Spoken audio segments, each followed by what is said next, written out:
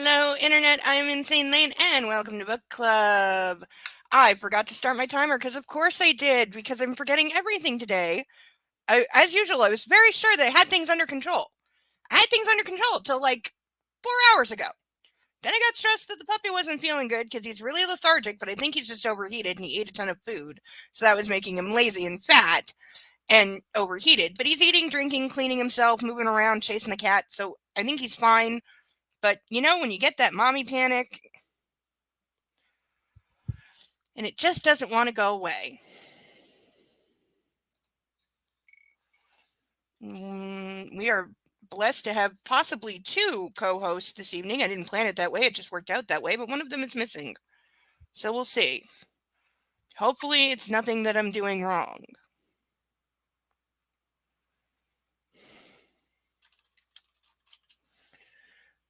Though it's probably something that I'm doing wrong.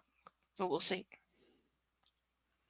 We got a couple minutes for everybody to come in. Bring the fur babies. No cones allowed. We have made a rule. This is a cone-free zone. There we go. We have another person attempting to come in. I know Windows has been having a lot of outages, so I'm not sure who's affected by it. I know two of the games I usually play online I haven't been able to play the last few days because of the Windows outages and interferences. It's making a lot of things not work, like a lot of airports, I heard.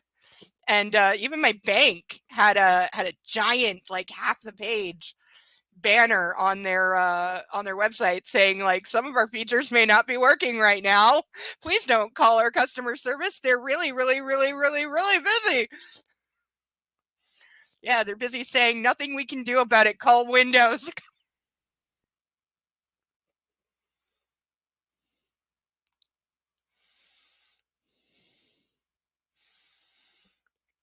Okay, my lipstick's like half melted in the tube.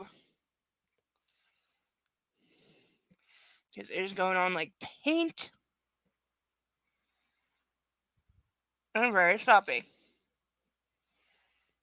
Okay, just almost okay. No, it's the 9. There we go. Okay, I look halfway decent. Which is about as close to decent as I ever get anyway. Alright, please heed all warnings tonight, especially because things get real. Not the last week wasn't real when we had him literally getting so pissed off that she's going to visit her mom that he threw his would-be girlfriend / sex slave / fuck doll over his shoulder, carried her to the boathouse, and was about to beat her, as they both call it.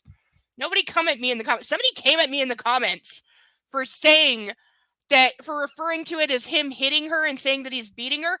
That's what the book says. Don't come at me for what the book says. Okay?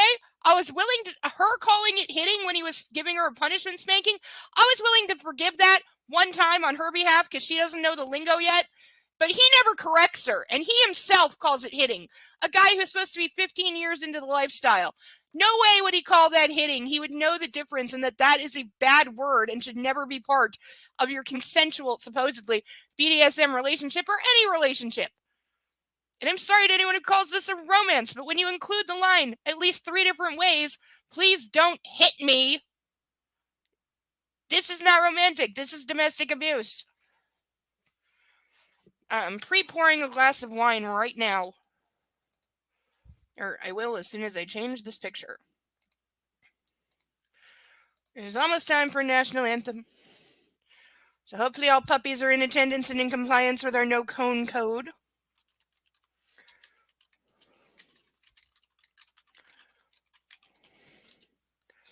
But heed this warning, especially tonight. Because I vaguely remember this part of the book. I can't believe we're nearly done the book. We only have 2 more weeks.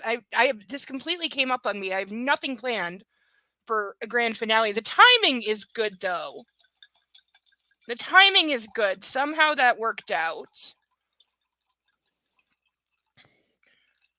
Top that up a little. There we go. All right, all rise for the national anthem. Tell me if there's not sound again because it's being weird. There should be sound, I think. If you're still struggling with consent, just imagine instead of initiating sex, you're making them a cup of tea. You say, "Hey, would you like a cup of tea?" And they go, "Oh my God, I would love a cup of tea. Thank you." Then you know they want a cup of tea. If you say, "Hey, would you like a cup of tea?" And they're like, I'm not really sure. Then you can make them a cup of tea or not, but be aware that they might not drink it. And if they don't drink it, then, and this is the important bit, don't make them drink it. Just because you made it doesn't mean you're entitled to watch them drink it. And if they say, "No, thank you," then don't make them tea at all. Just don't make them tea. Don't make them drink tea. Don't get annoyed at them for not wanting tea. They just don't want tea, okay? They might say, "Yes, please, that's kind of you." And then when the tea arrives, they actually don't want the tea at all. Sure, that's kind of annoying as you've gone to all the effort of making the tea, but they remain under no obligation to drink the tea. They did want tea, now they don't. Some people change their mind in the time it takes to boil the kettle, brew the tea, and add the milk. And it's okay for people to change their mind, and you are still not entitled to watch them drink it. And if they are unconscious, don't make them tea. Unconscious people don't want tea, and they can't answer the question, "Do you want tea?" because they're unconscious. Okay, maybe they were conscious when you asked them if they wanted tea, and they said yes, but in the time it took you to boil the kettle or brew the tea and add the milk, they are now unconscious. You should just put the tea down, make sure the unconscious person is safe, and this is the important part again, don't make them drink the tea. They said yes then, sure, but unconscious people don't want tea. If someone said yes to tea, started drinking it, and then passed out before they'd finished it, don't keep on pouring it down their throat. Take the tea away. Make sure they are safe, because unconscious people don't want tea. Trust me on this. If someone said yes to tea around your house last Saturday, that doesn't mean they want you to make them tea all the time. They don't want you to come around to their place unexpectedly and make them tea and force them to drink it, going, "But you wanted tea last week," or to wake up to find you pouring tea down their throat, going, "But you wanted tea last night." If you can understand how completely ludicrous it is to force people to have tea when they don't want tea, and you are able to understand when people don't want tea, then how hard is it to understand when it comes to sex? Whether it's tea or sex, consent is everything. And on that note, I'm going to make myself a cup of tea. Yay! YouTube, don't copyright claim it saying it's K-pop or some shit. Hello, everyone! Hello, hello. Howdy. We are blessed to be joined by two people for at least our first chapter. Oh, God. I was Trying to worried set that the first chapter, you're trying to set up your new stand, right? And it's wobbly? Yeah, well, it's like blah. It's all curly. I don't Yeah, know. see, because it's been in the package for like a year and a half. Yeah, true. And you need some sticky tack to put under the base. Mm-hmm. Tape or gum or whatever. Mm-hmm. It just like clamps to whatever. So Oh, one of those. Yeah. yeah, fun. They're not the most steady. They're good for options, but yeah, not the most steady of things. Come on, stay, mother. Stay right there. A little to the left. Yep. Too far to the left. Oh, white guy. Yeah, you know, the dollar store sells this double-sided foam tape in a roll that's like, it's like command tabs, only affordable. Ah, And it comes off like just the same. It won't ruin anything. oh, come on. But yeah, you might want to grab a roll of that stuff. It's really handy. Yeah. And it usually is just like $2 because it's super cheap. Oh, okay. Now, Like, I have known fashion students who buy their double-sided tape from the dollar store rather than the fabric store because at the dollar store it's $2 and at the fabric store it's $12, and it's the exact same thing. So screw do that. that. Yeah, no, it's true. You know what's really, really effed up? I live in a city where we have 3 major arts colleges. And there is only one like real art supply store. There's a Michael's like craft store, so that they have some stuff. But if you want like acrylic paints, markers, enamel, charcoal canvases of any size, there's only one place in the city to go. And they're Mhm. expensive. I've shopped there. But Oh. here's the thing. I wanted one of those portable easels, the little mini ones that like fold into an art box that you can carry all your supplies and then have fold out the little easel on it. Oh, And cool. it's like it looks like a wood box. Yeah, they're awesome. And I wanted one forever. But But every time I saw them at Michael's, even on the one time I saw it on sale, hand to God, it was still $340. screw And that. this thing is this thing is like a little bit smaller than a briefcase. This is not a full size easel. This is a little desk size easel that fits into a box that you can keep your paints and brushes in and take it with you, like if you want to paint nature outside, that kind of thing. And you need a table. It doesn't like stand on the ground. It's only this big. Mm-hmm. So yeah, on sale it was $340 the one time I saw it, and they were always sold out too. So they'd sell them as fast as they got them in. Then me and a friend went to the States for a day, just across to New York, and I had learned there's a store called Hobby Lobby, which for various reasons for a long time I thought was a political lobby group for a while. It I is. didn't know it was a store. In Oh, the that's States, okay. It is. They're also Yeah. they're basically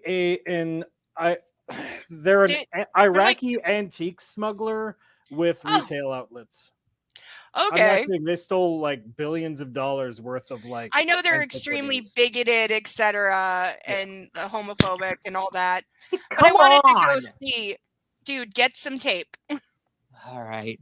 Go get tape now, because you're driving me crazy and I don't want to barf.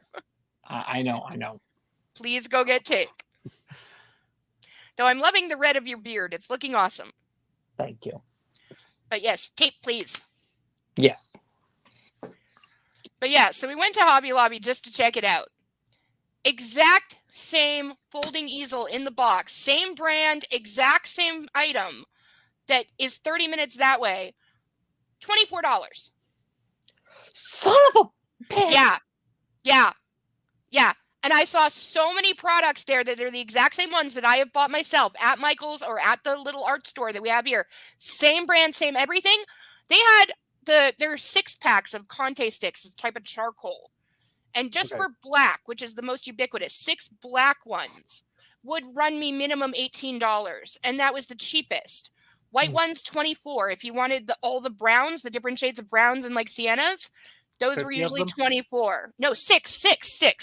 Oh. Little box of 6. Six. Yeah. 6 You're individual five. sticks. I'm six. Yeah. No, but 6 was $18 for black. It was like 24 for white or the browns, and the colored ones were like 24 to 32 for like literally 6 little sticks. Saw the exact same thing at Hobby Lobby, $2.30.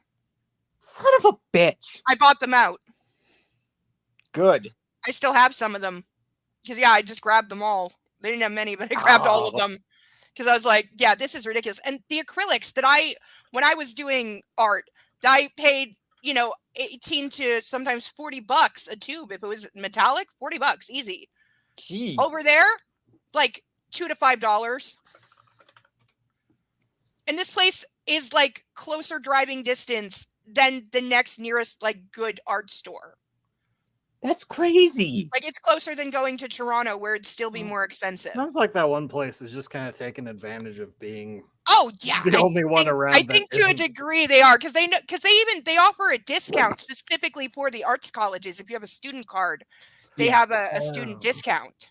Okay, so you guys are subsidizing the students. Okay, I guess. The students only get 10% off, and if you're going to like art school and you got to buy like, the canvases there, like for a medium sized canvas, they start at $100. Ooh. And that's for like the cheap pre-primed crap. That's not even like real canvas. Jeez. Yeah, so it's a lot. But there's my opening rant. Hi, everybody. Hi, Persnickety. I know Nightwolf's lurking around, but he's working, so he can't say much. But hello, everybody. Hello to our Watch Later crowd. Our Watch Later crowd is up to a reliable like 20 to 40 people a week. So, hello, Watch Later crowd. All right, with that, I'm taking a sip of wine and getting started. Yeah. I thought we were going to be actually getting a national anthem earlier. Oh, that's Standing our up for- national anthem. Mm-hmm. The Tea and Consent is our national anthem. I thought it was gonna be that one that goes, "Oh Canada, your home and native land." Nope. Yeah, that one. I used to be able to. I That's used to be able to sing the good point. national anthem in French too. Oh yeah. Can't do it anymore, but I did it in school a few times over morning announcements. Oh, Canada. Oh Are god. you trying to remember the actual national anthem? Yeah. I'm trying to think of. Oh dear Are you- God! I used to have the whole thing memorized. Like, I mean, the Oh. other two verses that are Okay, about the fact that the racism two that of you nobody can't talks. remember. No, Okay, no. one there- of you is American, so that's okay. But So the one that they sing, there's actually 3 verses to America's national anthem, and Mhm. like nobody ever sings the other 2 because like the third Of one course. is about how they're winning a war to make sure that black people stay like inferior to white people. What? I'm not even oh kidding. dear God! So they just stop at how does that song usually stop? In the home of the brave. They just cut Yeah, it home off of the there. brave. They're They like, just that's it. Francis oh. Scott Key was on some weird shit over there, like Yeah. thinking about the War of 1812 or something. Reminds me But of it was- the Simpsons chalk Where are you claiming to be from, persnickety? stick. He's from Wisconsin. That doesn't count. That used to be Canada, I'll have you know. Yeah, so did. Wait, So did Michigan and several other places. Star Spangled Banner lyrics, full version. Okay. Oh, it's on Genius.com. Ooh. This is not good. Mm-hmm. Okay, so we pick up our harrowing tale where Anastasia is finally trying to escape from Christian Grey, at least for a few days, by going to visit her mom in Georgia, literally across the country. She cannot physically get any further away and still be within America.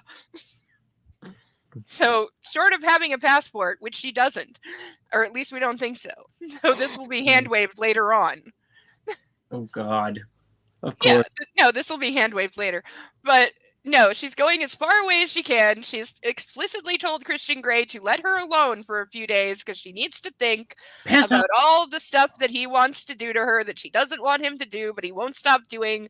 And yet somehow she's still infatuated and in love with him enough that she's considering putting up with his psychopathic abuse so that she can continue to be around him at least for 3 months. Because let's not forget, all he has offered her is a 3-month contract. He is not offering her a forever relationship. You know we can see your feet, right?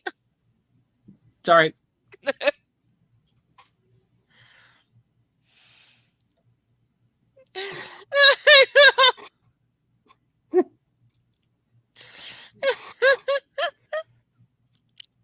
Hey, we still have the words home and native land in our anthem, so Mm-hmm. we do! We do! Homo native land? Home and native Oh, homo, land. I was like, man, that is remarkably progressive. Okay. I know. Well, they did change it. It's changed like 3 times in my lifetime. Because it used to be an all thy saints command, and then it was alternately all thy sons command if you were being non-religious. But now they've changed it again to be like non-gender specific, and I don't even know the words anymore to the one they wait, currently. And all of It switched to the girl group All Saints, actually. It's just about them now. Yes, it wouldn't surprise me. All right, so we left off with Anastasia arriving at the airport to board her flight and finding out that Christian has somehow upgraded her to first class. I would like to know how he did that. Because have you ever tried to change an airline ticket?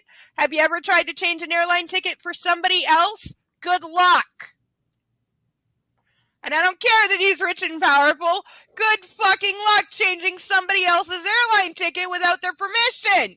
Ain't he got a jet anyway? Shouldn't he be flying her around? No, because she's doing this to get away from him. Mm-hmm. Right, sorry. Forgot So where we were. she wouldn't have let him. Plus, I don't think she knows about the jet yet. She only knows about the helicopter Charlie Tango.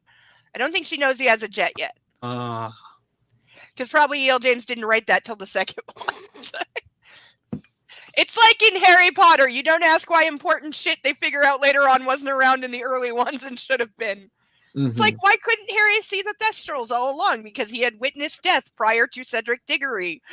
But in the first 3 books, he couldn't see them because Rowling hadn't thought of them yet. Eh. This is a possibility. This is a possibility. Yeah, it wouldn't put me past Especially if it's Boeing. They're going cheap right him. now. I was gonna say he made his millions by being the guy who pushes whistleblowers out of windows.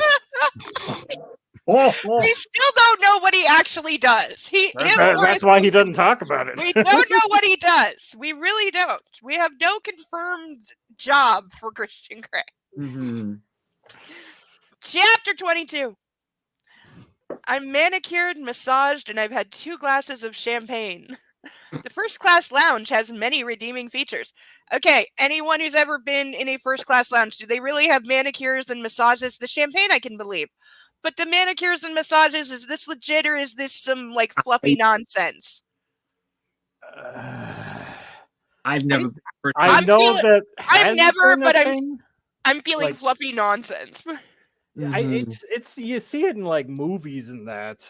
Yeah, but you know, is it- I think that all that is stuff it- went was out it- with like. I Yeah, think with the like last time you saw that the was when 80s. people could still smoke in airplanes. Yes. Yes, he does business. We know this. He does business. and He has works a at the business and he's- factory. Yes, he works at the. I don't know what that's from, but yeah. BoJack Yes. Horseman. Oh, he has business and he does his business and he's very good at business. He's Mr. Businessman, Nice to billionaire, give him the business. Yeah. playboy. Yeah. Whatever. I don't know.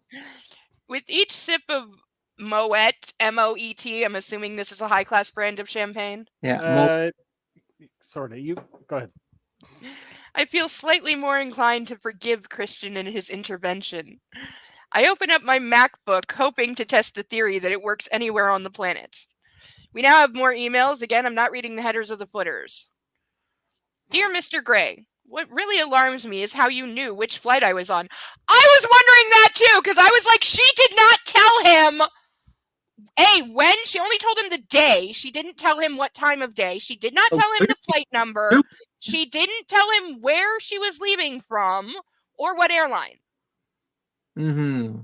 And yet somehow he was able to figure out exactly what flight she was on. Mm. Oh, nice.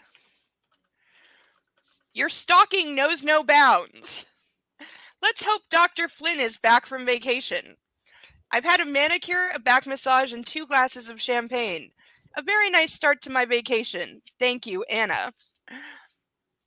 Dear Miss Steele, Dr. Flynn is back and I have an appointment this week. Who was massaging your back?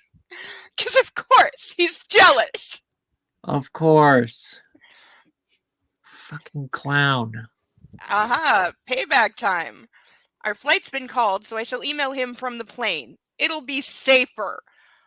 Again, not a good relationship if you have to be considering that sending an email while you're thousands of miles in the air is safer than doing it on the ground because you're afraid he's going to show up and beat you in the middle of an airport lounge. Yeah. That is more or less what she's saying. Mm-hmm. Oh. I'm being told I'm very, very loud. I'm going to see if I can turn myself down just a little bit. Yeah. Because I do tend to be shouty. That I is- know this. That is true.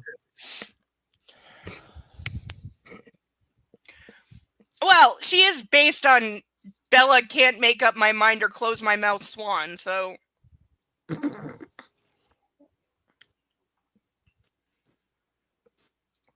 You really have? Oh yeah, I don't mean as part of the Mile High Club. You know that, right? dude. Have you been in an airport bathroom lately? They're like this wide. I've never Like, been to an airport.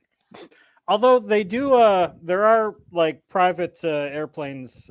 There are pilots that'll just like, I think it's like $500. And it just goes up and flies in circles for an hour while you bang your wife or whatever. Yes, I've seen those. I've seen those. It's literally like a small private. No, it's real. No, it's real. It's real. It's like small private It's a, planes yeah. that instead It's of not seats, like a. they have like a bedroom with a giant bed, and yeah, they just fly you around in circles while you fuck, so you can have sex on a plane. Oh my god. Oh, It's real. It's remarkably It's- affordable too. I was surprised. Also, Deadpool, you are cutting in and out of your mic so hard. Oh, So God. either you're not close enough or it's covered or something, but it's not picking you up very well. Son of a. Tape. I told you to go get tape, and you didn't go get tape. I don't have enough. I don't have. Tape, string, gum, sticky tack. I don't know. Go raid the junk drawer with all the crap you thought you'd never use. I don't really have a junk drawer, to be honest.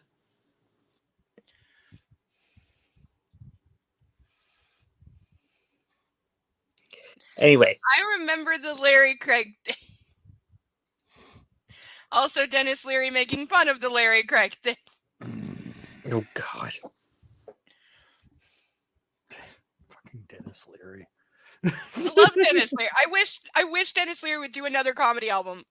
I really Mhm. do. I'm I waiting just- for it. One of my favorite movies is Demolition Man.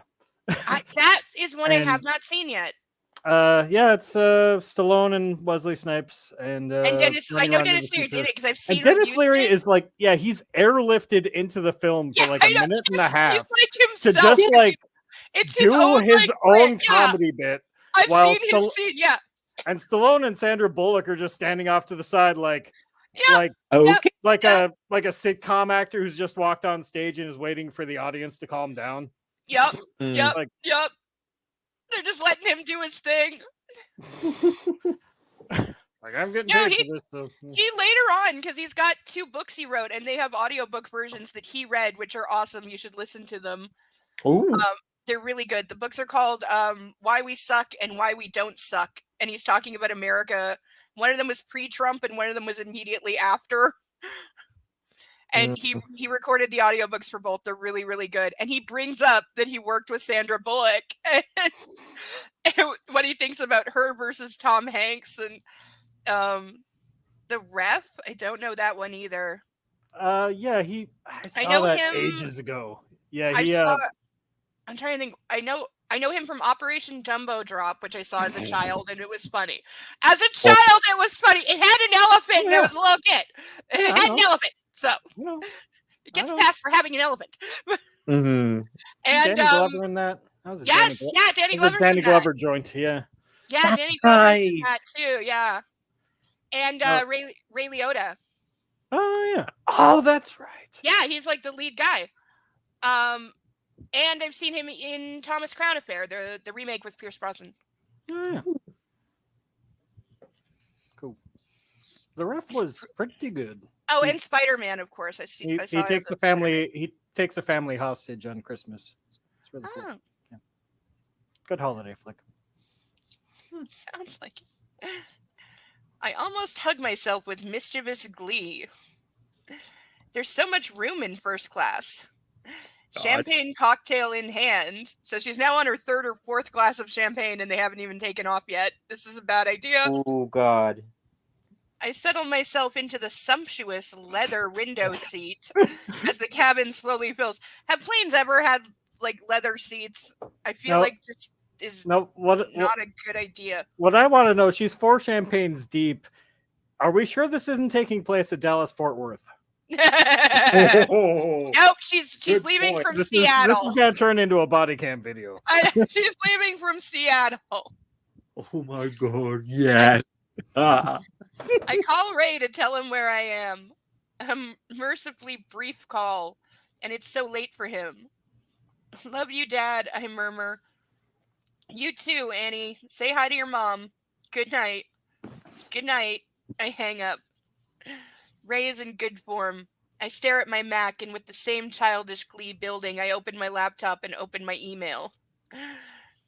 Dear Sir, a very pleasant young man massaged my back. Yes, very pleasant indeed. I wouldn't have encountered Jean-Paul in an ordinary departure lounge, so thank you again for that treat. I'm not sure if I'm allowed to email once we take off, and I need my beauty sleep since I've not been sleeping so well recently. Pleasant dreams, Mr. Gray. Thinking of you, Anna. So he's gonna go 9 kinds of ballistic. Come here. Oh. Oh. Oh, I'll get him. He's being lazy. Oh. You make me worry when you're lazy. I've been stressing all afternoon that you're sick, but I think you're just hot and lazy. Come here. Come on. Up, up. There we go. See, 'cause he still jumps up. He's just very, very warm. Oh, what a Mhm. pleasant young man. Yes. Say hi. Say hi. Kitty, say hi to Sasha for me. Tell her Bo sends his love and is licking and he's ignoring me to lick the sweat off my face. Oh. I have a fan blowing Aw. directly on me and I'm still sweating because it's that hot. Which is Mhm. why I think he's just overheated and that's why he's being lazy. Mhm. He does feel very, very warm. Oh. But he's been like eating and moving around. He just hasn't been like super energetic. Mm. You know? Oh. Oh, yeah. Okay. Hi. Hi. No, Can we not the stop? lips. The lips. God dang it. I know. I know. And hitting the mic with the nose and licking the mic. Mm-hmm. Uh-huh. Hi. So I think you're okay. Yeah, higher? Okay. My lipstick is on your fur now because you rubbed on my Oh, mouth. Hey, Kyle, this yours? Over here, it's just outside. Yes, she basically kind of did. Like, because she knows he's super, super jealous. But also, he needs to grow the hell up here. Like, just because some rando massaged her at an airport lounge that he has to know offers massages. Like, Yeah, he they doesn't do need to like be freaking out and demanding to know, like, who was it? Was it a man? yeah, Did he they touch do it like you? Like, 15 what? minutes at a time, and Yeah, they're just, like- they won't remember you an hour from now. No, they won't. And it was not the kind that comes with a happy ending, so there. Okay. Okay. Yes. You're a baby dog. Okay. I'm gonna lay down, have a nap, and stop making me worry about you, okay? Oh. Can you do that? No. You're going, I love you. I love you. I love Yeah, you. that, Bow yeah. wow go. Bow yeah, wow. that's all he knows. I love you. I love you. That's a good boy. You go bye-bye. You go bye-bye. Ugh, excuse me while I wipe the dog drool off my face. In addition to the sweat. Uh-huh. Oh. Yeah, why is my fan not doing a better job? It's just too hot. Mm-hmm. It's the tail end of summer. What are you gonna do?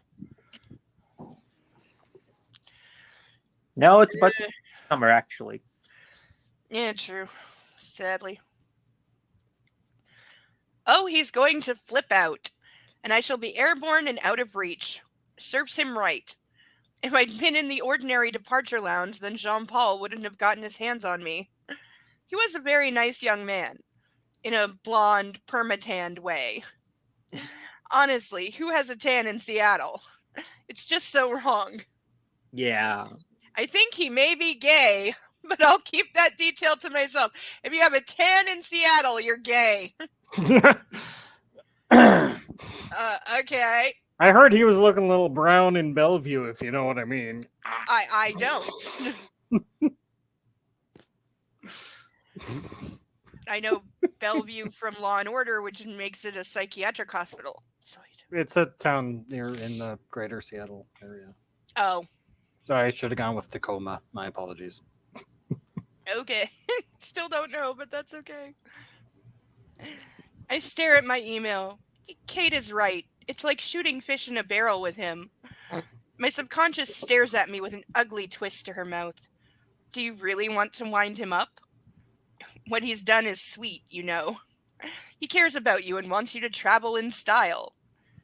Yes, but he could have asked me or told me, not made me look like a complete klutz at the check-in. I press send and About wait. you. Oh, but don't forget, he beats you. Yeah. And is it really caring that he just has to do like one more controlling thing as she's leaving? Of course. Like, because I'm not seeing it as caring. I'm just seeing it as controlling and interfering. Mm-hmm. I press send and wait, feeling like a very naughty girl. Also, this is completely out of character for her, by the way. She's never done Yeah. anything like this. She's never been like jokey or pranky or carefree or wanted to poke the bear, as it were. If anything, she's been Mhm. cowering and afraid of him the entire time, more or less. Yeah. Now, you could argue that it's because she's going away. You know, she's literally getting away from him, and she even says that's why she feels safe, because there's going to be distance, so he can't put her over his shoulder and, you know, hit her in the boathouse again. So she feels safe, like, joking around, but still, it's very out of character. Yeah, but then he's got the helicopter, so he could easily just. Oh, yeah, we know where this is going. Yeah. Miss Steele, you'll need to stow your laptop for takeoff. Oh, I know where this is going. The It's going to be like the last 10 minutes of Outbreak. Oh no. Oh! I'm talking to the pilot of the Boeing 737. Aren't they making a crappy sequel to that, or didn't they recently? I have no idea. I know they're making 28 years later. They're finally I mean, making a third. Life made a crappy sequel to Outbreak. It but did. You Yeah. know that the early days of the pandemic, the movies Outbreak and Contagion were were off the charts. Also, Contagion predicted COVID. The movie Contagion, I saw it when it came out. I really liked it. Contagion fucking predicted COVID. They called it 100%. They called it. And the events through the movie really did like fucking play out in real life. It was insane. Right down to like the inflatable plastic suit and the fake cures that everyone was harping on about, the media obsession, the vaccine resistance bullshit. That movie was 100% on point. Oh my god. It really, that's why it was so rated. And people were like, oh my god, they predicted the future. It's a secret Hollywood plot. Was this made by the creators of The Simpsons? Because we know that they're time travelers from the future. Yeah, right? Yes. No, it's just that The Simpsons has been on so long, they predicted everything, and some of it came true. I've heard that theory, yeah. Yeah. No. I like the time traveler theory. Mm-hmm. They predicted Disney owning Star Wars, motherfuckers. And they did it like 15 years before it happened. God, how? They did. That's scary. Well, they predicted the QAnon shaman guy on January 6th, right down to the tattoos. Jeez. Yeah, literally, there's an episode, I don't know what the context is, but there's some kind of a riot, and groundskeeper Willie takes off his shirt and is revealed to have all these tattoos, and the QAnon shaman guy had the exact same tattoos. Oh my god. And I think the groundskeeper was wearing the like buffalo horns hat the same as well. It was like, I thought it was fake the first time I saw it. I thought somebody did it as a joke, Oh my but god. it's real. Like a deep fake. I really did think it was a deep fake. It's not. Yeah.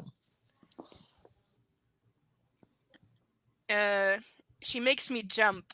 My guilty conscience is at work. Oh, sorry. Crap. Now I'll have to wait to know if he replied. You already said that. That was part of the plan. She hands me a soft blanket and a pillow, showing her perfect teeth. I drape the blanket over my knees. It's nice to feel pampered sometimes. First class is filled up except for the seat beside me, which is still unoccupied. Oh no.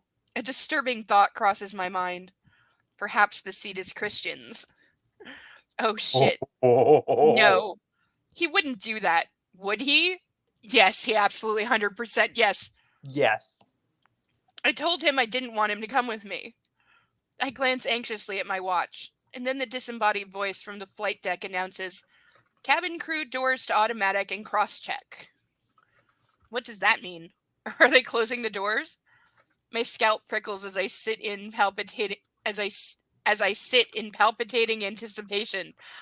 Needed to be a comma somewhere in there. The seat next to me is the only unoccupied one in the 16-seat cabin. The plane jolts as it pulls away from the gate. This is a small plane. Mm-hmm. And I breathe a sigh of relief, but feel a faint tingle of disappointment too. No Christian for 4 days.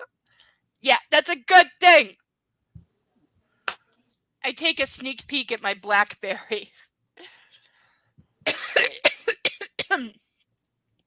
This is true. Yeah, that was just referring to Snickety Lemon saying that maybe the QAnon guy got his inspiration from. He might have. Different Like, Lily. yeah, maybe he saw that episode and went, yeah, I need to rock that look.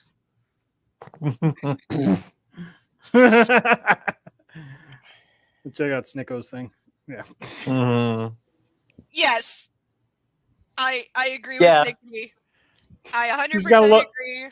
She's gonna get up to go to the bathroom, see the economy class, and just see that there's nobody else there. Yeah, the whole Just block plane the is entire plane. Wouldn't put it past them though. Yeah. So apparently she has to turn her laptop off, but her Crackberry is okay to be on while they're taking off. Because that's how it works on airplanes. TV hasn't taught me different. No. Dear Miss Steele, I know what you're trying to do, and trust me, you've succeeded. Next time you'll be in the cargo hold, bound and gagged in a crate. Believe me when I say that attending to you in that state will give me much more pleasure than merely upgrading your ticket. Was he gonna fly in the cargo hold too?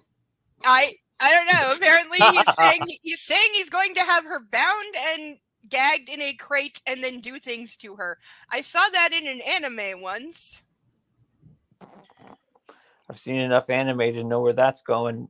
It was a cat girl one, but There you go. Of course. yeah, it's one of the cool devices that has cat girls. Nice. I look forward to your return, Christian Grey. Holy crap. That's the problem with Christian's humor. I can never be sure if he's joking or if he's seriously angry. When has he ever been joking? When? Somebody name me What? one time that he's been joking and not serious. Never.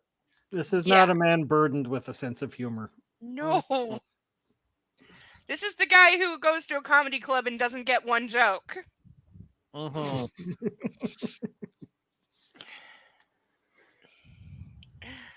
Her reply.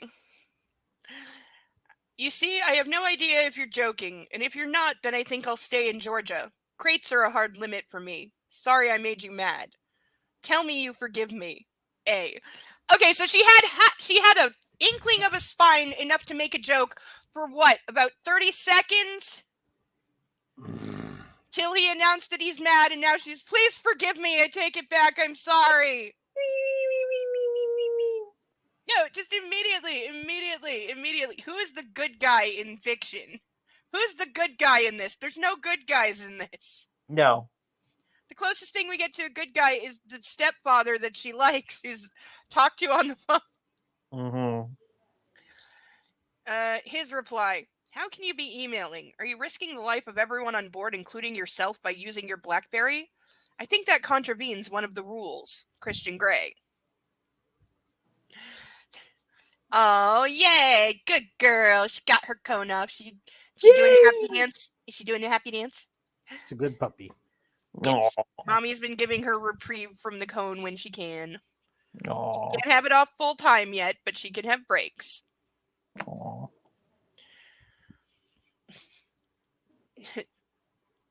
I put my BlackBerry away, sit back while the plane taxis to the runway. I pull out my tattered copy of Tess, some light reading for the journey. Once we're airborne, I tip my seat back, and soon I'm drifting off to sleep. The flight attendant wakes me as we start our descent into Atlanta. Local time is 5:45 a.m., but I've only had 4 hours sleep or so. I feel groggy, but grateful for the glass of orange juice she hands me. I glance nervously at my BlackBerry.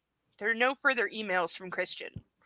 Well, it's nearly 3 a.m. in Seattle, and he probably wants to discourage me from screwing up the avionics system or whatever prevents planes from flying if mobile phones are switched on. The wait in Atlanta is only an hour, and again I'm luxuriating in the confines of the first-class lounge. I'm tempted to curl up and go to sleep on one of the plush, inviting couches that sinks softly under my weight. But it will just not be long enough. To keep myself awake, I start a long stream of consciousness email to Christian on my laptop. This is not a good idea. No. Stream of consciousness can be a great thing to do, but you should never send it to anybody. Mm-mm. No. Yeah, puppy needs a break after all that. She's probably so used to it now. When you take it off permanently, she's gonna be like, "What? Where'd it go? I thought this was a new collar that I was just stuck with as a puppy. I No. mean, I hated it, but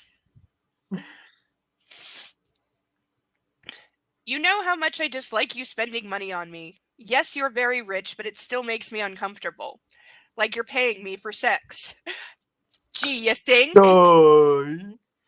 However, I like traveling first class. It's so much more civilized than coach, so thank you. I mean it. And I did enjoy the massage from Jean Paul. By the way, the first time she wrote Jean Paul, it was hyphenated. This time it is not hyphenated, which is just plain lazy writing and bad editing. Mm-hmm. He was very gay. So we've gone from she suspects he's gay to her outright saying he was very gay. He was very tan. Yes. I omitted that bit in my email to wind you up because I was annoyed with you, and I'm sorry about that. Again, you don't need to apologize for any of this. But as usual, you overreacted. You can't write things like that to me. Bound and gagged in a crate? Were you serious or was it a joke? That scares me. You scare me. I'm completely caught up in your spell, considering a lifestyle with you that I didn't even know existed until last week. And then you write something like that and I want to run screaming into the hills. I won't, of course, because I'd really miss you. I want us to work, but I'm terrified to the depths of feeling that I'm terrified of the depth of feelings I have for you and the dark path you're leading me down. What you're offering is so erotic and sexy, and I'm curious, but I'm also scared you'll hurt me, which he already has several times. She is like the queen of mixed signals. God, yes. Well, again, this is copied off of Twilight, and Twilight had that exact same problem. I mean, literally, Bella gets engaged to Edward, and like 2 days later is telling Jacob to kiss her because she can't make up her mind. Like, it's utterly ridiculous. All right, I have to step away for 2 seconds. I'll be right back. I leave you two in charge. Play. What? Did you catch the last part of that? I think she said play nice, I believe. I think she said hijack the stream and make it about something. I don't even know where to hijack it to. Plus, this chapter's on a plane, so maybe I shouldn't be talking about hijacking, even as a joke. Them in charge sounds dangerous. Mm. Yeah, well, I live for danger. Mm.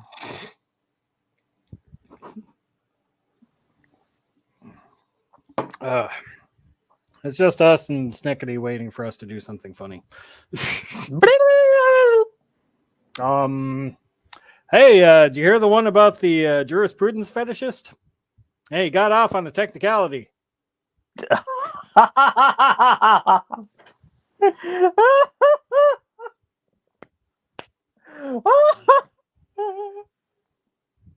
Nice. Anyway. Oh my god. And we've just lost the last viewer. I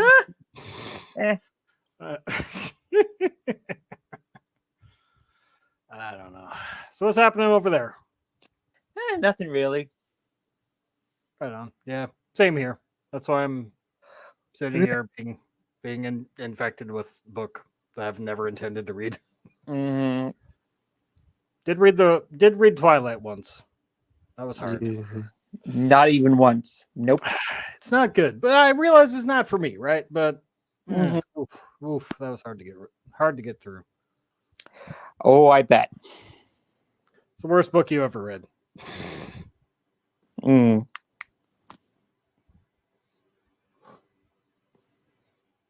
I'm thinking mine might be Atlas Shrugged, but I also did read The Empress Teresa once.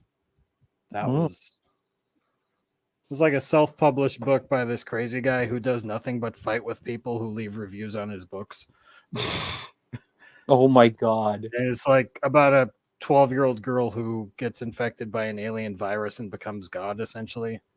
But it's Oh, like it's also a Catholic allegory or something. God. Uh, Yeah, I your think mom had to read. Your mom had to read what? Snickety Atlas. Oof, it's rough. I don't even like dealing with the politics in it. I just think the woman is one of the worst writers I'd ever read. Like, there's a scene in it where like the main character, David Taggy or something, she'd like, oh, Twilight. Why would you read Twilight at book club?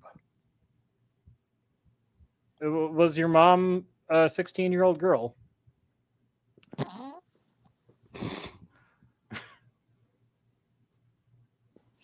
It's very strange.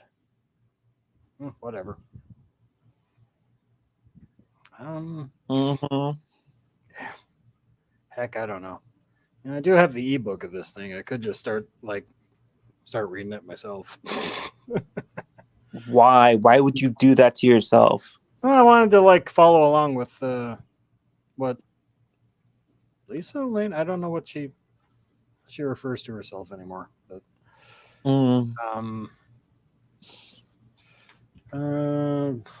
yeah.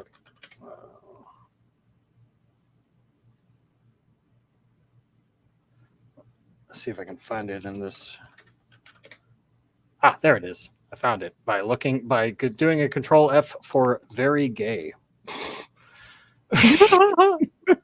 That's the only phrase I knew that would probably be original in this thing. Okay. Good news. According to my EPUB reader, we are 75% of the way through this book. So we got, there's an end coming.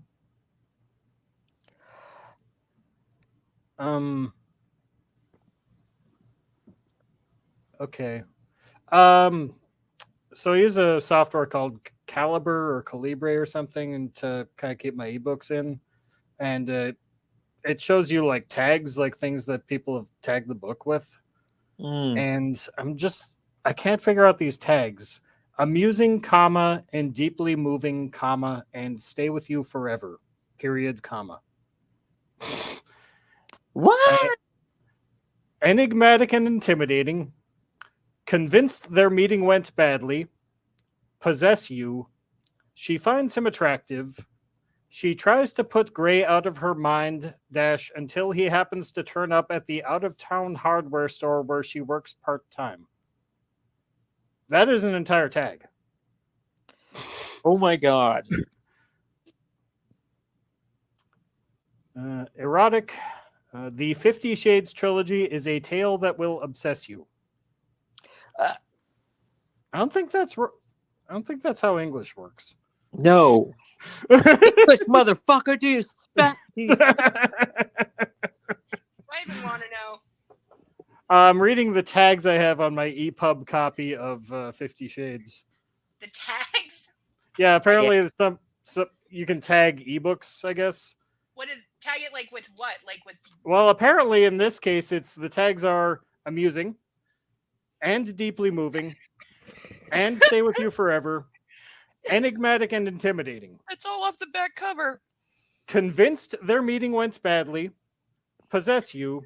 She finds him attractive. She tries to put Gray out of her mind until he happens to turn up at the out-of-town hardware store where she works part-time. Erotic. No. And the 50 Shades trilogy is a tale that will obsess you. Where'd you go anyway? I was just... Ladies' room, if you must know. Oh, good luck. Or, glad it worked. Did you bring me anything?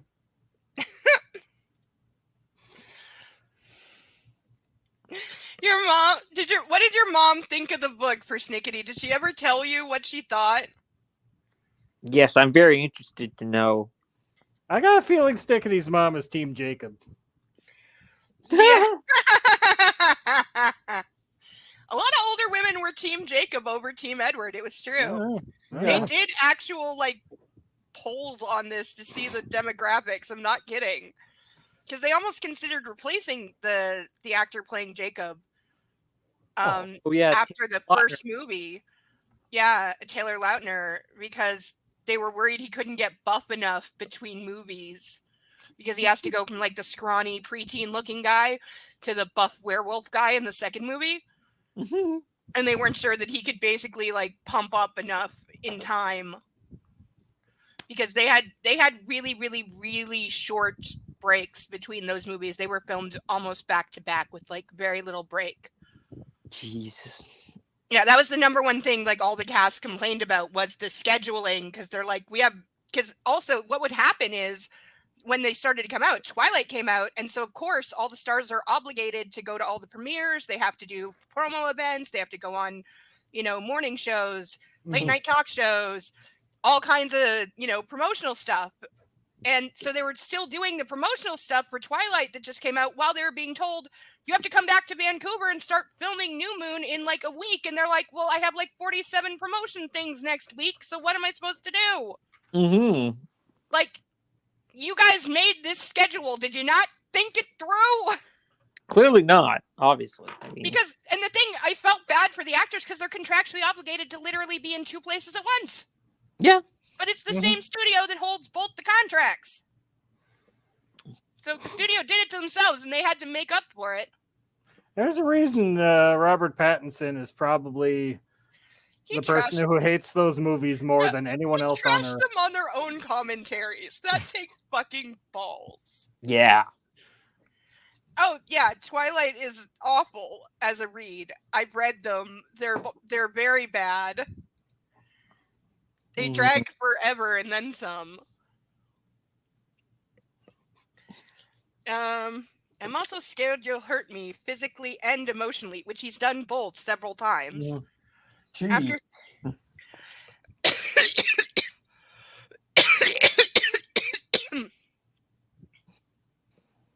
No, Mustache Dad is Ray. That's why Ray's the only halfway decent character in this entire book, and he's only mentioned in passing.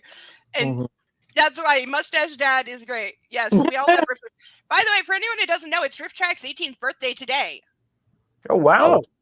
Yeah, they're giving away a free copy of Star Wars A New Hope's Riff Track with any purchase. And gift cards. Pardon? Sure this isn't yours? I'm not falling for it. Mustache Daddy, you Mustache better Dad slow gets the your only- mustache down. Mustache Dad gets the only laugh out of me in Twilight.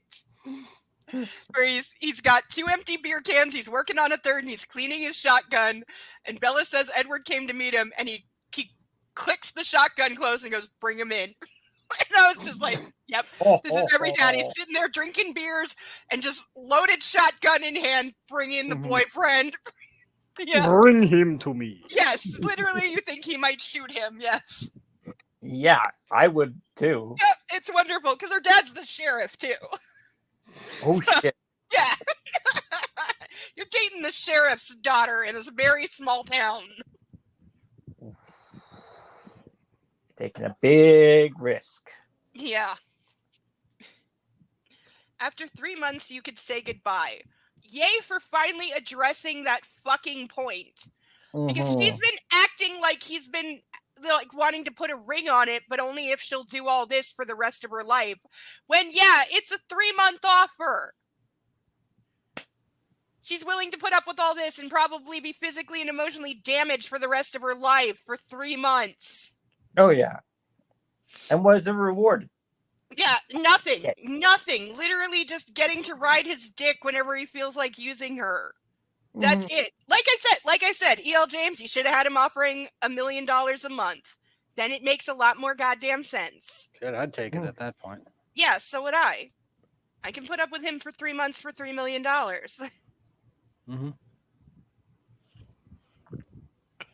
Where will that leave me if you do? But then I suppose that's the risk in any relationship, said the person who's never been in one. This just isn't the sort of relationship I ever envisioned having, especially as my first. It's a huge leap of faith for me. You were right when you... Sherlock. Oh, yeah. Yeah, I know.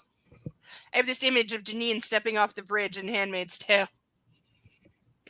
That's the huge leap of faith. Also, I know the bridge where they filmed that, it normally has fences to prevent people from jumping, and they had to take them down for filming and then put them back up. I'm glad they put it back up. Yeah. You were right when you said I didn't have a submissive bone in my body, and I agree with you now. Having said that, I want to be with you. And if that's what I have to do, I would like to try. But I think I'll suck at it and end up black and blue, and I don't relish that idea at all. If she wait, so if she was actually submissive, she wouldn't end up black and blue. Like I know. No, because if she was actually, I think she's saying if she was actually submissive, she'd be able to follow all his rules, and so he'd never have a reason to punish her. But again, this is where it falls apart, because he's blatantly said that what he wants is to punish her. What he gets off on is hurting women with brown braided hair who look like his mommy. And he gets off on the hurting them and the violent fucking. That's why he says, I fuck, I don't make love, because he wants it rough and painful. No, that's his line. Pope, you didn't know this? That he says, I fuck, I don't make love? He said it like... I fuck. That's literally what he says. He said, that's literally it. He says, I don't make love, I fuck hard. And he says it about 5 times. And he corrects her every time she calls it making love, he calls it fucking. And he's right, because what he does to her is fucking. But yeah, no, she's saying she sucks at following the rules, so he'll beat her a lot, which is what he wants, and that's why he chose someone who isn't submissive. And again, she says she doesn't want any of this, but she's just so infatuated with him, we've lost Deadpool, that she'll put up with it because he's so dreamy. Was it something I said? Come back. I don't know. He could have lost connection. We'll see. Yeah, he'll be back. He dropped a little earlier. Oh, here we go. There we go. Thank you. Yes, he is 50 Shades of fucked up as he... Yes. The line that Jamie Dornan could not say facing the camera because he couldn't keep a straight face. I'm not kidding. That's a true story. He says it facing out the window because he literally couldn't keep a straight face and say it to the camera. He couldn't do it. That's why he says it with his back turned. So I'm gonna give you a 30-second story of when I was watching Please the do, movie. I'm behind. I was watching the movie What Dreams May Come, starring Robin Williams. And we just sat through it, and it was, it was all right, whatever. It was a bunch of cool set designs and stuff. And like at the end, like there's a voiceover where he's quoting the Hamlet soliloquy, where it's like, "For in that sleep of death, what dreams may come." And somebody in the back just piped up, "Hey, that's the name of the movie." And ever since then, every time something like 50 Shades of Fucked Up happens, I just want to go, "Hey!" Oh, if she could have, that would have been the name of the movie for sure. I was right before we started, I was randomly thinking of another Robin Williams movie. And persnickety, I'm curious, have you seen, because I know you're a huge Robin Williams fan, have you seen 1 Hour Photo? Isn't it amazing? It's so good. And again, and Williams is on the commentary for it too, and it's really good. Williams and the director did a commentary. Telling you, man, you want like a seriously creepy motherfucker, you get a comic actor. Oh yeah. They have to have a better sense of timing often. Jim Carrey did a few. Jim Carrey. Kevin Spacey started out as a comic actor, and look where he wound up. And we now know he's creepy and scary for other reasons, because he's actually creepy and scary. But Susie Eddie Izzard in yes, Eddie Izzard. Yeah. Yes, when he turned up in the Hannibal TV series, I was like, ah! Like, oh my god! I was like, oh, he's gonna be wonderfully awful. I was like, please keep him for many scenes. I was sad they killed him off so fast. Needed more of him. He was so good. Cake death. Cake or death. Love Eddie Izzard. Seen him in a number of things. Love him. Absolutely. But yeah, Snickety has not seen 1 Hour Photo. Girl. It's a slow film. It's a great film. It's so good. But it's extremely creepy, and Robin Williams plays that's like what it is. It's demented stalker. It's like it's a psy thriller. It's so good. He was actually on SVU. Robin Williams. Yes, he was. He was. Yep, an episode called Ooh. Authority. Yes, Mm-hmm. I have watched that episode at least a dozen times. One of my favorite of all time. Absolutely. So good. Such a So brilliant. good. There Oh are my God. times where like literally like in this it's in like season 10 or later, so the show's really established. And there's Mhm. times where like Chris Maloney and Mariska Hargitay are literally just like standing there watching him just act the fuck out of his scenes. You could tell that you could tell they were not doing any of the heavy lifting on that episode. They were just standing in awe of a mega giant actor. And Yeah, I've seen Insomnia Insomnia was awesome. too. Yeah. I didn't think You it know. was that great actually. I liked him, but I didn't like who Pacino. plays the lead. Yeah, Pacino. I didn't like Pacino in it. What movie are you talking about? Insomnia. Oh, right. Yeah, I didn't care for Pacino in that. I'm hit and miss with Pacino. I like him in some things, not in others. It depends how much of a paycheck movie it is versus a serious movie for him. Mhm. Insomnia was a paycheck movie. Yeah, him and De Niro have that problem, definitely. Yeah. There's a reason he didn't have an Oscar for a long time. Where was I?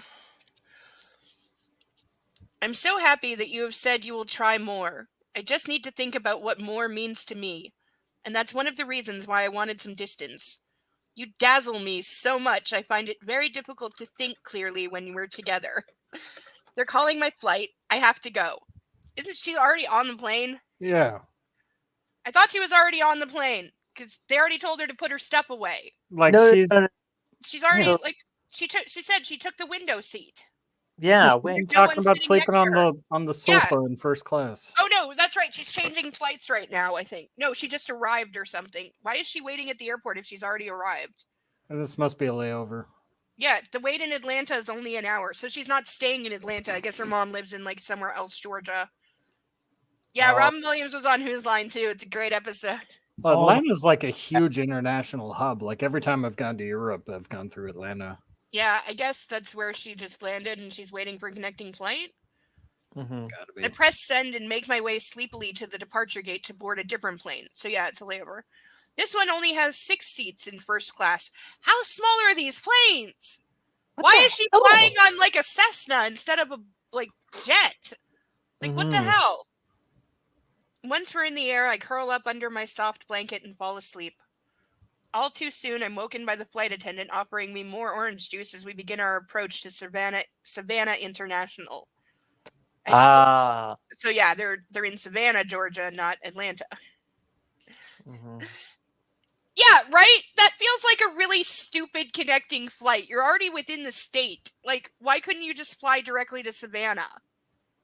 Yeah. It does. Or I maybe don't it's think the- Georgia's maybe not the biggest airline- state. Like, I don't know. Maybe it's the airline doesn't fly directly to Savannah, so maybe. Nope. I am seeing. You can fly directly from Seattle to Savannah. Yep. I'm seeing at least a dozen flights Okay, just so yeah, for he's- like tomorrow. He's a jerk for making her change. I sip slowly, beyond fatigued, and I allow myself to feel a modicum of excitement. I'm going to see my mother for the first time in 6 months. Sneaking another covert look at my BlackBerry, I remember vaguely that I sent a long, rambling email to Christian, but there's nothing in response. It's 5 in the morning in Seattle. Hopefully he's still asleep and not up playing mournful laments on his piano. The beauty of carry-on rucksacks is that one can breeze in out of the airport and not wait endlessly at the baggage carousels. The beauty of traveling first class is that they let you off the plane first. My mom is waiting with Bob, and it's so good to see them. I don't know if it's because of exhaustion, the long journey, or the whole Christian situation. But as soon as I'm in my mother's arms, I burst into tears. This is a sign that your relationship is healthy. Mhm. Oh, Anna, honey, you must be so tired. She glances anxiously at Bob. No, Mom, it's just, I'm so pleased to see you. I hug her tightly. Her mom who couldn't be bothered to come to her graduation like 3 days ago.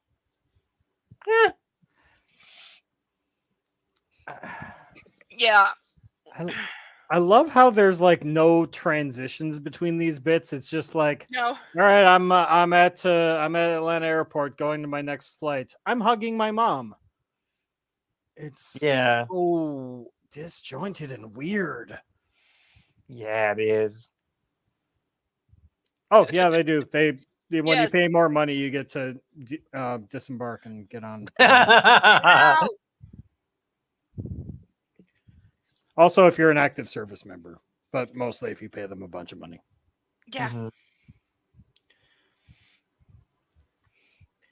She feels so good and welcoming, like home. Reluctantly, I relinquish her, and Bob gives me an awkward one-armed hug. He seems Give me unsteady that on his Christian sad hug. Oh, yeah. He seems unsteady on his feet, and I remember that he's hurt his leg. Yes, this is why her mom couldn't come to her graduation. Oh yeah. Welcome back, Anna. Why you crying? He asks. Oh, Bob, I'm just pleased to see you too. I stare up at his handsome, square-jawed face and his twinkling blue eyes that gaze at me fondly. I like this husband, Mom. You can keep him. He takes my backpack. This is like her mother's 4th or 5th husband. Geez, Anna, what have you got in here? That would be the Mac. They both put their arms around me as we head for the parking lot. Also, dude is a semi-pro baseball player and he's whining about the weight of a laptop. Yeah. I always forget how unbearably hot it is in Savannah. Leaving the air-conditioned confines of the arrival terminal, we step into the Georgia heat like we're wearing it. Whoa. It zaps everything. I have to struggle out of Mom and Bob's embrace so I can remove my hoodie. I'm so glad I packed shorts. I miss the dry heat of Las Vegas sometimes, where I lived with Mom and Bob when I was 17. But this wet heat, even at 8:30 in the morning, takes some getting used to. By the time I'm in the back of Bob's wonderfully air-conditioned Tahoe SUV, I feel limp and my hair has started a frizzied protest of the heat. In the back of the SUV, I quickly text Ray, Kate, and Christian. I know about the frizzy hair with the heat. I have not been able to do jack shit with my hair in a month. And there was a day last week when I swear to God, my hair reached Counselor Troy in the pilot levels. Holy shit. Okay? Remember the pilot of TNG when they had poor Marina Sirtes's hair like a big ball of frizz all around her head? By the way, according to her, that was her own real hair, backcombed and frizzed and teased to hell and fucking back. She said it took about 3 weeks for it to deflate after filming. And after that, she insisted that they use a wig because she was not going to put up with that. No. Oh man. Poor girl. But yeah, in the pilot, all that hair is really hers.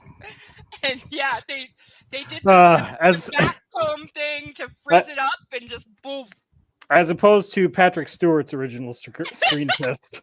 I don't know if you've ever seen the picture of Patrick Stewart wearing the wig. That, they put a wig on Patrick Stewart for his first screen test. Yes, no! Because like Gene Roddenberry didn't want him as the captain at all. Like, I know, I heard. He's like, yes. well, put him in a wig or something. He's got this weird little like Frakes. comb over. Yeah. Yeah, Roddenberry wanted another Kirk. Which is why Frakes is just that's why Frakes literally exists, Captain Kirk. Yeah, he existed because because Roddenberry was convinced that they'd end up like writing out Captain Picard because nobody would like him, or his like statesman dignitary. I'm a Frenchman who's read Shakespeare, persona, and how wrong he was. But Gene Roddenberry is also the one who thought Mudd's women should have been the pilot for TOS, which even Shatner said that episode was just an excuse for Gene to mac on hot women in short skirts. Even Shatner, who is known to be kind of a sexist pig sometimes, was like, no, Roddenberry was a billion times. You have no idea. This is before he married Nurse Chapel, though. And then started putting her into his shows. Yes. Although to be fair, and hey, she was kind of hot as Troy's mom. She was. I love her as Troy's mom. Yes, I love Majel Barrett as Loxana Troy. She's amazing. She was wonderful. Yeah, I'm like, and shit, I'd break those hips. she was hilarious. She was funny. She was unapologetic. Just He was loud and so in your overly face. bad. It was Oh my God, God, yeah, she great. was awesome. She was awesome. I loved her. Loved her. I also love that in Captain's Holiday, when they're trying to get the captain to take a vacation, they threaten him with a visit from Troy's mom to make him go. Oh, I remember that one. That was Yes, great. because he doesn't want to go, and Troy's like, "Oh, when we stop at the space station, my mother will be joining us. By the way, next week when you could be on vacation, Captain." That's when Picard realizes he looks at Riker and he's like, "Have you gotten everyone in on this?" Riker's like, "I think there are a few ensigns on deck 26 who haven't heard about it yet." Of course. In other words, yes, I've conspired with the entire ship. You're going on vacation, Captain. Have a good time. Pick up a sex doll for me. Riker literally makes the captain get a sex icon because he tells him to buy a Horgon to bring it back. And so Picard's got this little statue that's like a fertility statue or something. It's what it's based on. And so women keep coming up to Picard and he keeps blowing them off. And one of them's like, "Well, why are you displaying the statue, which basically says you are DTF if you want to be left alone?" And he's like, "Riker." You see him like plotting evil revenge. Like, I'm gonna make him scrub every one of the Jeffries tubes with a hand laser. Like he's definitely made Riker suffer. I remember that episode. Yeah, I would like to know what Picard did when he got back. I would like to know what the revenge on Riker was, because there was some. Oh, definitely. Picard is not going to forget that. He is definitely not going to forgive. Oh, hell no. Okay, so she's texting Ray, Kate, and Christian. Arrive safely in Savannah, a smiley face. My thoughts stay briefly to Jose as I press send. Why does he exist in this book? She should have written him out entirely. He has no point. And through the fog of my fatigue, I remember his show next week. Should I invite Christian, knowing how he feels about Jose? This is a terrible idea.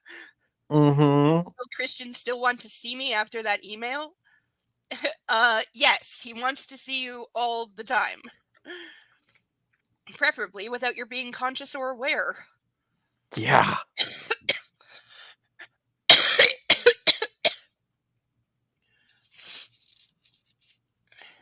I shudder at the thought and put it out of my mind. I'll deal with that later. Right now, I'm going to enjoy my mom's company. Honey, you must be tired. Would you like to sleep when we get home? No, Mom. I'd like to go to the beach. I'm in my blue halter neck tankini sipping a Diet Coke on a sunbed facing the Atlantic Ocean. And to think only yesterday I was staring out at the Sound towards the Pacific. My mother lounges beside me in a ridiculously large floppy sun hat and Jackie O shades, sipping on a Coke of her own. We're on the Tybee Island beach. This has to be a real beach. I had to check, but yeah, Savannah is in fact on the ocean. So I forgot that Georgia was a coastal state. I thought it was slightly inland. no, it's on the ocean. Yeah, I completely forgot. For some reason, I had it more inland than that. No, it borders Florida on the north side. Yeah, I know it's above Florida, but I thought there was like another state between it and water, but no. I don't know. Geography, I was better at geography than history, but still not great. I'm better with your, like, if you give me a map of the world to ask me to fill it in, I can probably do better than most people. Yeah.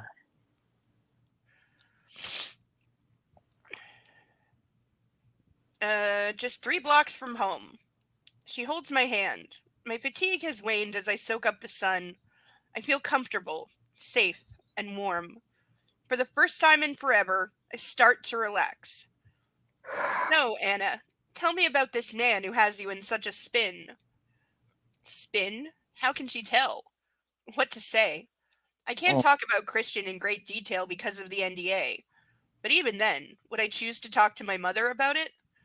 I blanch at the thought. Isn't that exactly why you came here? To talk to your mom about the relationship? Okay. fuck his NDA. It's not enforceable anyway. Mm-hmm. Well, she prompts and squeezes my hand. His name's Christian. He's beyond handsome. He's wealthy. Too wealthy. He's very complicated and mercurial. He's a No. sadistic psychopath who wants to use my body for his pleasure and then throw me away like garbage when he's bored. Mm-hmm.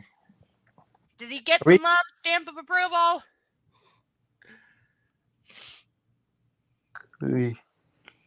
Like, honestly, anyone out there with children, if one of your children, male or female, came home and announced they were dating somebody like Christian Grey and actually told you the truth, what would your response be, parents?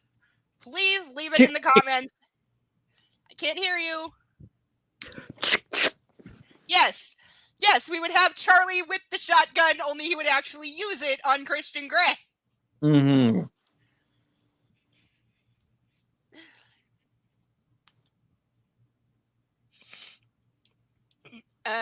Yes, I feel inordinately pleased with my concise, accurate summary.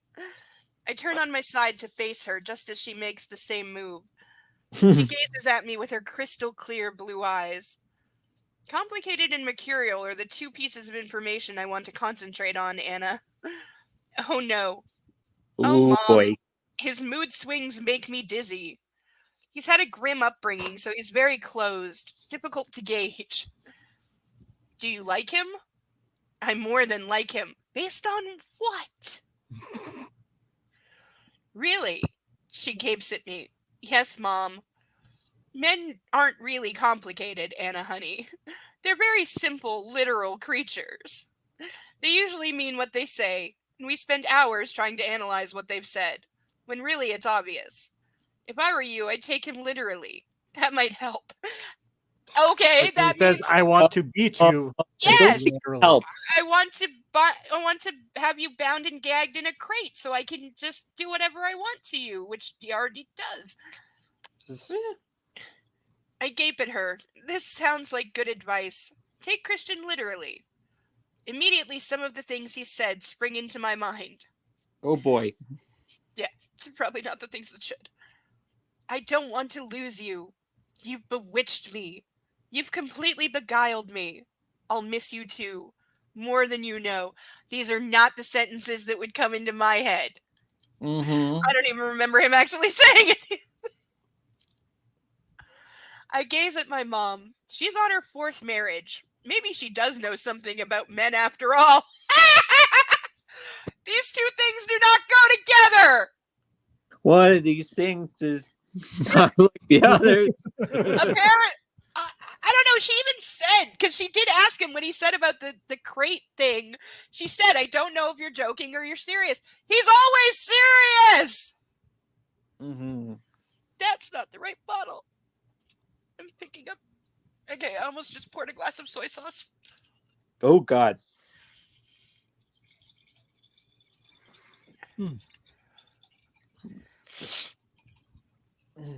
I mean, I like an unhealthy amount of soy sauce on things, but not a straight glass of it. No.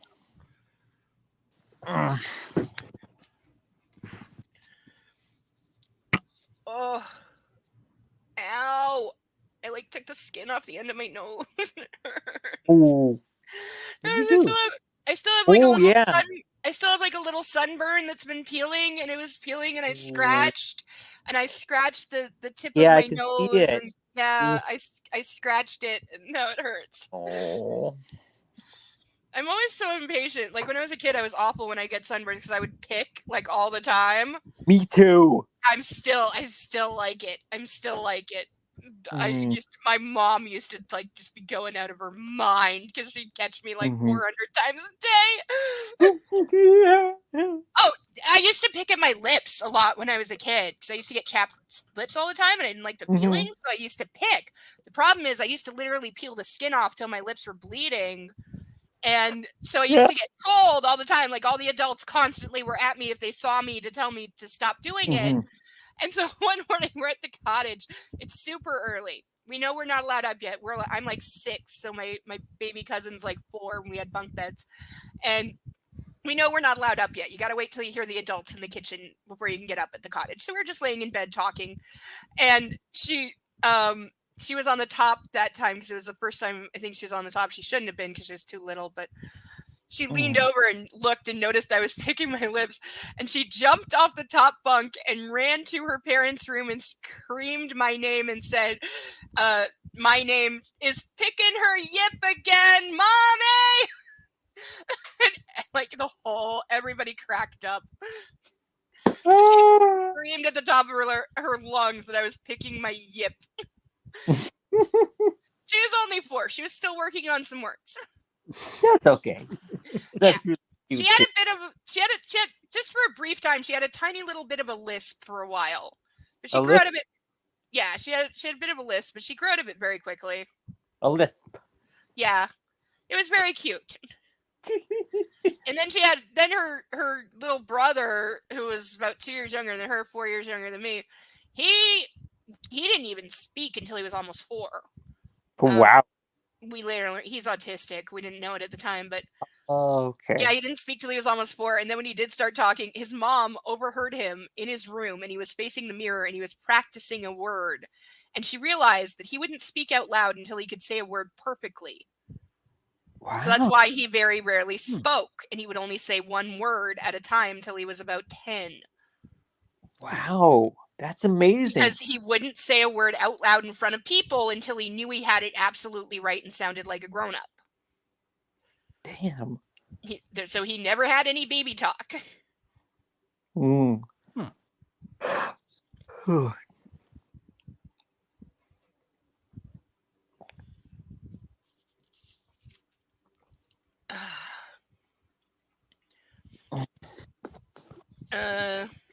Most men are moody, darling, some more than others. Take your father, for instance.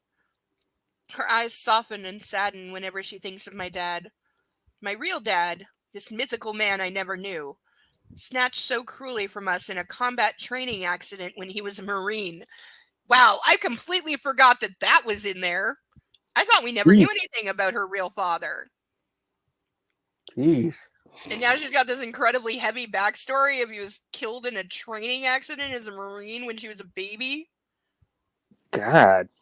Like, you couldn't just say, like, it was some loser her mom hooked up with and she never saw him again. Like, that would make more sense given what we know about her mother. I was gonna say, like, how does this inform our knowledge of Anastasia? It Really? doesn't, Yeah. because she said she doesn't know him. She never met him. Like, he must have died when she was incredibly small. She doesn't have any memory. Yeah. Part of me thinks my mom has been looking for someone like my dad all this time. Yeah, Marine, amateur baseball player who's too old for it and refuses to get a real job. Yeah, those go together. Maybe she's finally found what she's looking for in Bob. Pity she couldn't find it with Ray. I used to think your father was moody, but now when I look back, I think he was just too caught up in his job and trying to make a life for us. She sighs. He was so young. We both were. Maybe that was the issue. From the person who died, the issue was that they were young. She's talking about her dead husband, her dead father of her child, saying maybe we were too young. Oh my God. Christian's not exactly old. I smile fondly at her. She can become very soulful thinking about my father, but I'm sure he had nothing on Christian's moods. Bob wants to take us out for dinner tonight, to his golf club. Oh no, Bob started playing golf? Boy. I scoff in disbelief. Here's the thing, though. The explanation for his sprained ankle / hurt leg, because E.L. James seems to have forgotten what she wrote, was that he did it playing golf. So she already knows about the golf. Oh my God. Pope, do I want to know what you're click-clacking at that has your attention? Oh, I was talking about milkshakes. My milkshake brings all the boys to the Boys to the yard. yard. Tell me about it. groans my mother, rolling her eyes. After a light lunch back at the house, I start to unpack. You brought a backpack. How much stuff could you have? I'm going to treat myself to a siesta. My mother has disappeared. I swear, if you don't stop spinning your camera, I'm going to vomit. Sorry. I'm going to treat myself to a siesta. My mother has disappeared to mold some candles or whatever she does with them. What? Oh! What? Is that a subtle masturbation joke? Because I think it is. Oh. Oh my. I'm just saying, I was a teenage girl. I've known other teenage girls. When you don't have access to certain things yet, you make do sometimes. Oh. The thing is, you have to make sure the candles are all one piece and not coated on the outside, or they flake, and then it's really bad trying to clean it. Have we gotten into wax play in this book yet? This was a different kind because they weren't lit. They do melt after a while, though. Apparently, body heat's stronger than you would think. No, leave it in the plastic. You know, you try that, but then the plastic just, it causes problems. You can get edges on it. Yeah, I know. Mhm. But yeah, candles have a limited lifespan being used for that because they do melt. And yeah, if they're really cheap and they're like only colored on the outside, the colored part starts to flake off and then it gets, lodged in places and you have to take really long showers. Ugh. I open the Mac and fire it up. It's 2 p.m. in Georgia, 11 a.m. in Seattle. I wonder if I'll have a reply from Christian. Nervously, I open up my email. How is it only 3 hours apart if she's all the way across the country? She's literally on opposite coasts. Wouldn't it be more than 3 hours? No, actually, it's not. I thought America had more than one time zone. Oh, it does. Well, it's the same as Canada, though. Yeah, that's exactly what I'm saying. It's like going from BC to Quebec. Yeah.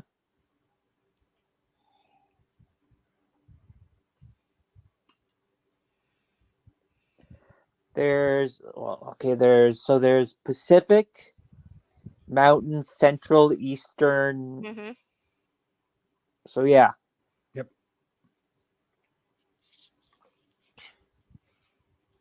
So 3 hour difference. Mm-hmm. Okay, another email. Anastasia. I'm annoyed that as soon as you put some distance between us, you communicate openly and honestly with me. Why can't you do that when we're together? Because you never let her. I wonder why. Gee, I wonder, maybe because you're intimidating all the time and threatening all the time, which she said, and you never let her think, which she said. Uh-huh. Yes, I'm rich. Get used to it. Why shouldn't I spend money on you? We've told your father I'm your boyfriend, for heaven's sake. Isn't that what boyfriends do? As your dom, I would expect you to accept whatever I spend on you with no argument. Incidentally, tell your mother too. Did he just order her to tell her mother what he spends on her? What is it? Because I he don't- seems to have. He said, you I would think accept so. whatever I spend on you with no argument. Incidentally, tell your mother too. So yeah, I think he just ordered her to tell mommy what he spends on her to like... Mm-hmm.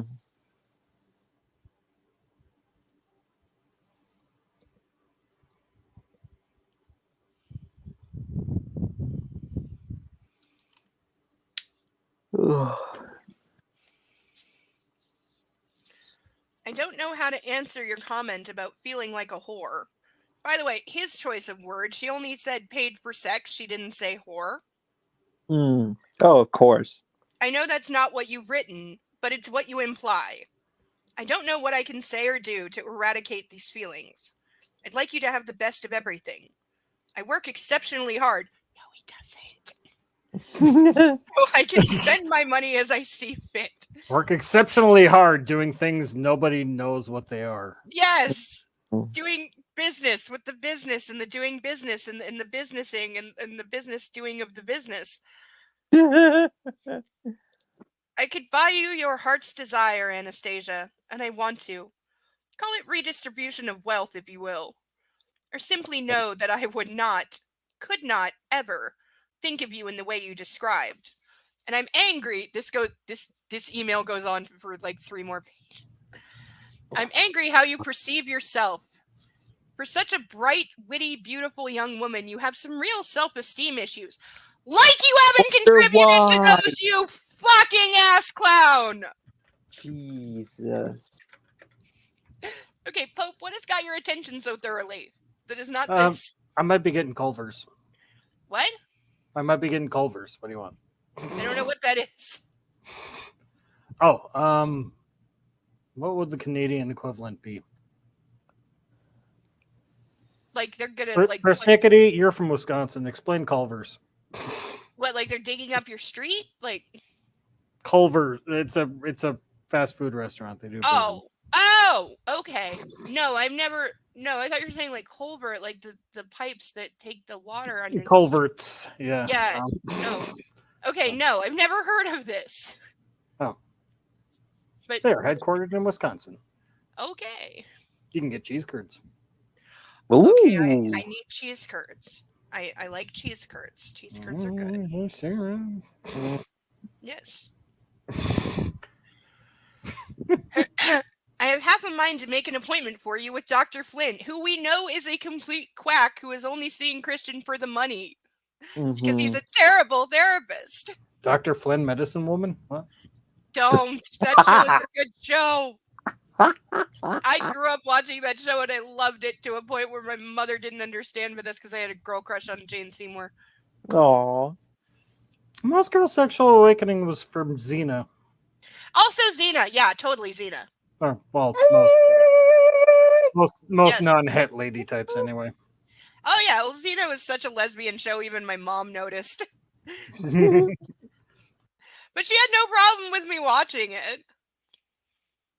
No, she understood it was just fun, and that I, at the time, at least the first time I ever saw it, some of the jokes went over my head because I was, there's a lot of adult humor in those shows. In Hercules and Xena, there's a lot of adult jokes. Mm-hmm. Also, fun fact: the guy that played Jockster the Mighty, Sam Raimi, was it, or Ted Raimi? No, it's Ted Raimi. Ted, yeah. Yeah. I believe the series was it directed by Sam? He did direct some episodes. Yeah, They didn't have He might one have been director one of the for the whole series. Right. He was one of the producers, yeah. Yeah. Yeah, he was one of the producers and occasional director, yeah. Mm-hmm. I mean, if you want to know why Bruce Campbell was just sometimes there, that's why. Mm-hmm. Even put the fucker in Dark Man. Yeah. I liked Autolycus. He was awesome. Oh, Autolycus, Yes. Prince of Thieves, King of Thieves. King of Thieves. King of Thieves. Don't get it wrong. He'd be very offended. No, I know.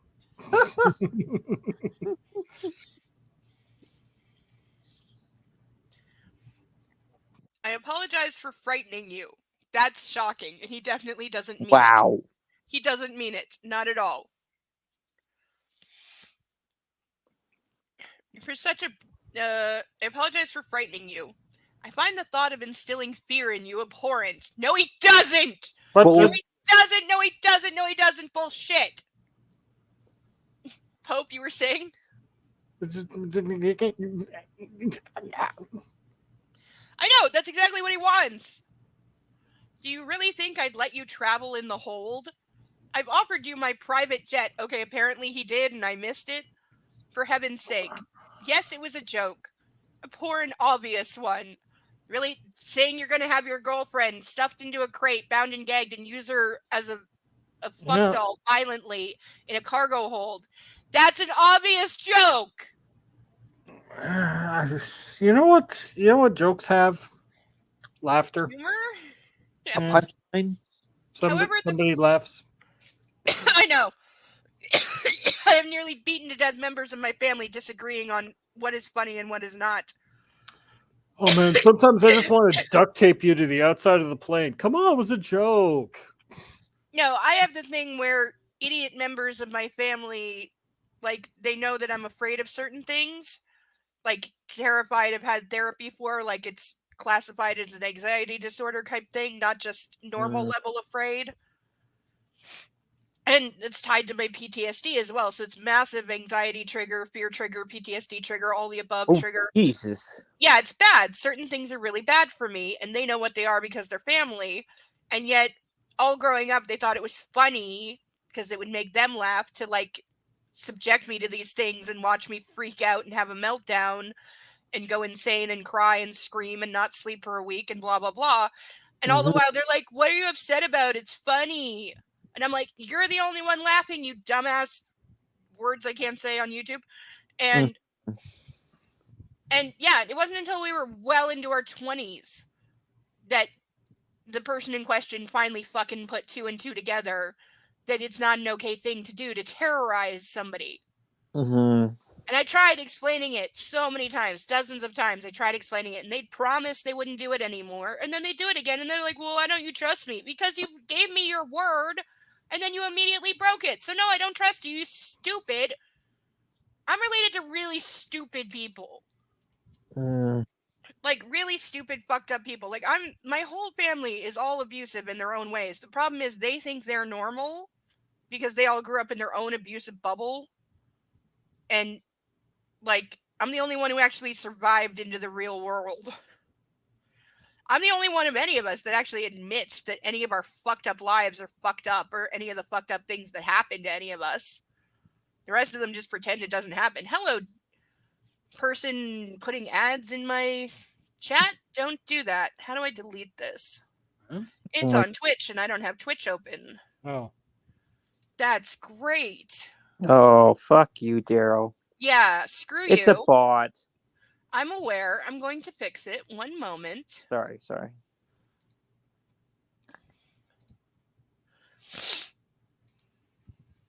You know, it's insane how prevalent bots have become on Twitch now. Like, I swear.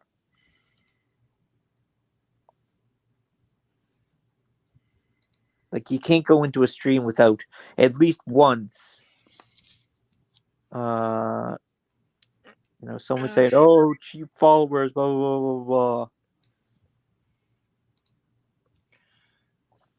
I can't even figure out how to delete this. It's not letting me. Go to just like ban them.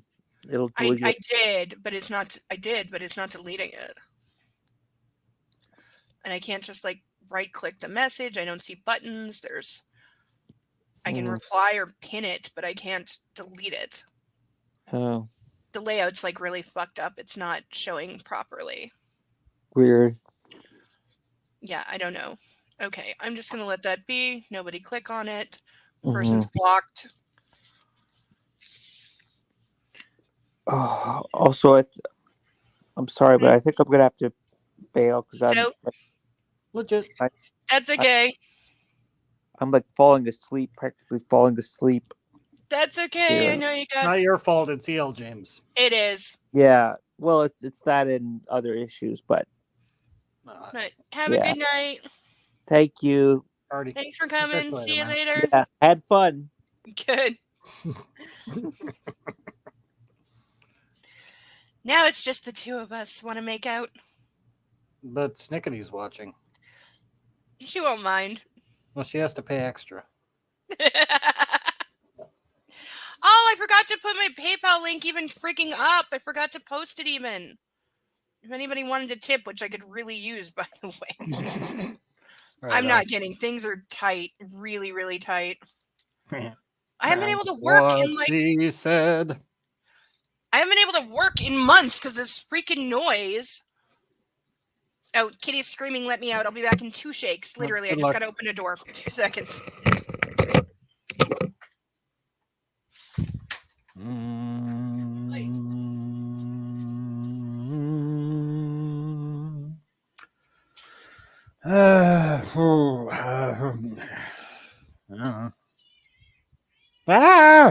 Kitty. I have talk words to say with my cat mouth. Fur baby.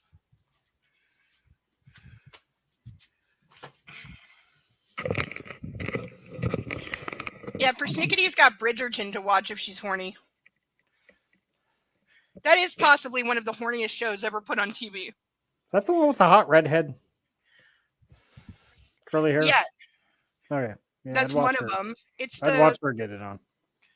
I don't think you know the show. It's the one set in like fake Victorian times. I watched the movie with Clint Eastwood, It's not a movie. Bridgerton of Madison County. That's Bridges of Madison County. Bridgerton is based on romance books by Julia Quinn. Medicine Woman? No. But thank you for trying. Snickety, have you gotten through season 3 yet? Because I need somebody to talk to about possibly the most perfect sex scene ever on TV, and nobody else I know has seen it. Also, I heard there's a 6-minute edit of that sex scene that they put out after the original show. They put it out like as a web exclusive. If anybody knows where I can On get a hold of RedTube? this, probably. But if anybody knows where I can get this, because I need this. Need this. I need this for my job. I really do. However, the fact is, the thought of you bound and gagged turns me on. This is not a joke, it's true. I can lose the crate. Crates do nothing for me. I know you have issues with gagging. We talked about that. And when I do gag you, we'll discuss it. Notice how he includes when. Mm-hmm. They have subplots? Because they kind of just have sex and plot. I didn't know they had sub. Have you actually seen all of season 3? Benedict. Nobody's named Yeah. Benedict. What the fuck? It's set in like 1890. Well, nobody was named that then either. Yes, they were. No, they weren't. Famously one named Arnold. Okay, so there was one. There's a reason it fell out of fashion after that. But have you actually seen all of season 3? Because if you have, I have some theories that I need to run by you.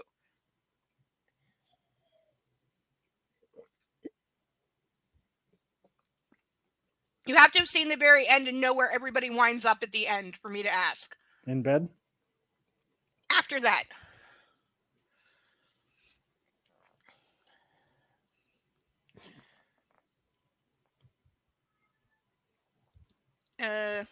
What I think you fail to realize is that in the Dom-sub relationship, it's the sub who has all the power. Maybe she did watch that episode of CSI because that's lifted directly from it. That's you. I repeat this. You are the one with all the power, not I. In the boathouse, you said no. I can't touch you if you say no. And yet you did!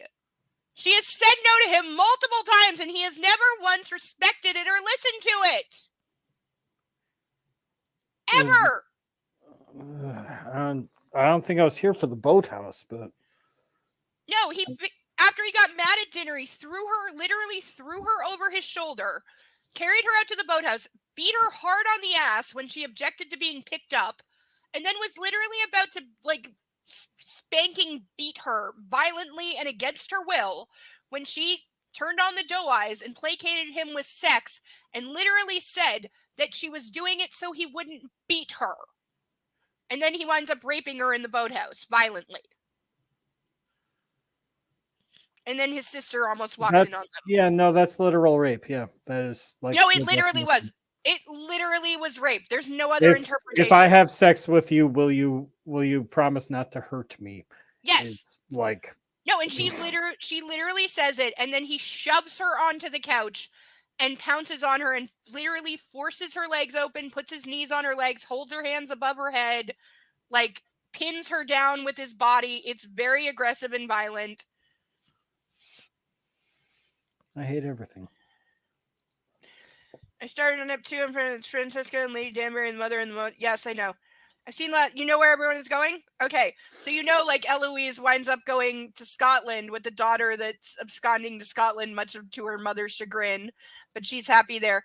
And it's Krista DeKalpa and Eloise. I predict they are a secret gay couple because they act like a gay couple all of season 3.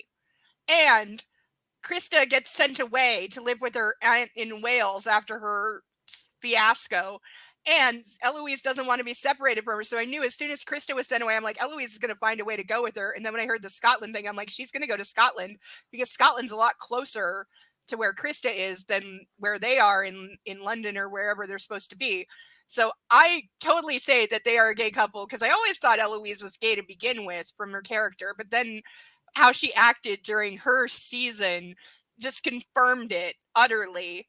And so, yeah, I think those two are a secretly gay couple. I also predict one of the other Bridgerton children, I think it might be Benedict, the one who's an art student, I think he might be gay as well. Or at least, you know, pan. But I did see the gay scenes with the older widow, and I so hope that that continues. I want all of her so much. I forget who played her, but God, she's awesome.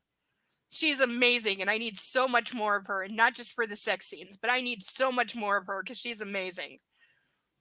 It's very subtle. It's incredibly subtle. I could be entirely seeing things that aren't there, but I think that I'm right. I agree with you. I think he's pansexual. I agree with you.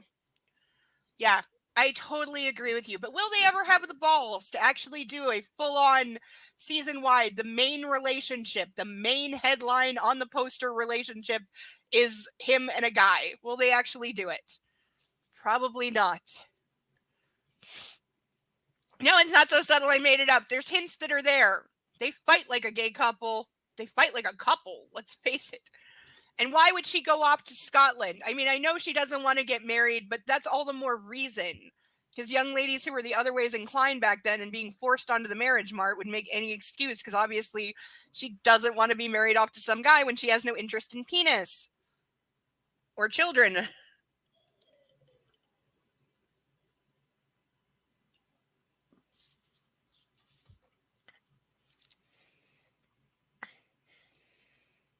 So I'm curious what they're going to do with the whole Lady Whistledown thing now that she's been officially outed.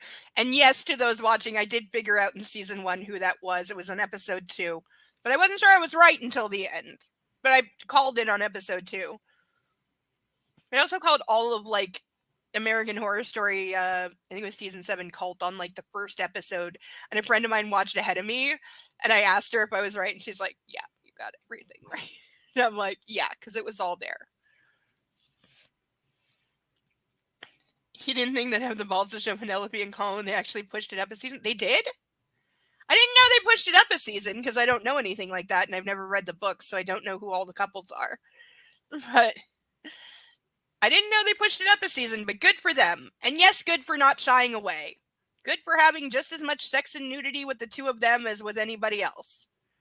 And I agree with the actress who plays Penelope when she got asked and said about the Perfect Breasts Club, of which I'm a member. Would be ashamed to ruin yours.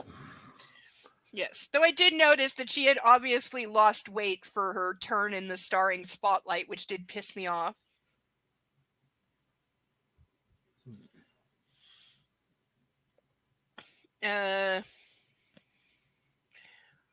That's why we have an agreement.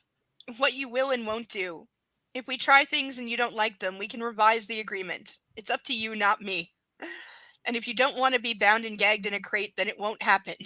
Unless he gets really mad at her and decides to punish her that way. I want to share my lifestyle with you. I've never wanted anything so much. Frankly, I'm in awe of you. That one so innocent would be willing to try. That says more to me than you could ever know. You fail to see I'm caught in your spell too, even though I have told you this countless times. I don't want to lose you. I'm nervous that you've flown 3,000 miles to get away from me for a few days, because you can't think clearly around me. It's the same for me, Anastasia. My reason vanishes when we're together. That's the depth of my feeling for you. I understand your trepidation. I did try to stay away from you. I knew you were inexperienced, though I would never have pursued you if I had known exactly how innocent you were. Press X to doubt. Because what did he do when he found out that she was a virgin? He immediately said, well, we're going to take care of that, and dragged her off to the bedroom to be deflowered after getting her drunk. I think my X key just wore out. Oh, I thought you were beating your keyboard with a mallet. Nope. Just the X. Yeah. No, because that's what he did. He found out she was a virgin. He immediately said, "Come with me." Deflowered her in a very violent and painful way. Though, because it's a book, she had like 5 orgasms.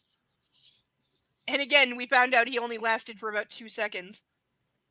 And yet you still managed to disarm me completely in a way that nobody has before. Your email, for example. I have read and reread it countless times trying to understand your point of view. She sent it like 3 hours ago. How many times? Has he been sitting there obsessively reading it this whole time? I think he has.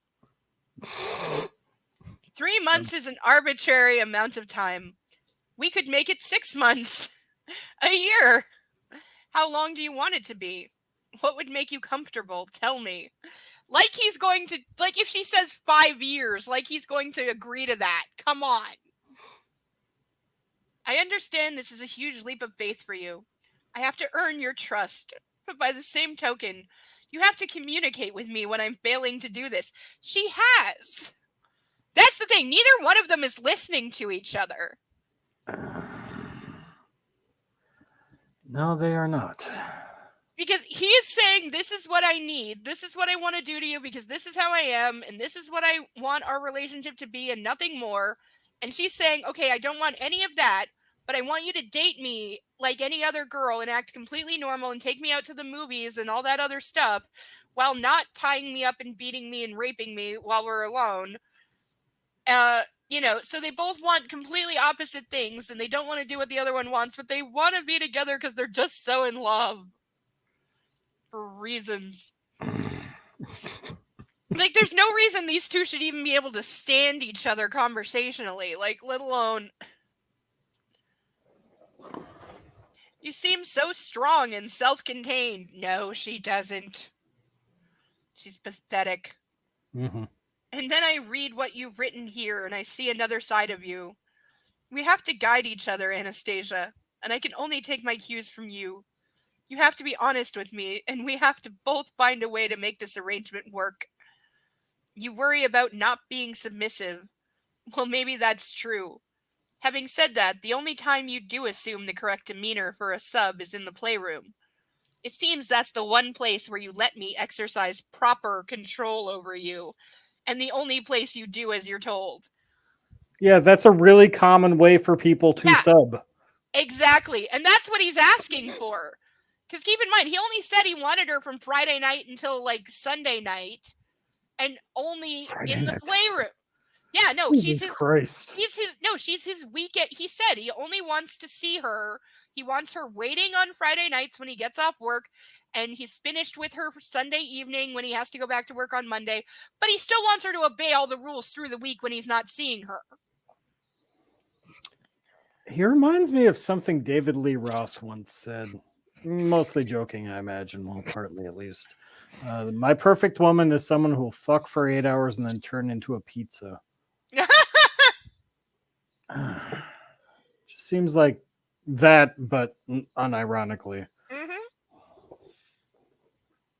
No, he literally uses women as his weekend play toys. He has a scheduled weekend fuck doll. That's all he wants. Those are his play dates. Yeah, no, literally, that is his play date. That's his playtime where he gets to be an immature little boy who gets to stick his dick in the pretty girl that looks like his mommy, and he gets to beat her because he's mad at his mommy.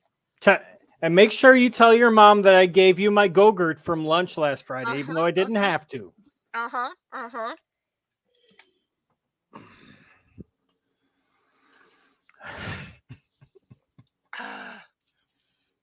You have to be honest with me, and we both have to find a way to make... Oh, we already read that.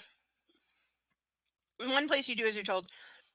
Exemplary is the term that comes to mind. And I'd never beat you black and blue. I aim for pink. Outside the playroom, I like that you challenge me. It's a very novel and refreshing experience. Is there any better way to tell us he's a rich, entitled douchebag who has gotten away with everything and gotten whatever he has wanted his entire life? Yeah, he talks like Juliette Lewis in The Big Lebowski. It could be a natural, zesty sort of thing. Like, what the fuck is wrong with you? Okay, I don't know The Big Lebowski. I only know Juliette Lewis from The Other Sister. Oh. I like sex too. It can be a natural, zesty enterprise. She said, I was just. Anyway. Okay.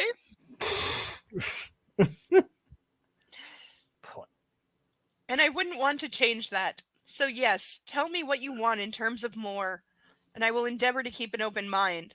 And I shall try to give you the space you need and stay away from you while you are in Georgia. I look forward to your next email. In the meantime, enjoy yourself, but not too much. Holy crap, he's written an essay like we're back at school, and most of it's good. My heart is in my mouth as I read his epistle, and I huddle on the spare bed, practically hugging my Mac. Epistle. I know, because E.L. James, put the fucking thesaurus down. I know. Also, E.L. James, you're Mormon, not Catholic. Why are you using Catholic term? Well, no, I mean, the Mormons have, I think, the New Testament as well. Do they? They have the Book of Mormon. They don't. It's the Book of Mormon is like the third book to them. Oh, they believe in Jesus, but they also think I've seen that Big Love, but that's the extent. After Jesus like got nailed up, Yeah, because it was he went to America, and their prophet is Joseph Smith, I believe. Yeah, he's a prophet, but yeah, his prophet stuff was Joseph like or him Josiah? talking about. Yeah, it was Joseph Smith, or he's the guy who made all their stuff up. And Yeah. what happened was he said that Jesus had come to the Americas.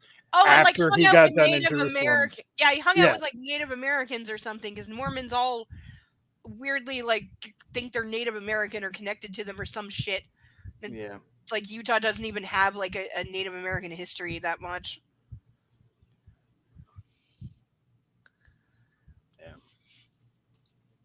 I don't know the tribes in Utah. The only one I can think of is Pueblo, and I might be wrong. Could well be. And it depends on like what time in history you're talking about. Are you talking about back before America eradicated the Indians, or are you talking about now? Oh, I mean, they weren't all eradicated. I grew up down the street from Res when I was. Oh a kid. yeah, there's a res like so close to me. Well, like here we say First Nations, but Right. yeah, there's plenty of like tribal like First Nations land all around here. There's a casino that someday I would like to go to because they have live blackjack, and I want to play live blackjack. Hmm. I don't like Yeah. playing on machines. No, I think Indian gaming was basically founded like an hour from where I grew up. Oh really? Yeah, this guy named Fred.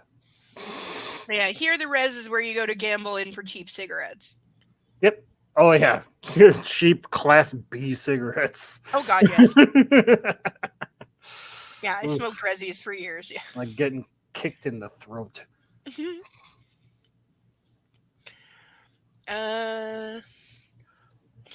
Make our agreement a year? I have the power? Jeez, I'm going to have to think about that. Okay, he's so gaslighting her right now with all this crap. I swear to God. Because he doesn't mean any of this. Take him Pretty literally. That's what my mother says. He doesn't want to lose me. He said that twice. He wants to make this work. Oh, Christian, so do I. And he's going to try and stay away. Does that mean he might fail to stay away? Suddenly, I hope so. I want to see him. We've been apart less than 24 hours, and knowing that I can't see him for 4 days, I realize how much I miss him, how much I love him. No, Jesus. This is how pliable this dumb bitch is. One email, which he probably okay, AI, ChatGPT wasn't a thing then, but I guarantee you he copy-pasted some of this because it is 3 pages long. And what did he do? He waited till this long to say these things to her, even though he told her to research submissive relationships, and she apparently never came across the fact that, yes, the submissive is the one in control because they are the one who can say no. They are the one who can say stop. And the dom is required to stop. Though she has said no to him how many times? Has he ever listened? No, he has not. He has continued to do whatever he wants and tell her that she is in the wrong for telling him to stop. Because if you were submissive, you want me to beat you right now because you'd understand you did something wrong and that gets a beating. So yeah, it took him 3 pages to make her go from, I really need some time away from him because I'm not sure about this. He's so unpredictable and moody and mean sometimes and he hits me, to, oh, I miss him so much and I'm so in love with him. I hope he does come stalk me across the literal entire country because I just can't go 4 days without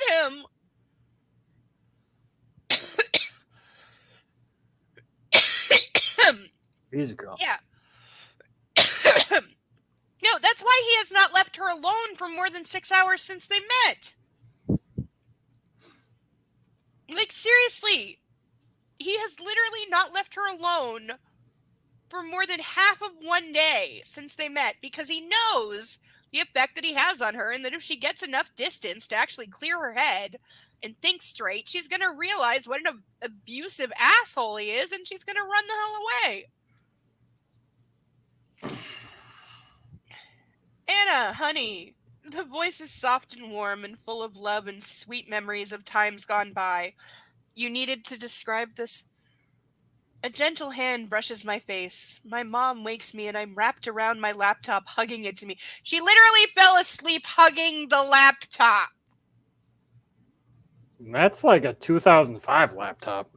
Would have been Like, very warm. she should have burn marks like Yeah, from for real. the Also, any more ways to say this was based off a 15-year-old girl than to have your supposedly 21-year-old character fall asleep basically clutching her lover's letter in her arms as she drifts to sleep thinking of how much she loves him?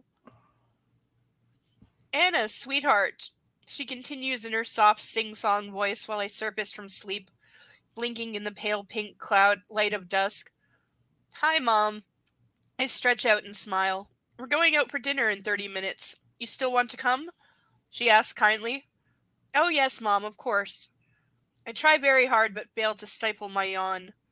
Now that's an impressive piece of technology. She points to my laptop. Oh, crap. an entire computer and I know, really? Like, are you kidding me? I strive for a casual, surprised nonchalance. Will my mom notice? She seems to have grown more astute since I acquired a boyfriend, and it's in quotes. Christian lent it to me. I think I could pilot the space shuttle with it, but I just use it for emails and internet access. Like, oh my god, E.L. James, way to tell us you don't know fuck about technology. But this is the person who, more than 10 years later, would write another book that we have read on this channel in which she wrote the line that Maxim passes Alessia the Xbox console and shows her the buttons. she also doesn't know the difference between Albania and Afghanistan. So I mean, And supposedly she went to Albania twice and really liked it there. And then wrote the things she wrote. Yeah. I really gotta check and see if she's banned from Albania.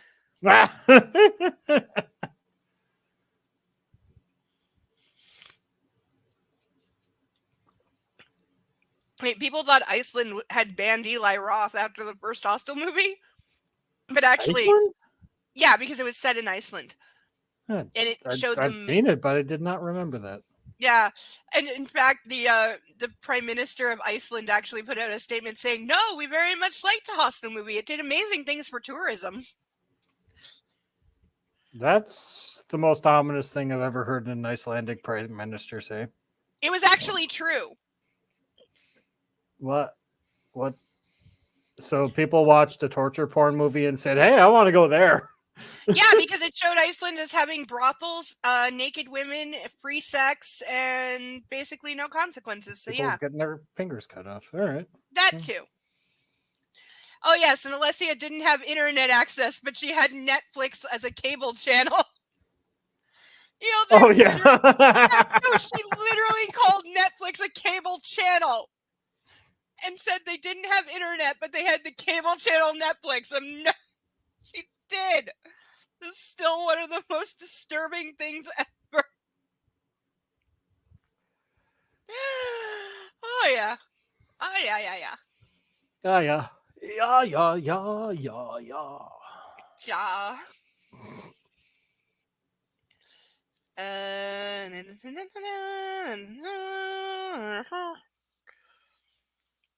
Really, it's nothing. Eyeing me suspiciously, she sits down on the bed and tucks a stray lock of hair behind my ear. Has he emailed you? Oh, double crap. Yeah. My nonchalance is wearing thin and I flush. Perhaps he's missing you, huh? I hope so, Mom. What does he say? Oh, triple crap. I frantically think of something acceptable from that email that I can tell my mother. I'm sure she doesn't want to hear about DOMs and bondage and gagging, but then I can't tell her because of the NDA. Stop pretending that's real! He told me to enjoy myself, but not too much. Sounds reasonable. I'll leave you to get ready, honey. Leaning over, she kisses my forehead. I'm so glad you're here, Anna. It's wonderful to see you. And with that loving statement, she leaves. Christian and reasonable. Two concepts that I thought were mutually exclusive. But after his email, maybe all things are possible. I shake my head. I'll need time to digest his words. Probably after dinner. And I can reply to him then. I climb out of bed and quickly slip out of my t-shirt and shorts and head to the shower. I brought Kate's gray halter neck dress that I wore for my graduation. It's the only dressy item I have.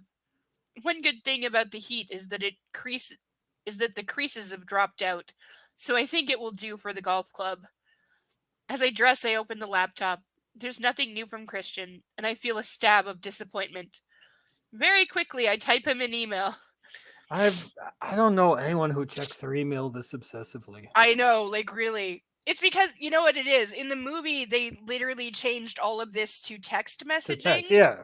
Because they had to admit E.L. James was so out of touch with technology as to think even in like 2011 or whatever when this came out that anyone would be sending emails like this instead of just texting this. I wonder if the movie still had him signing his emails. It does. Yeah.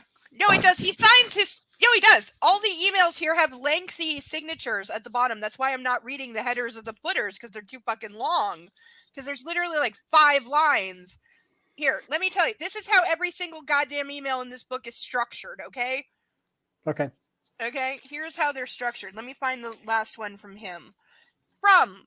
Literally, it literally looks like she copy pasted an actual email into the book. Look. Okay?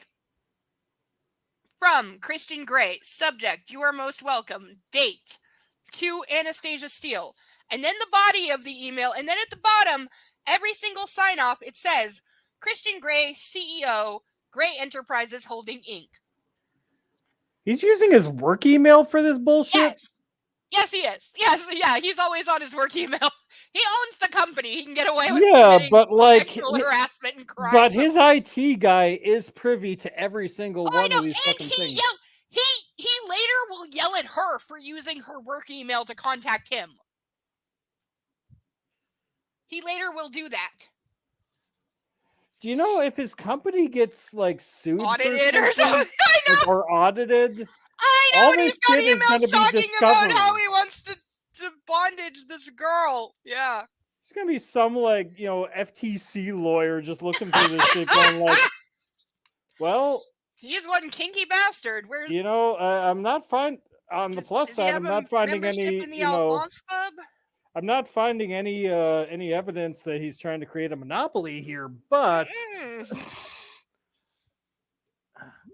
But if we could get some ground penetrating radar for the basement. yeah, can we send the cops in to maybe check out the shed out back? Yes. Very much so, yes. Also, yes, that totally would happen. Somebody would get fired and these emails would just anonymously go out to the whole company.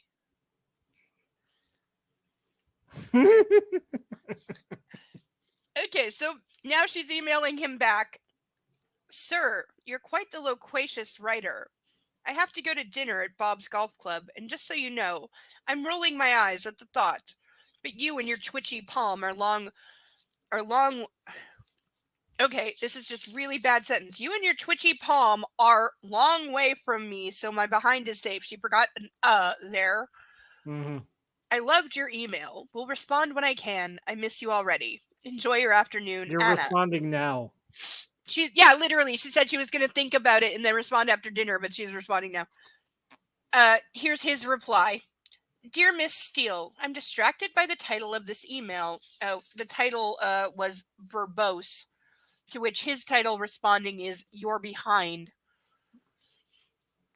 Dear Miss Steele, I'm distracted by the title of this email. Needless to say, it is safe for now. Enjoy your dinner and I miss you.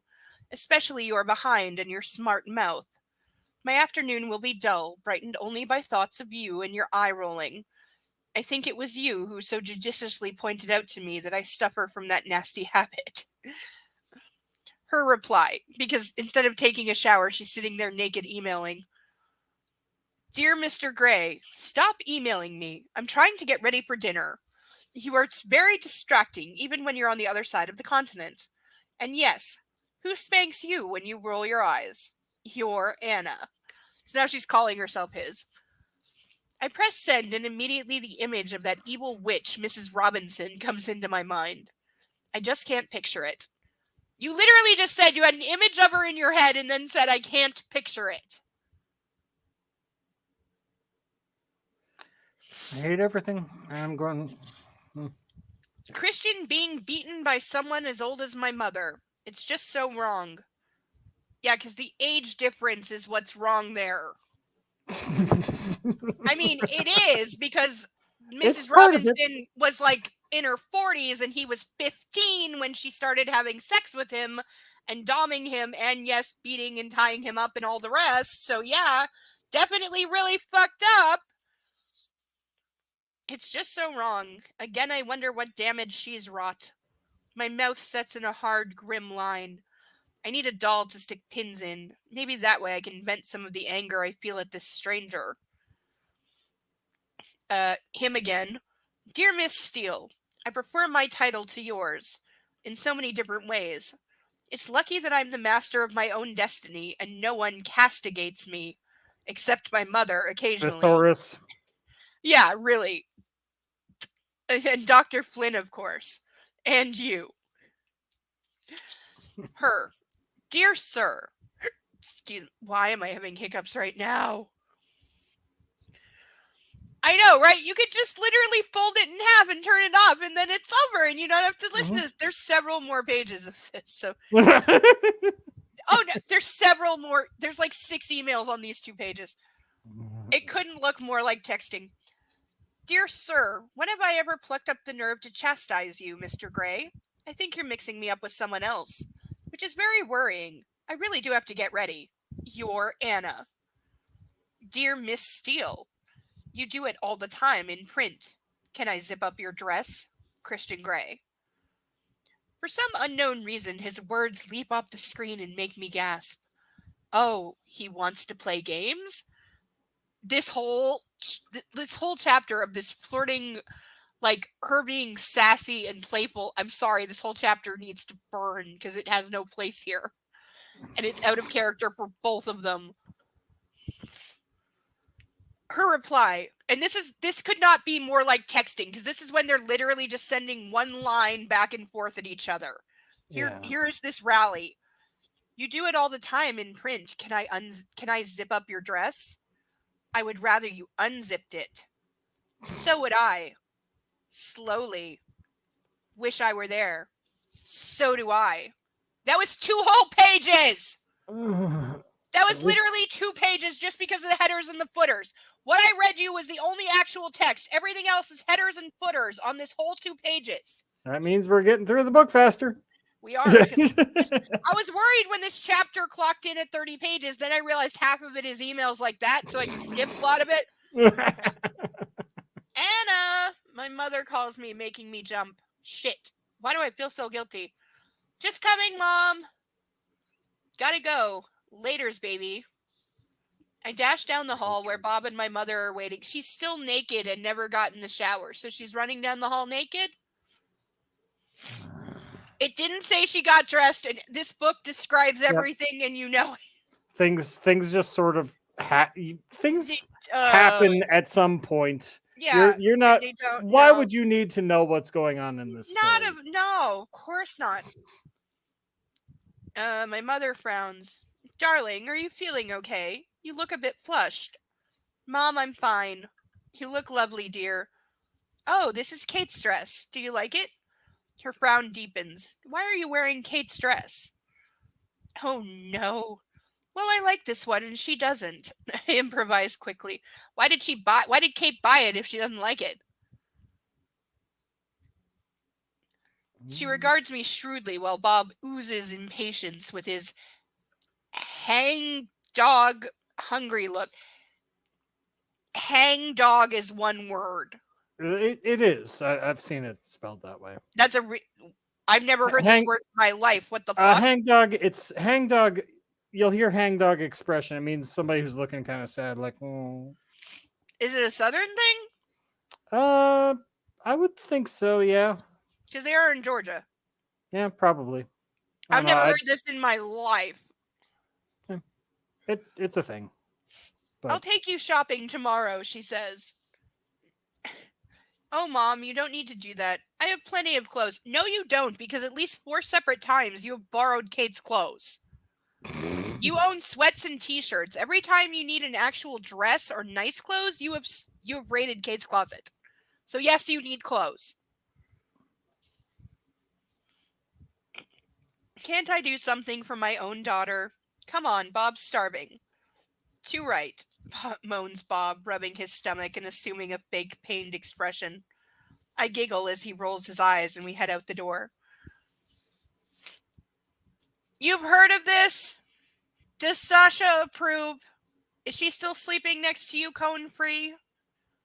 Because I need puppy approval on this. Also, if you could post a picture of the puppy in the Discord, we'd all love to see her. Everyone loves puppy. Yes. I've posted pet pictures the last few days that nobody noticed, including the kitty still trying very hard to fit on that box because he's convinced that he does, even when his entire butt, back, legs, and tail are on the floor. Never mind, you didn't see that. I am entirely on this box that I have. He's pretty much got it flattened out now. It was like a basically like a pizza box but small. It didn't have pizza in it when I got it. It had a frame in it. So it's like a extra small pizza box, basically just plain white. And he's been flattening the sides down as much as he can. So he's finally got like 2 of the sides pretty flat now. Oh, I love him. But he really thinks that all of him fits on this box. Like, it's his safe place. It's where he goes to just curl up and have a nap. And yeah, the dog hasn't peed on it yet to chase him away. So.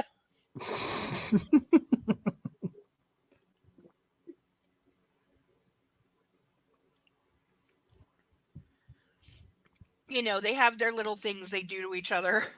Oh, yeah. He pees on the things the kitty wants to sleep on. The kitty eats his food in front of him and makes him watch. Well, he's too afraid to tell the kitty to stop, so. Right. And Kitty literally will wait for him to go for his food and then go in first and be like, I'm eating this piece of your kibble. Do you see me eating this one piece of kibble? And then he just walks away because all he's doing is showing the dog, I can eat your food and you can't do shit about it. I drink your milkshake. I drink Yeah. it up. Oh, yeah, the kitty drinks his milkshake, that's for sure.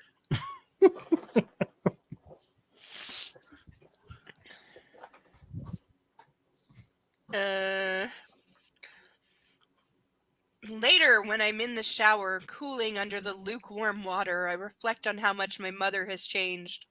Seeing her at dinner, she was in her element, funny and flirty and among many friends at the golf club. Bob was warm and attentive. They seemed so good for each other. I'm really pleased for her. It means I can stop worrying about her and second-guessing her decisions. And I put the dark days of husband number 3 behind us both. So yeah, Mommy has very questionable taste in men. That's where she gets it. Yeah. Bob is a keeper. And she's giving me good advice. When did that start happening? Since I met Christian. Why is that? When I'm done, I dry myself quickly, keen to get back to Christian. There's an email waiting for me, sent just after I left for dinner a few hours ago. Hint, hint, hint, hint, hint, hint, hint.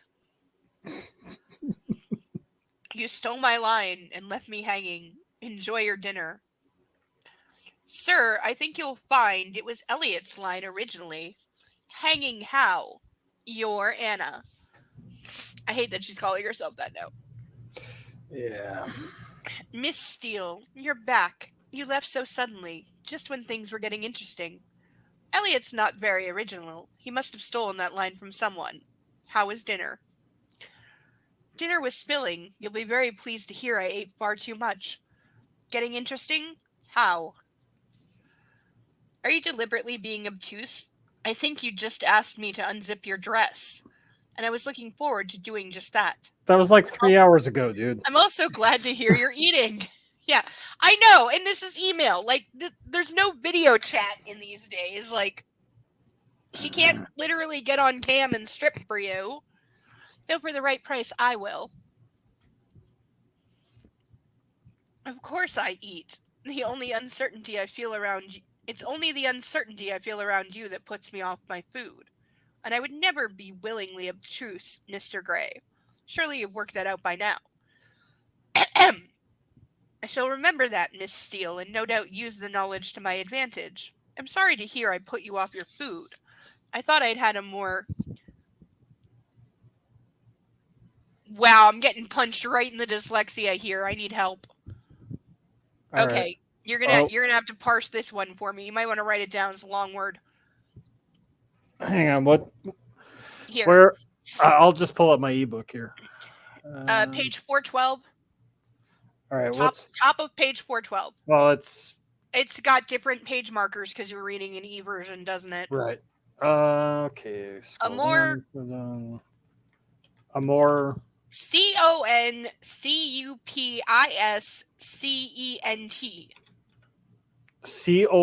Oh. How do you say that? Concupiscent? I've never even run into that. I don't know this word. Maybe it's got a typo. Concupiscent? No, it's. I know, like I don't. But I don't know. Like I know, like conspicuous. I know that. Concupiscence. All right. Strong sexual desire or lust. Oh, so again, she picked up the thesaurus and went. E.L. Really James has the thickest fucking thesaurus. She's got like that like 12-inch thick one that your high school English teacher had and everyone was afraid of. Concupiscence is an ardent longing, typically one that is sensual. In Christianity, particularly in Catholic and Lutheran theology. Catholic girl! I am telling you this bitch was raised Catholic and converted to Mormonism. I'm telling you she is fucking raised Catholic because I was raised Catholic and I guarantee I fucking their priests both have things for children. Yeah, but what the hell? She just picked like the most obscure goddamn word. This doesn't make you sound smart, would-be authors. And I say this as somebody who is deep into part 5 and over almost 100 pages deep. Almost 100 pages, literally, into writing my own fan fiction. I don't use words like this. At some and I'm point, inclined to because I'm pretentious as fuck sometimes, but I pull my own leash. There is a thin line between literacy and trivia. Mm-hmm. James is especially since like none of the rest of her prose leads into that. It's just a big log jam in the middle of a sentence. Yes, it is. She does this. She did this so much more in the Mister. We pointed it out in the Mister and the Mrs. We pointed this out where most of the language is so basic, and then she would have one paragraph that was like so flowery and like over romance and Ophelia in the stream. Right. And by my lights, it's a sign of a writer who's really, really trying to prove something to themselves. Like, I don't even know how else to put it.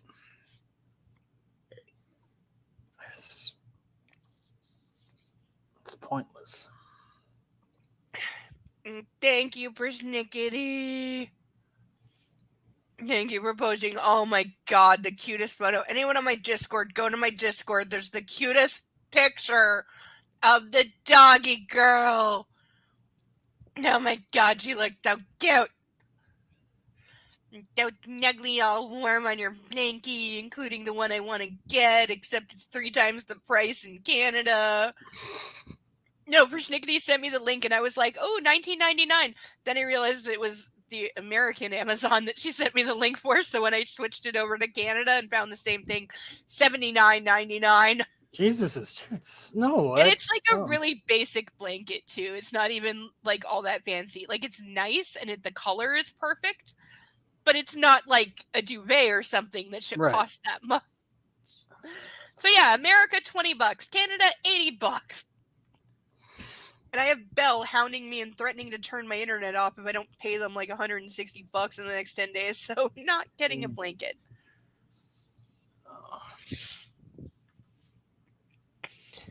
That has been my experience, and most pleasurable it has been too. I very much look forward to the next time. This is her response. I think Author was having a moment of self-awareness. Have you been playing with the thesaurus again? It literally says. She's just lampshading it now. Okay, it's blurring on me, but it's what it says. There, see? Have you been playing with the thesaurus again? That's what it says.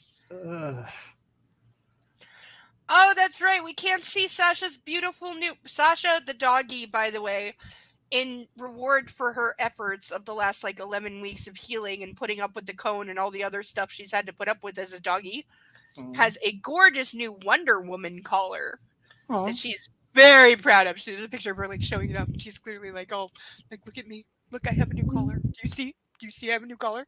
Look how great I am. Aren't I the greatest doggy? Look at me. Look at me in this collar.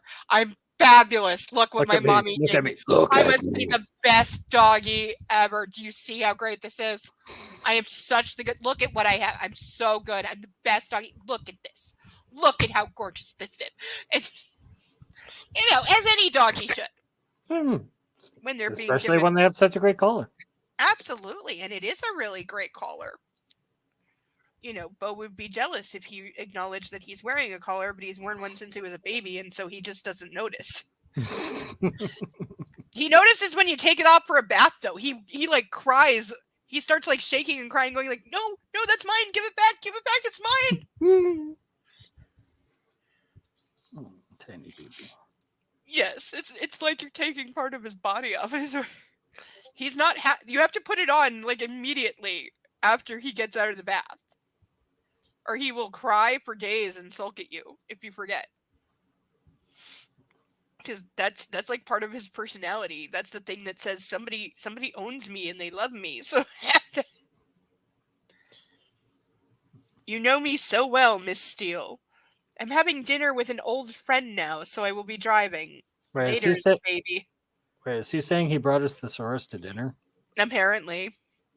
Or that he has it on his phone that he's emailing from. And also, he has a driver. We know this. He doesn't drive himself anywhere. So no, he will not be driving. He'll be being driven. Exactly. And also, old friend, gee. He's not... because she made him jealous with the massage guy. Now he's doing the same, only evil, by saying he's spending the night with Mrs. Robinson, who he knows she disapproves of. Wait, they're still fucking? They're not still fucking, but they're still friends, and they share a business. Because she owns the... Oh, that's right. She owns the spa and salon that he sends all his subs to, so that she can instruct his subs on what he likes and basically turn their body and their face and their hair into the way he likes it. Not something a lot of people would do for their rapist. Yeah. You know? No, Mrs. Robinson is definitely his rapist, and he is a rapist in turn, but he sends his subs to his former dom because she knows... He says they don't have a sexual relationship anymore, but they're still friends. He still goes to her for advice, and they share the business of the salon. And so yeah, he sends all his subs there so that because she knows how he likes them. So she like paints up and waxes his fuck dolls for him because he likes them fully waxed.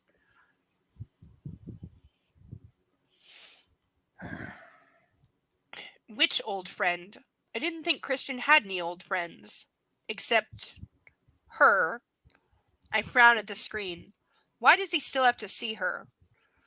Searing green bilious jealousy courses through me. Unexpectedly. Really, this is not the first time she's hated on this woman, so this is not unexpected.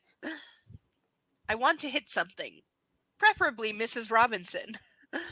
Switching off the laptop in a temper, I clamber into bed. I should really respond to his long email from this morning, but I'm suddenly too angry. Why can't he see her for what she is? A child molester. I switch off the light, seething, staring into the darkness. How dare she? How dare she pick on a vulnerable adolescent? Is she still doing it? Why did they stop? Various scenarios flitter through my mind. If he'd had enough, then why is he still friends with her? Ditto her. Is she married? Divorced? Geez, does she have children of her own? Does she have Christian's children? Wouldn't that be an interesting turn if we find out that, like, she has a child that he, like, knocked her up with when he was 16 and she kept secret all this time, and that's what she has over him, and that's why he, like, And is funded her spa business, and is training up to be her next sex slave. yeah. Oh wait, no. He's raising... She doesn't live in Alabama. Never mind. No, Mrs. Robinson, we find out she's way more twisted later, but... Oh, good. Oh, yeah. My subconscious rears her ugly head, leering, and I'm shocked and nauseated at the thought. Does Dr. Flynn know about her? I struggle out of bed and fire up the mean machine again. I'm on a mission. Mean machine. Yeah. No, she keeps calling the laptop the mean machine. I don't know where the fuck this came from. It's got to be some obscure reference that only Yale James knows. But yeah, it's been a recurring thing. No, it was a Sugar Ray song. That's all I can tell you. Okay, I don't know that. But Back when they were a metal band. I've never heard of them. Sorry. You've heard them. Every morning there's a halo hanging from the corner of that one. Yeah. I just want to fly. Oh, I think I know that one. Yeah. I Anyway. drum my fingers impatiently, waiting for the blue screen to appear.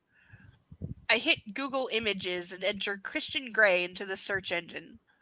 The screen is suddenly littered with images of Christian. In black tie, be-suited, that's a hyphenated word. Be-suited. Jeez. Jose's pictures from the Heathman. I've never heard of this word either.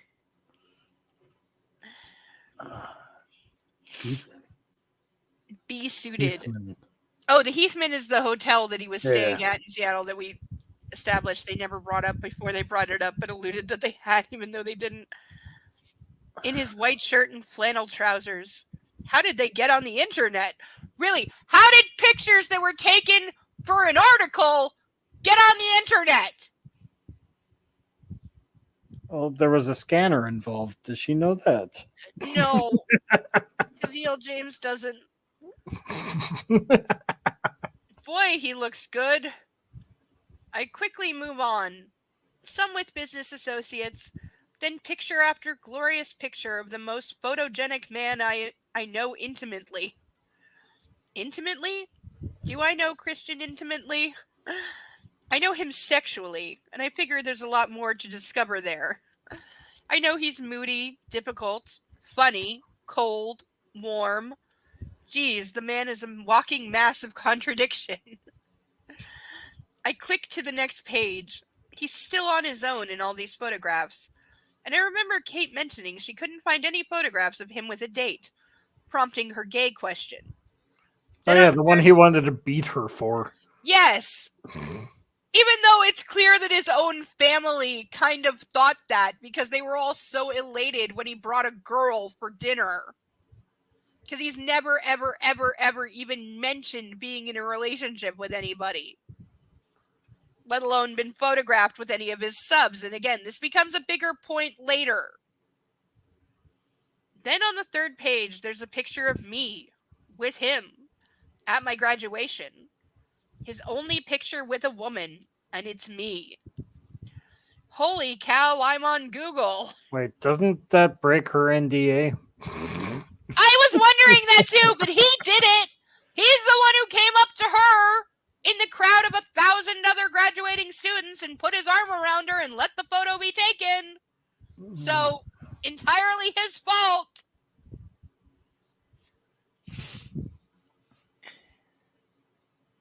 I look surprised by the camera, nervous, off balance. This was just before I agreed to try.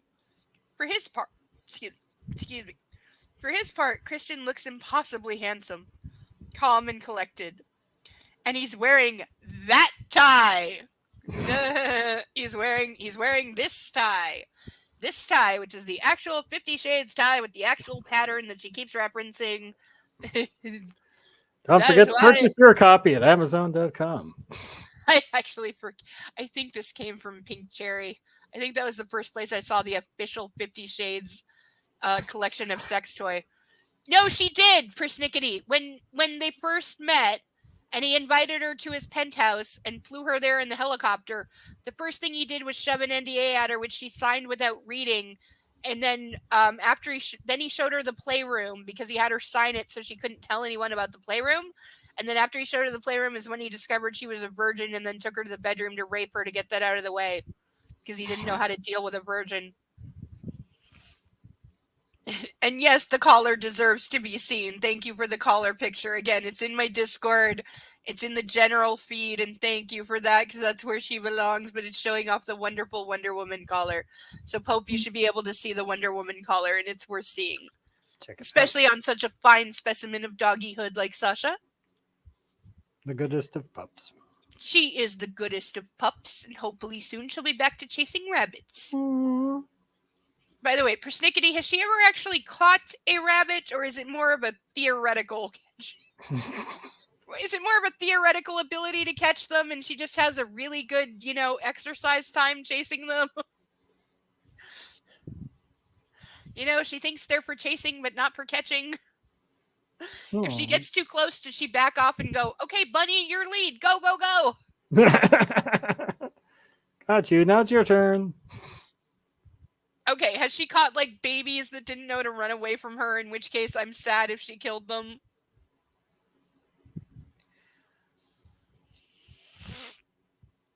I stare at us together, like surprised, and possibly handsome, wearing that tie. I gaze at him, such a beautiful face. A beautiful face that could be staring at Mrs. Damned Robinson right now. I saved the picture in my favorites and clicked through all 18 pages of search results. What was the last thing you Googled that only gave 18 pages of search results? Because Google will give you 500 pages of search results on anything, even if none of them have to do with what you fucking searched for. Yeah, the only time would be when I was looking for a very specific quote back when Google would allow you to put things in quotes if you wanted the exact Oh, order. God, I missed that. And then they disabled it because it wasn't causing enough ads to be clicked. Oh, persnickety, I don't need to know that she kills baby bunnies like that. Ew. Oh no. And you tell Sasha I'm very disturbed with her for doing that. And you inform her baby bunnies are not squeaky toys and she is not to do that anymore. She can chew on her toys in the house, but not the toys she chases around the yard.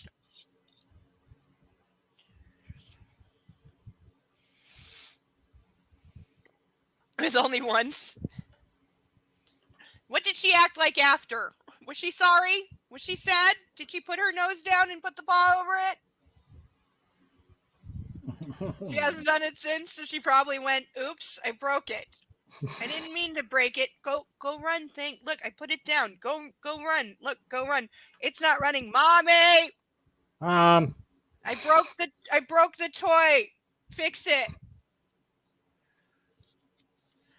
I didn't mean to do it. Don't be mad at me. I didn't mean to do it. Look, I didn't do it. Look, I didn't do it. There's no dead baby bunny. I didn't do it.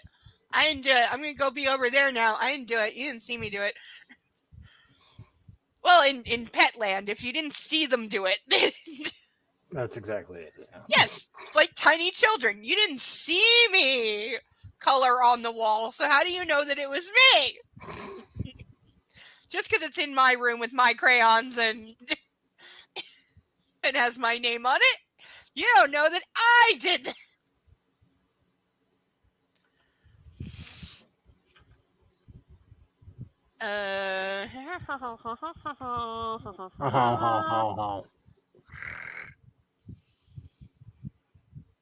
I won't find Mrs. Robinson on Google, but I have to know if he's with her. I type a quick email to Christian. I hope you and your friend had a very pleasant dinner. Anna.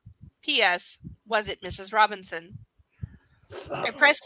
I know, right? I know. I press send and climb despondently back into bed, resolving to ask Christian about his relationship with that woman. Part of me is desperate to know more, and another part wants to forget he ever told me. And my period has started, so I must remember to take my pill in the morning. I'm sorry, does E.L. James think that's how birth control works? Because your period, by the way, you're not ovulating. Pills. You there's don't like take it on your period. You take the placebo. the little different colored ones. Yeah, they're sugar pills. Some women skip them, especially if you're diabetic. They just tell you skip it. Right. And the only reason, by the way, they have the fake pills is because you get used to taking it at the same time. Because at the same time is critical. I've for literally building a habit. Yeah. No, it's not for build. No, it's not. Oh. No, it's not. Yes, it is, but also no, it's not. But it's because they very much only work for 24 goddamn hours. I have known women, no joke, that if they miss the pill by as little as an hour, they will immediately ovulate and start bleeding on the spot because the pill is not holding it back anymore. So taking it on time is critically important. That's why they tell people who are just starting, set a goddamn alarm on your phone because you have to take it the same time every day. That's what's important. You have to take it at the same time. Makes sense, actually. Because it only works it's birth control is really not. It's not one of the more stable things in science, okay? A lot more research needs to be done, for Christ's sake. I know there's the depot shots and that can last 3-4 months, but that's sus.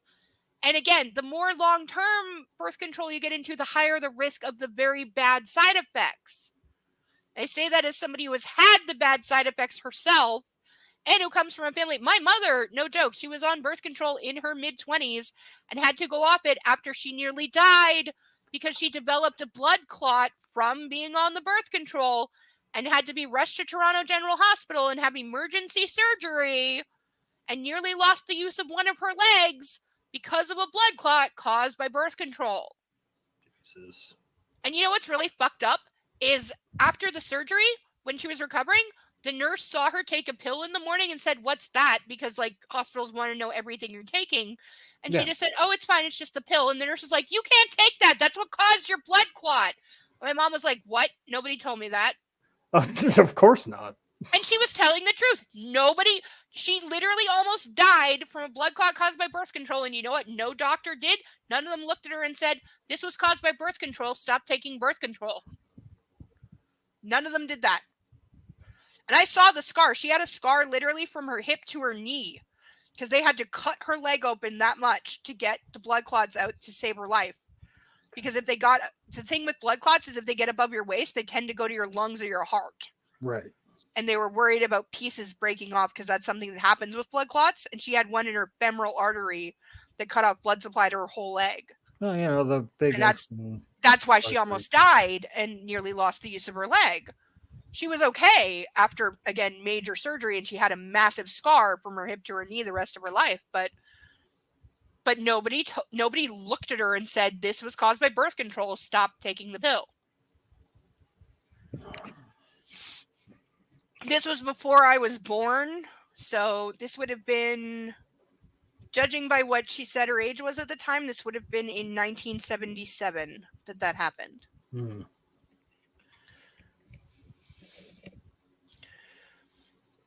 This is true. That is a fact.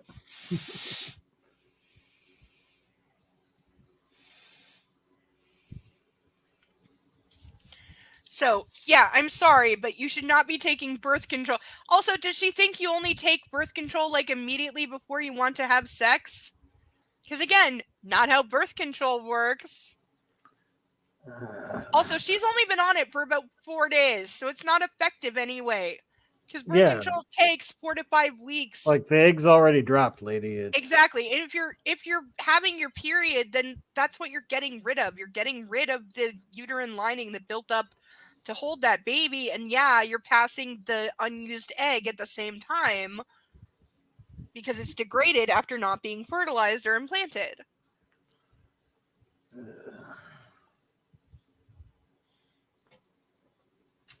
However, this is the highest time that women can get an ectopic pregnancy, actually. Is That's when the where egg is that's where it gets stuck in the like, fallopian tube. right. Okay. Yeah.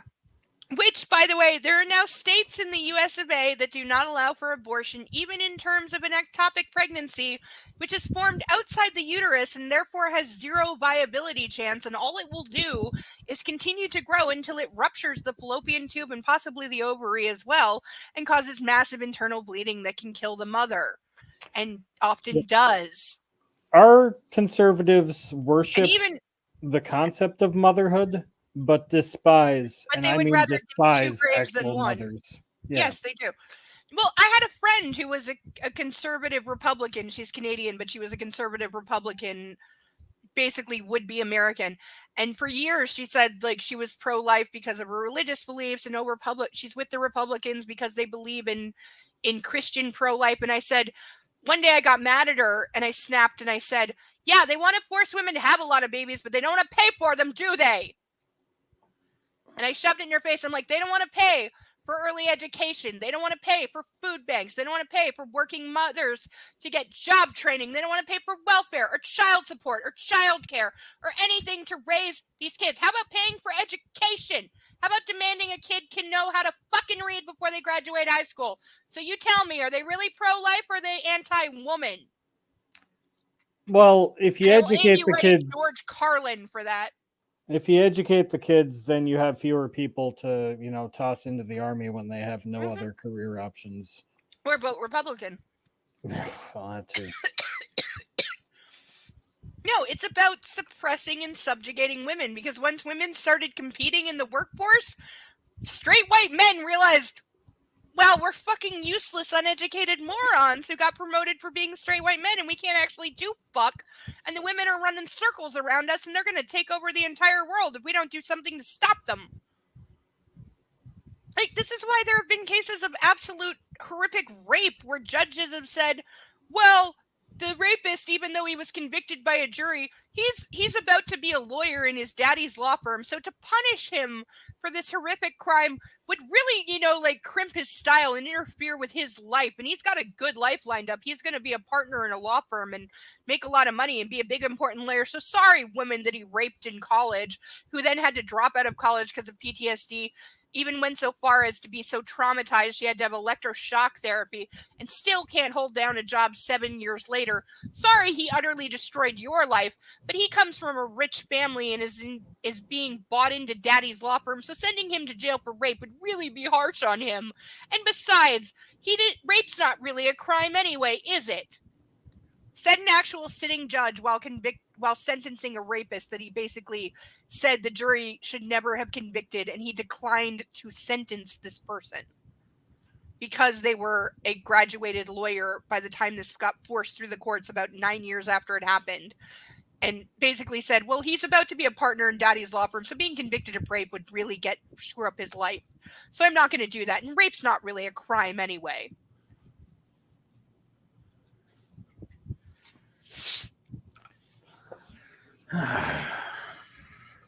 Yeah.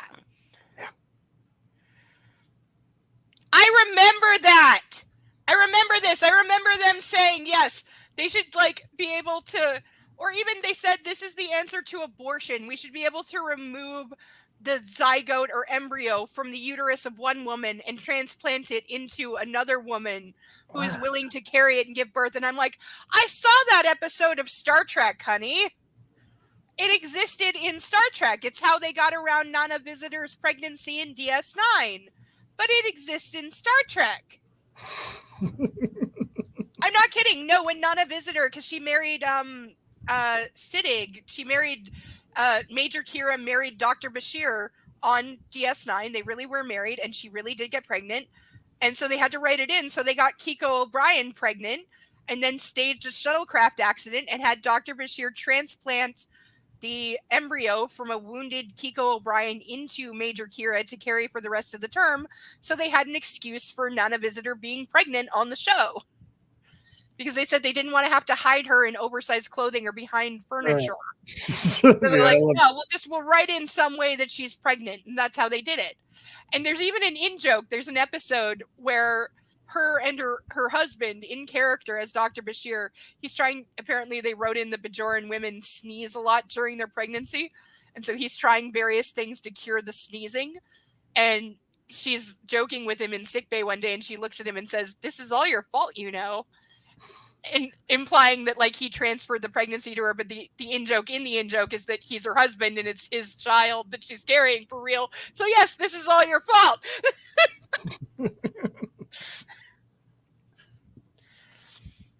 That's also why in the James Bond episode, she's the one that he makes out with because they had just gotten married. And originally there was another actress cast to play Commandant Anastasia, whatever the fuck her name is in the James Bond one where she has the Russian accent. But apparently she put her foot down and said, "Hey, if anyone's going to make out with my husband, it's going to be me." For which I applaud her. That girl. Like, you go, girl. That is mine. I applaud her for this.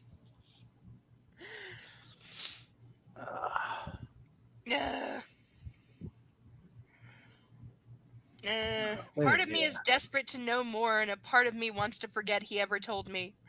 And my period has started, so I must remember to take my pill in the morning. I quickly program an alarm into the calendar on my BlackBerry. Should have been doing that all along, because if you don't take it every day, it ain't fucking working. And in your case, it ain't working for another month anyway. I lie down and eventually drift into an uneasy sleep, wishing we were in the same city, not 2,500 miles apart. She's been gone for like less than one day. After a morning of shopping and an afternoon back at the beach, my mother has decreed we should spend an evening in a bar. Okay. How many married moms of their college daughters are like, we should go out to a bar tonight? I mean, let's go have fun. Let her hair down for a little bit. We'll go sing a karaoke. Or... Uh-huh. I don't know. Abandoning Bob to the TV, we find ourselves in an upscale bar of Savannah's most exclusive hotel. And nobody's going to think you're both hookers, really. Oh, at least she wrote in a transition like we went to a place rather than I'm emailing him from the airplane. I am in the airport now. I'm on my second Cosmopolitan. My mother is on her third. She's offering more insights into the fragile male ego. It's very disconcerting. The woman's had 4 husbands, I can only imagine. You see, Anna, men think that anything that comes out of a woman's mouth is a problem to be solved. Not some vague idea that we'd like to kick around and talk about for a while and then forget. Men prefer action. Mom, why are you telling me this? I ask, failing to hide my exasperation. She's been like this all day. Darling, you sound so lost. You've never brought a boy home. You've never even had a boyfriend when we were in Vegas. I thought something might develop with you and that guy you met in college, Jose.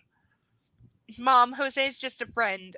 A friend who sexually assaulted her while she was drunk. I know, sweetheart. But something's up. And I don't think you're telling me everything. Fair.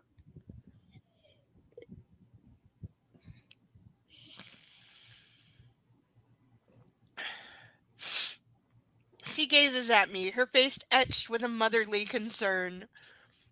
I just needed some distance from Christian to get my thoughts straight, that's all. He tends to overwhelm me.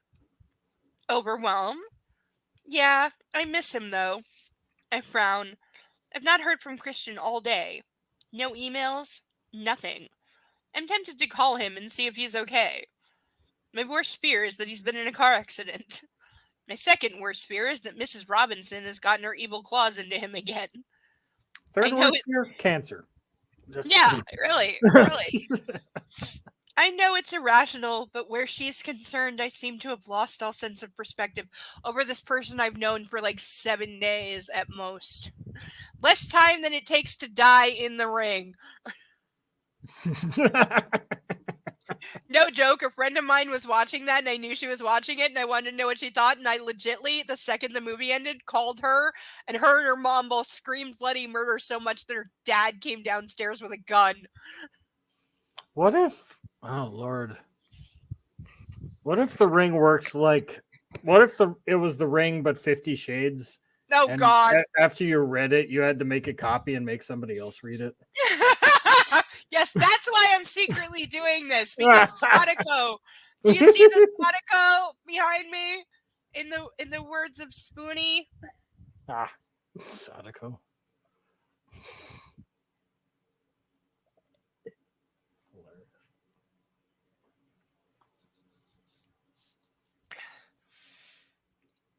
Isn't that one of the villains from Spider-Man? Um, One of them is named Brock. That's Eddie Brock. Yeah. He's Oh, Venom. is he this? Oh, that's right. Brock Okay, Turner was At some the. point, my mom made me stop watching the animated Spider-Man cartoon because it got. I don't know. She saw something that did not meet with mommy approval. Okay, All right. and I wasn't allowed to watch it. That's legit. No, Brock Turner was the kid. He raped a woman in an alley, and the judge was like, "He's suffered enough," and he was like a fucking like polo player or something at his university. He was like, "Oh, this is gonna ruin I his." thought he was like a Marine vet or something. No, this is like he's like some fresh-faced 19-year-old kid. Looked like the Aryan ideal. In the movies, or where I saw him depicted, he was like 40. Oh yeah, no, you're talking about Eddie Brock. I'm talking about Brock Turner. Sorry. Oh, I don't know who Brock Turner is. He was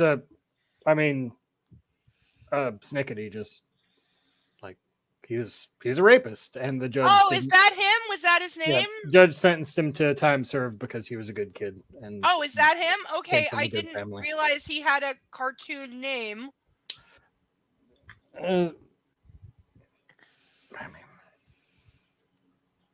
Yeah, really. Yeah, that literally happened. That was the name of the guy that I was talking about, because I heard about the what the judge said. I don't think I actually knew. Also, that sounds like the villain from Spider-Man, okay? I bet they fucking were. They convicted his ass, and then the judge says, well, rape's not even a crime, and he's about to be a big-time lawyer, and so it's be unfair to actually punish him when he's got this great life in front of him. And never mind the victim and the great life she had in front of her, and that she had to drop out of college, and her life's been destroyed probably forever, and she had to fight the entire system and his rich entitled family for 9 years to even get charges properly brought and get it through a courtroom. And then a jury convicts, and the judge is like, well, the jury's wrong. He's a good kid. Yeah, so he did something stupid. So he raped a girl and destroyed her life. So what? He's going to be a big, important lawyer and make a lot of money. Who cares if he destroyed this nobody's life? Trust me, I've been the girl that got called that. I've had the you can't rape a whore conversation with cops.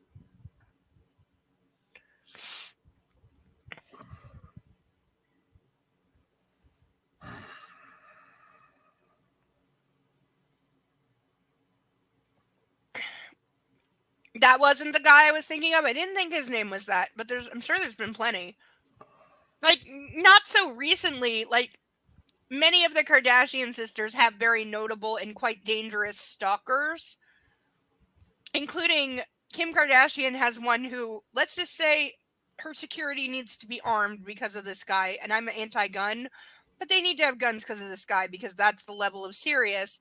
Because he's very rich, very connected. He's managed to stay out of jail several times despite breaking onto her properties, showing up at her home, claiming he had a date with her, and leaving very creepy gifts and sending threatening notes, etc., as well as tracking her all over the world.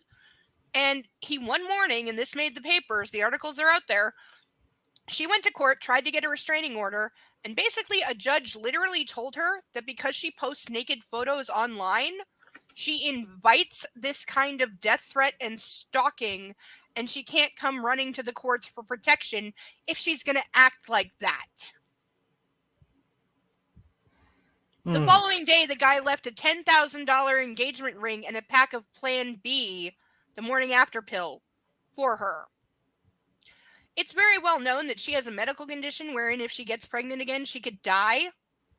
So I take the wedding ring and the Plan B as a rape threat. Yeah, no, that's that's very overt. Her lawyers applied for a different judge and thankfully got it about 5 weeks later, and she was eventually granted a restraining order. But the fact that the one judge turned her down and literally said, you post naked photos, you invite this, therefore you're not entitled to the protection of the courts?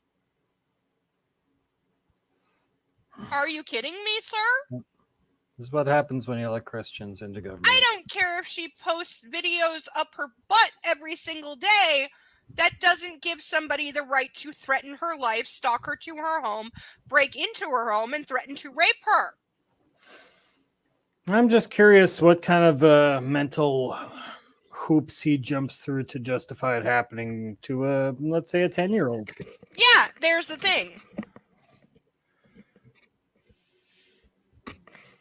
That's right. Brock Turner was 20. Yeah, it was some stupid thing. Like he was in college for. He was in college for like an extremely stupid sport, like badminton or something. Okay, then no, that's not the lawyer guy that I was thinking of, but I'm sure it's exactly the same. I mean, he might have been in pre-law or something, but yeah, there's been a few where that's happened. It's not the only. There's been multiple cases of guys convicted of rape where the judge basically said, well, I don't think it was rape, or I think she was asking for it, so I declined to sentence, and he's released. Yep, which is really indicative, if you think about it, of what the judge might have been getting up to. Oh yeah, I anytime a judge does that, I want the judge investigated thoroughly right now. I want his computers raided right now. We can power through this chapter. Yes, we can, and then we've got one more on top of this. Don't worry. Oh, I'm not gonna be able to make it through that one. I know. I'm gonna have to read it alone. It's getting so late because this chapter is so long. But I'm not failing. I will power through the last chapter. We got because this. if I don't, then I have 2 more weeks instead of 1. You have not voted on the poll yet. I have 5 other people. You have not voted yet. We're taking a vote. What poll? I know. It's on my Discord like last week, but we're taking a vote of what book should we read next because we have 2 options. We either have 50 Shades Darker, which is the second book in the original series, comes right after this, or about 5 years after the original series, E.L. James rewrote the entire series from Christian Grey's point of view. I have seen dozens of copies of that at the thrift stores. I've never read them. I don't know anything about them. So the poll is, for the second book after this, should we read the second book of the original series that comes immediately after this one, or should we read this same first book as told from Christian Grey's point of view, which is called Grey, which would be the first book again, this book again from his point of view, or the second book in the original series? I'm gonna have to take some meat on that one, but take what? I'm gonna have to marinate on that question for. Okay, yeah. Consider you've got till the end of book club next week to vote. Well, which testicle would you like to have cut off? Yes, left or right? Yep. Yep.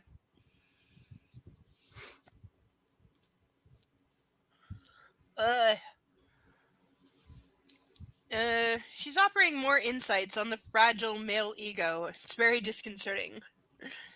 You see, Anna, men think that anything that comes out of a woman's mouth is a problem. No, we already read that. Why are you telling me this? You sound so lost. Vegas, blah, blah, blah. Overwhelmed, blah, blah, blah, blah, blah, blah, blah. I've not heard from Christian all day. No emails, nothing. I'm tempted to call him and see if he's okay. Car accident, blah, blah. Darling, I have to visit the restroom. My mother's brief absence allows me another chance to check my BlackBerry. I have been trying surreptitiously to check my email all day. Finally, a response from Christian. So this goes both ways. She can't be out of touch with him for like more than a few hours either. Because even when she's left and said, I need time away from you, what is she doing? She's obsessively emailing him and checking her email for responses and wishing he was here.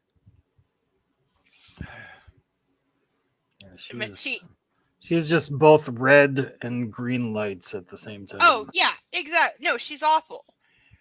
Here's his reply. Yes, I had dinner with Mrs. Robinson. She's just an old friend, Anastasia. Looking forward to seeing you again. He was having dinner with her. My scalp prickles as adrenaline and fury lace through my body. All my worst fears realized. How could he? I'm away for 2 days and he runs off to that evil bitch. She's acting like he cheated on her or something. This is ridiculous.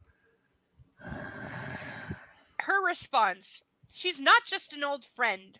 Has she found another adolescent boy to sink her teeth into? Did you get too old for her? Is that the reason your relationship finished? All right, now that I kind of like, actually. Yeah, that's a little sassy, and I'm here for it. I press send as my mother returns. Anna, you're so pale. What's happened? I shake my head. Nothing. Let's have another drink. I mutter mulishly. Her brows furrow, but she glances up and attracts the attention of one of the waiters. Pointing to our glasses, he nods. He understands the universal language of, another round, please. As she does, I glance quickly at the BlackBerry. He's emailed her back now. This is not something I wish to discuss via email. How many cosmopolitans are you going to drink? To which she realizes, holy fuck, he's here. Because he knows she was drinking Cosmos and she didn't say that. I thought it was just because she was that basic. Nope.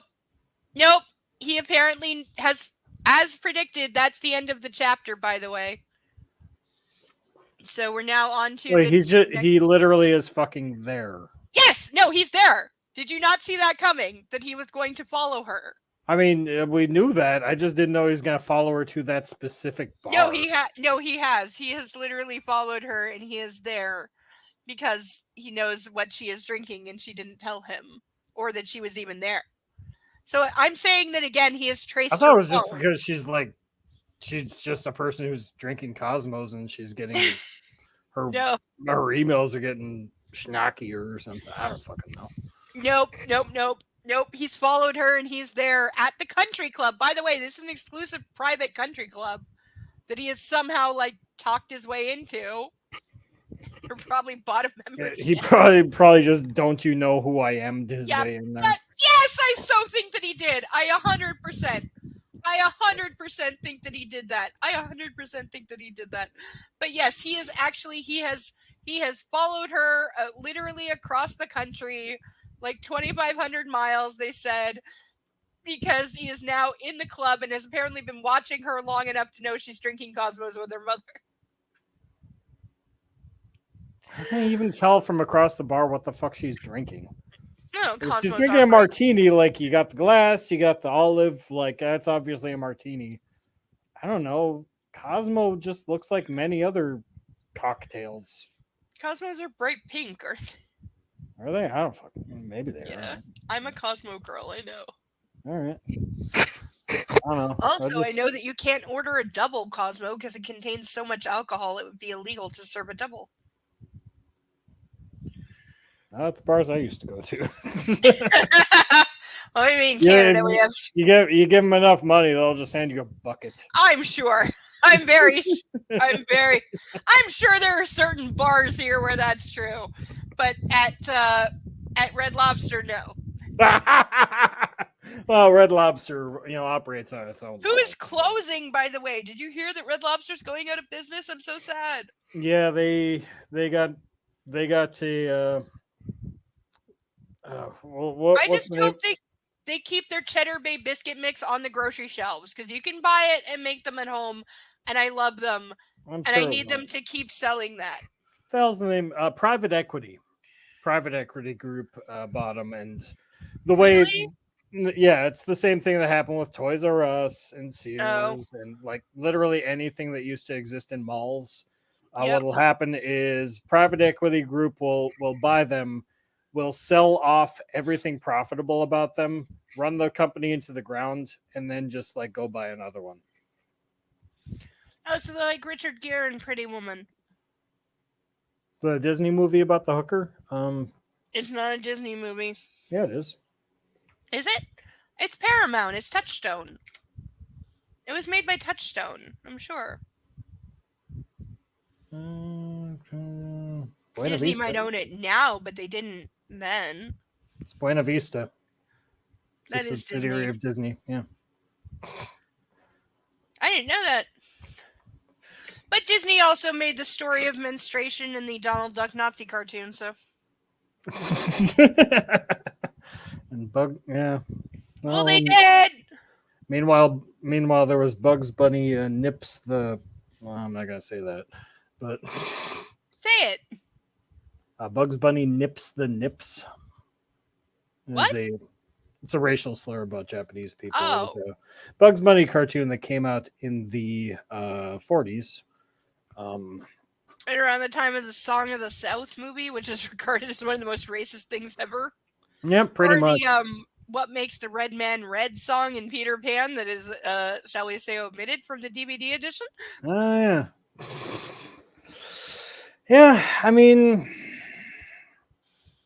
Song of the South, as I understand it, was like they were trying, so I'll give them that. It just that's what I heard. They were trying. It was like unintentionally incredibly racist. Yeah, they didn't mean it that time, but other times they definitely did. Yeah. Meanwhile, Mickey Rooney in Dumbo, Breakfast at Pinocchio. Tiffany's. I've never seen that one.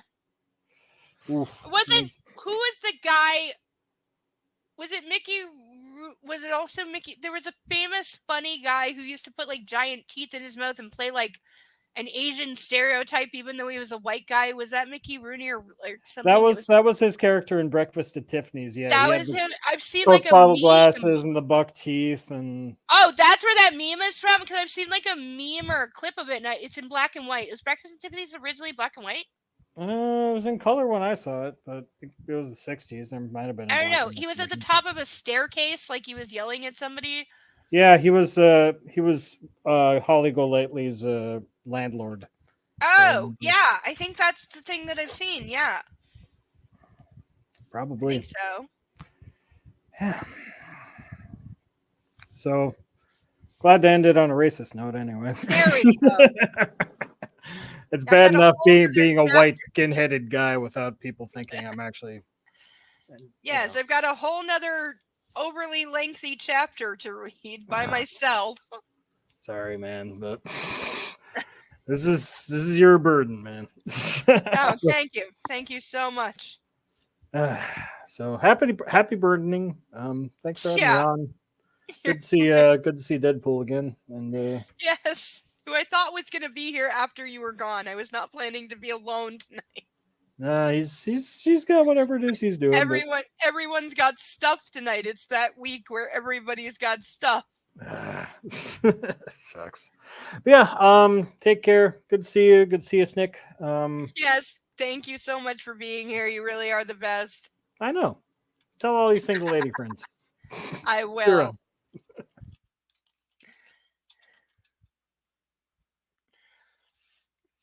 Like literally everybody else that I would ask to come in is like busy with something this week. It's that week. This is how my birthday used to be, because my birthday is the first weekend in May. And so like so many years everyone would be busy because that's the first like decent weather weekend. So everybody'd be busy. Like one time I invited 8 people and 3 of them had dance recitals and 5 of them had weddings.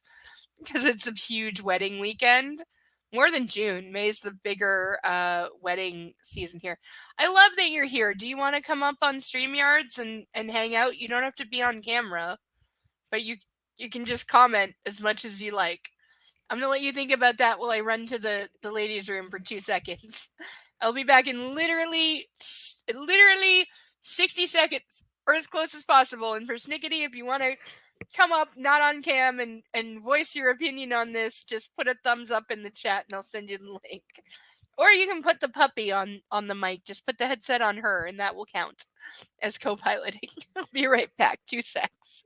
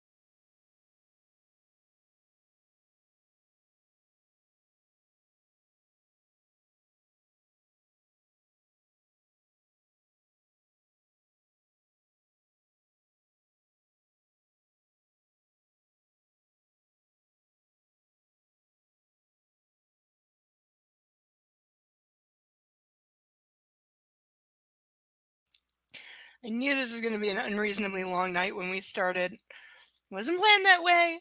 And I am short on alcohol. I have drunk every drop of wine that I have because there's an ongoing liquor strike. And it's way too late to order anything else. Not that I can afford it, because like I said, I'm having trouble paying my internet right now, which is why they're bitching, but that's what comes of not having a job because of noise, etc., etc., etc.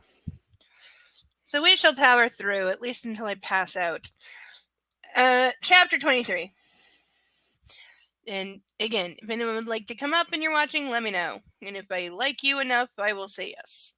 If I don't like you or I think you're a troll, I'll say no. But we'll see. I glance nervously around the bar but cannot see him. Hannah, what is it? You look like you've seen a ghost. It's Christian. He's here. Because of course he has stalked her cross country because he couldn't let her be alone for like an entire day. She's been here like literally less than one entire day. What? Really? She glances around the bar too. I've neglected to mention Christian's stalker tendencies to my mom. Ugh, hair in my mouth. I see him. My heart leaps, beginning a jittery, thumping beat as he makes his way towards us. He's really here. For me. She's acting like he's some hero who came to rescue her. Dear God. My inner goddess leaps up cheering from her chaise lounge. moving smoothly through the crowd. His hair glints burnished copper and red under the recessant halogens. Wasn't he a blonde in another scene? I swear, his eyes and his hair change color every time she sees him. It's ridiculous. His bright gray eyes are shining with anger, tension. His mouth is set in a grim line, jaw tense. Oh, holy shit. No. I'm so mad at him right now, and he's here.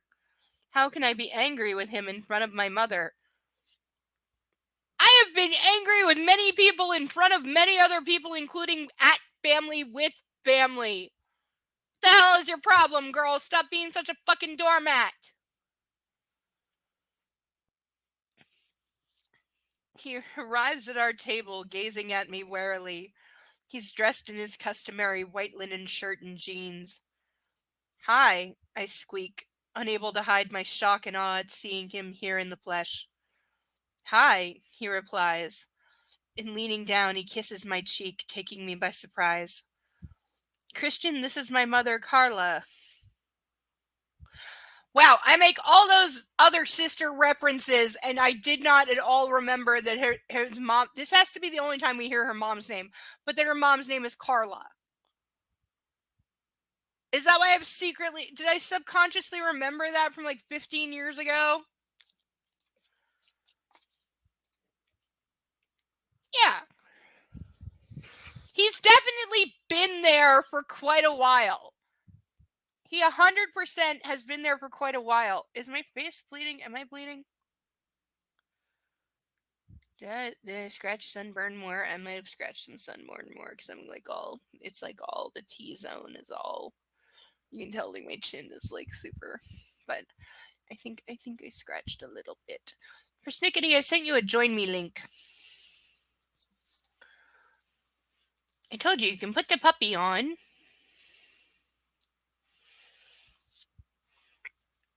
But yeah, I think he's been there like almost from the beginning. I think that he has been there and literally been like stalking and tracking her every move in real time. I really think so. He turns to greet my mom. Mrs. Adams, I'm delighted to meet you. Now I'm thinking of Wednesday. How does he know her name? He gives her the full heart-stopping Christian Grey, patented, full-blown, no prisoners smile. We really needed 9 words to describe his smile at the mother.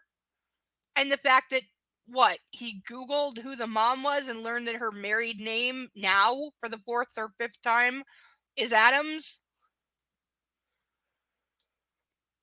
Again, I don't remember any of this shit because it's never going to be mentioned again. Ever. She doesn't have a hope. My mother's lower jaw practically hits the table. Geez, get a grip, Mom. She takes his proffered hand and they shake. My mother hasn't replied. Oh, completely dumbfounded speechlessness is genetic. I had no idea. Christian, she manages finally, breathlessly. He smiles knowingly at her, his gray eyes twinkling. I narrow my eyes at both of them. What are you doing here? My question sounds more brittle than I mean, and his smile disappears, his expression now guarded. I'm thrilled to see him, but completely thrown off balance, my anger about Mrs. Robinson simmering through my veins. I don't know if I want to shout at him or throw myself into his arms. Excuse me. But I don't think he'd like either, and I want to know how long he's been watching us. I'm also a little anxious about the email I just sent him. I came to see you, of course. He gazes down at me impassive. Oh, what's he thinking? I'm staying in this hotel. You're staying here? I sound like a sophomore on amphetamines. Too high-pitched even for my own ears. Meaning she went, You're staying here?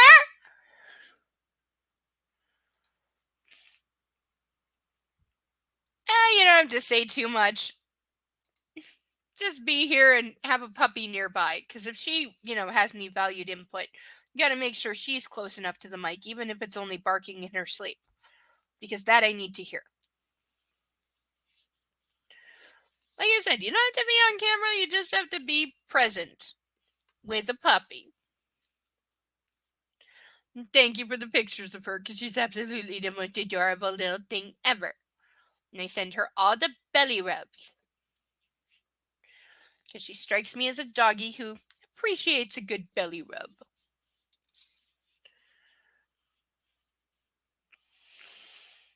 She also looks big enough to have a considerable amount of belly to rub, so make sure you get all of it.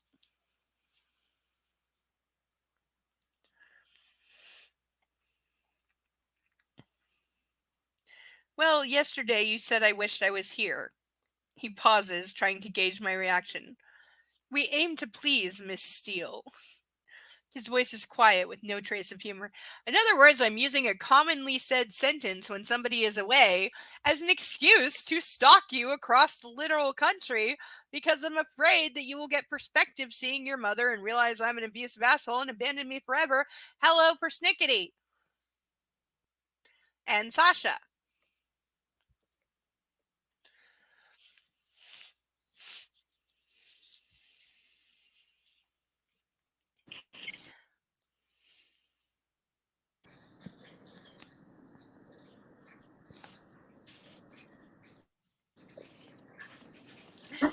Hello, good girl.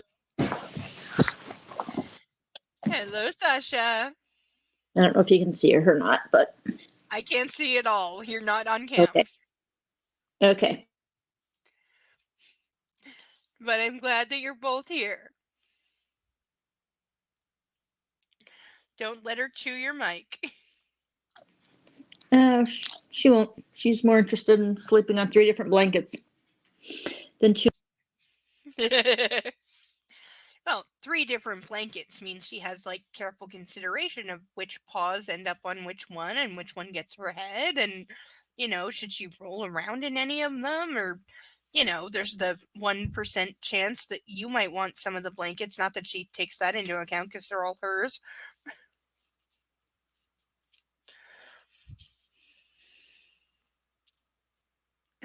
Mostly she's probably just happy to be out of the cone.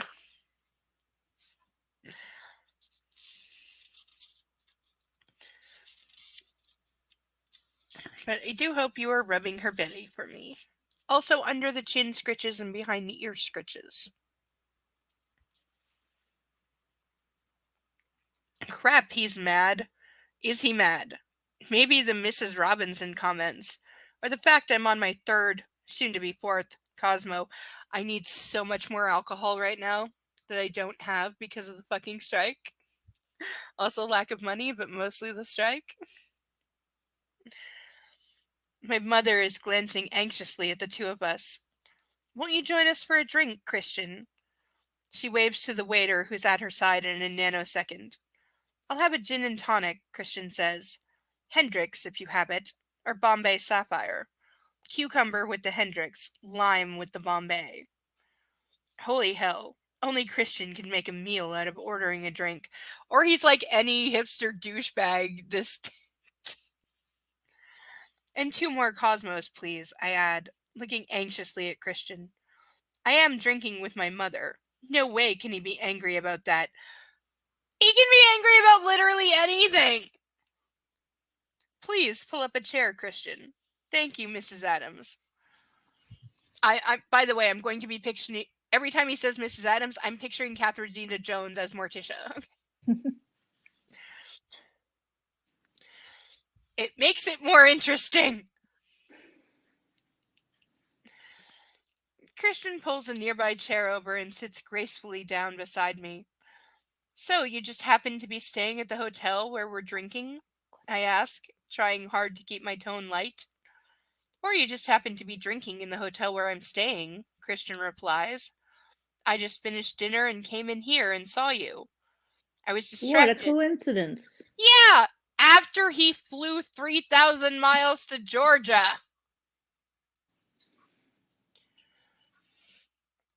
I was distracted thinking about your most recent email, and I glance up and there you are. Quite a coincidence, eh? Yeah. He just happened to fly to the exact same city she's in and stay at the exact same hotel she's at. 100% track her phone. he once again 100% tracked her phone. And she thinks it's charming.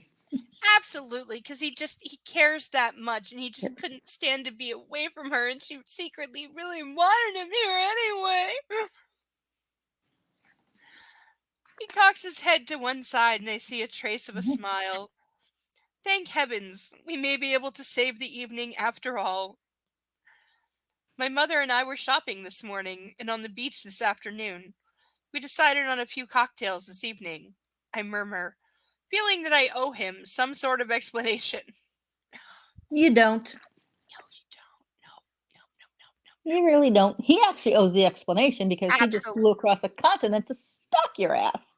After you deliberately told him to leave you alone and give you some time. Yes. Did you buy that top?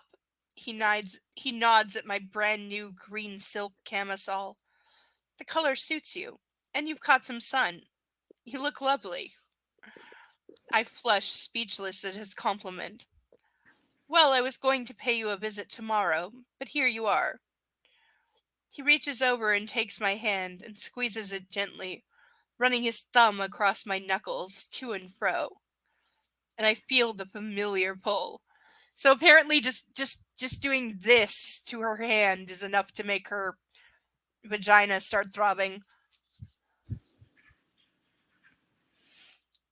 The electric charge zapping beneath my skin under the gentle pressure from his thumb, firing into my bloodstream and pulsing around my body, heating everything in its path.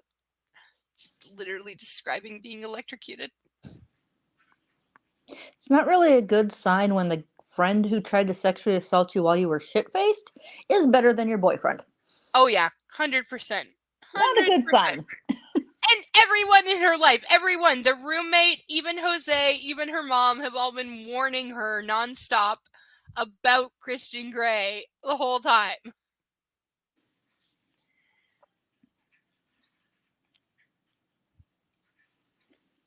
It's been more than 2 days since I saw him. Actually, it's been less than one, according to the way this was written. It is not. I'm willing to blend the line between like 18 hours and 24, but at maximum it's been 24 actual hours. There's no way in fucking hell it's been 48. No way in hell. None whatsoever. Zero. This is written in such exacting minute by minute terms. There's no way in fucking hell it's been more than about 18 hours since they've seen each other.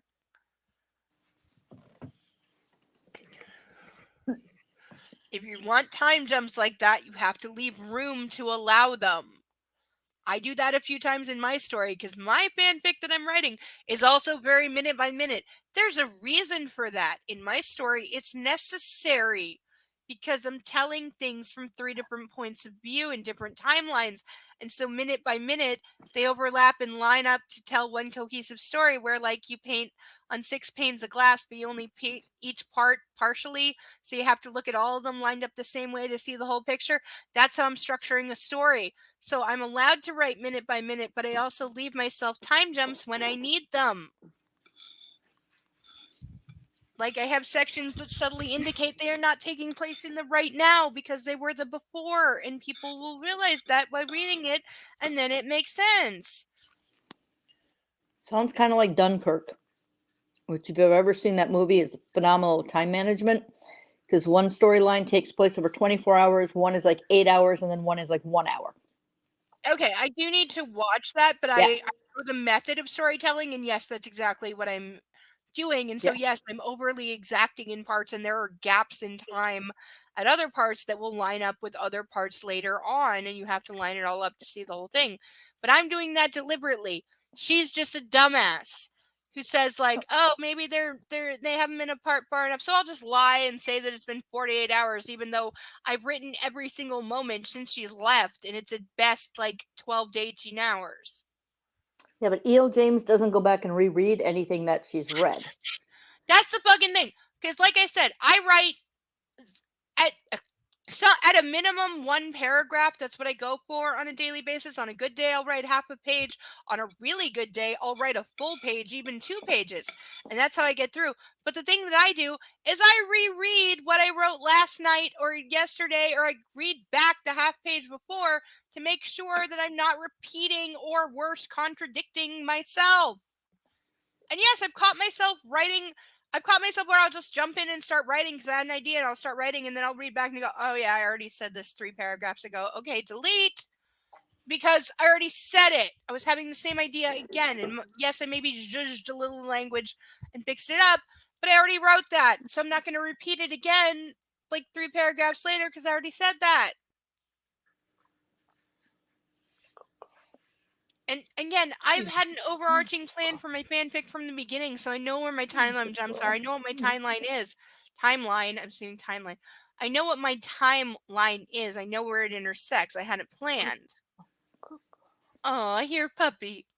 Yeah, it's probably me just talking to her. Is she getting food or just love? Just love. Oh, hi, Sasha. Hi, good girl. We love you, good girl. Sasha's such a good girl. Hi, Sasha. Hi, Sasha. Good girl. Good puppy. We She's love just trying you, to figure good out why girl. my phone is talking to her. Hi, Sasha. You hear that? Hi, Sasha. Sasha. Hi, good girl. Good girl. Yeah. You're She's not a very good noisy dog, so she girl. won't bark or anything. No, but you can But- rub her belly and Oh, yeah. snuggle her for me. Especially if she wants ear scritches or under the chin. You know, some dogs don't like that, but if she wants to cuddle and then pretend she's a lap dog who actually fits on your lap. Does she think she fits on your lap? Not usually. Usually when I have right now I have the couch flat so we can both sleep here just because after the attack I slept with her, never put the couch back. But otherwise when I have it up as an actual couch, she does try to think that the couch is good enough or is big enough for us to both fit lengthwise on it. Yes. So she just uses my chest for a pillow usually. Uh-huh. Yeah, my dog does that too, but you've seen he's tiny. Yeah. But he still puts when he snuggles up in bed, I have my arm like this, and he goes right here with his head right on my boobs. And he thinks that's about the best place to be a puppy. But recently, the kitty's been coming to bed and loudly demanding his share of the attention, to which the puppy's like, you're betraying me. You're betraying me. This is my I time. thought we had a truce. Yes, this bed is mine. The bed is mine. There's no cat allowed. Why are you looking at the cat? The bed is my time when you cuddle me and rub me and I get all the attention. And why are you looking at the cat? I'm sulking. Do you see me sulking? I'm sulking. I'm definitely sulking. And I'm not looking at you. And I'm going to the foot of the bed and pouting and staring at you with judgment.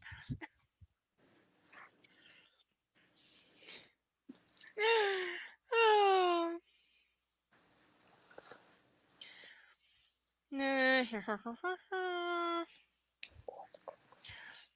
I glance at Mom, who's staring at Christian. Yes, staring.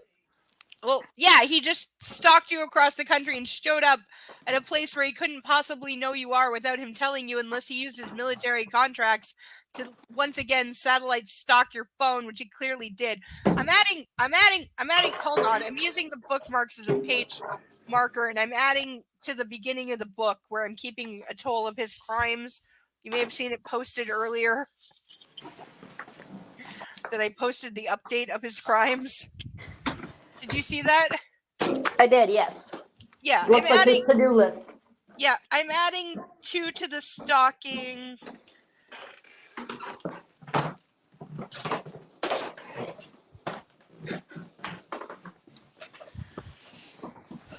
You know, and there have been some amazing police vid stalkings lately, though. The guy where he chased her 1,500 miles to California. I actually watched a channel of former cops respond to that, and their only response was, she needs to get a gun. Yeah. I think she already had a restraining order. Yeah. No, because even former cops are like, okay, this guy drove 25 hours and followed her 1,500 miles because he saw a vacation post on her Instagram, and she has a restraining order. There were 4 cops watching this, former cops, and they all said, yeah, she needs to get a gun. I think She's he gonna actually end up saw it on having her mom's post because I think hers. Yes! She privated all of hers, so he started Yes, you're stalking right. the mom. You're to find right. out who her daughter was. And what amazed me is he's just blatantly telling the Oh, yeah. Florida cops, Well, he "Oh yeah, doesn't I think he make did up anything. fake accounts. Yep. I drove 1,500 miles. I drove 25 hours. I make up fake accounts. Yep. Yes, I was following the mom, and I follow her Because friends. they don't think they're doing anything wrong. Exactly. It's a misunderstanding. Oh, and the thing is, what it came from was they met at a gym like 2 years ago. Yeah. He talked to her like one time, and then he got run out of the gym for being a creep. But he's continued to stalk this woman for like 2.5 years. Well, there's a really good Criminal Minds episode about that, where some woman Yes, was yes, like the yes, IT Carrie guy. Dursley. She said, "Thank you, or excuse me," Yes. once, and he was just like, Yeah, her name "We're is in Carrie love." Dursley, and she gives JJ a list of names and says, Yep. "These are the people you'll be calling after I'm dead." Yeah. So. Yeah, no, I love that episode. Yeah. One of my favorite. Absolutely one of my favorite. I'm going off cam for a sec because of something YouTube doesn't approve of, but I'm still here. Oh, I need a refill. Good thing I grind in advance. This is totally vaping, by the way, YouTube. It is vaping and legal stuff, and actually, I mean that. But Okay, I thought you were talking about Grindr. no! Which I thought was a little weird. Maybe not your app, but okay, whatever. No, I am like pan, and I'm attracted to intellect over gender, but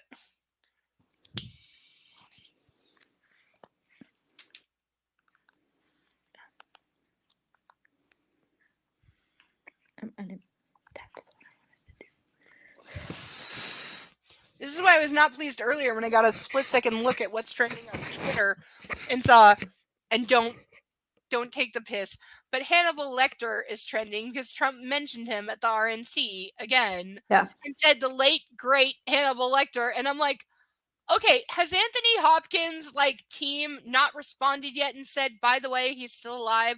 Or do they actually mean Mads Mikkelsen? Or no, he means the character. Yeah, no, because he thinks movies are real.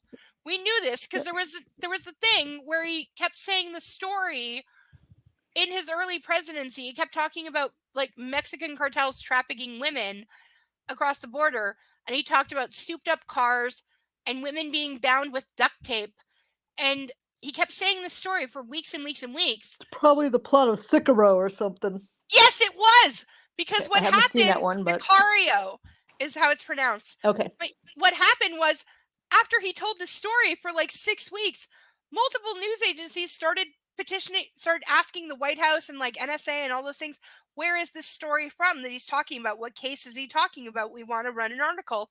And all these agencies, including Homeland, had to write back and say, we don't know what story he's talking about. None of our cases, open or past, match what he is saying. We don't know. It's not from us. And so what eventually came out, and Rachel Maddow was the one who figured it out and broadcast this. And she said, because what happened is, most people don't know this, the White House actually gets early access to movies. They get movies pre-release because that's one of the perks of being president. So Trump had seen the movie Sicario about 6 weeks before it was released. And so when it eventually came out, Maddow, among other people, went, oh my God, this is what he's talking about, because the movie has the souped up cars and the women being duct taped exactly like he said, and other details. He said prayer rugs found in a Texas home backyard in the desert, and it's all from the movie. Everything that he said for weeks was from this movie. And so, yeah, he thinks that the movie is real because he kept saying it at press conferences like it was real. And this is further backed up by a Pete Davidson, of all people. He was on some radio talk show, and he talked about being with Trump backstage, filming a thing where Trump, because he can't read very well, misunderstood the joke and called his daughter turkey legs instead of saying, let's go for turkey legs. He put the emphasis on the wrong place and wound up insulting his daughter instead of making a joke. And also that he was watching a WWE and again, Davidson was there. He saw this for himself. They were watching a WWE event where Vince McMahon gets kidnapped and thrown into a limo, and then the limo blows up. And apparently Donald Trump was very concerned that Vince McMahon might have actually been killed on this like WWE stage pay-per-view bullshit that they were watching because he thinks TV is real. Which is ironic given the fact that he seems obsessed with TV and movies. Oh, absolutely. Like, what did I say? What did I say? And I said this to you. I said all he fucking cared about at the rally or the RNC convention was his ratings. That's all he cared about. He gave a speech tonight where suddenly the maxi pad on his ear is gone.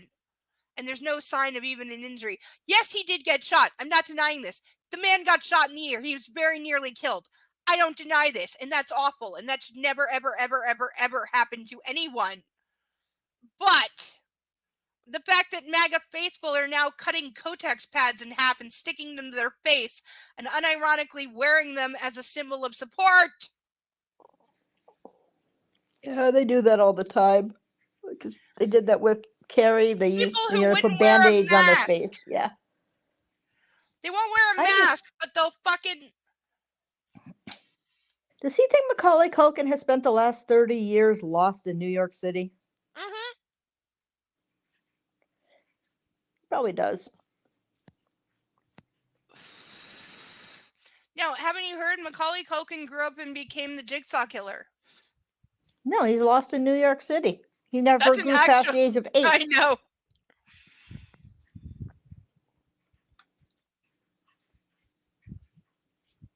You should probably get back to the book, otherwise we'll never I finish know. it. I know. I'm getting there. It's had to breathe. And Anthony Hopkins just found out that about Trump and Hannibal Lecter like 3 days ago. I Really? posted in Discord that he's like, I'm appalled that he's doing this. Really? Yeah. I posted the article in Discord for you. Oh, like right now or? Yeah. Okay, yeah, because thank you so much. Yep. Because yeah, I grew And up his with a response crush on was, Anthony that Hopkins, movie and was now 30 freaking years ago. It was more than 30 years ago. Yeah. Because Trump does specifically reference Silence of the Lambs, not the later sequels, because I'm sure he hasn't seen Yep. them. But No, he only because he You- quotes Silence I of the Lambs. point out there are 2 trans people in Silence of the Lambs. They don't know that. They really don't. Also, Jodie Foster is gay. Suck on it. They don't know that either. Well, she's a liberal, Holly weird person, so maybe they Of do, but they don't course. care.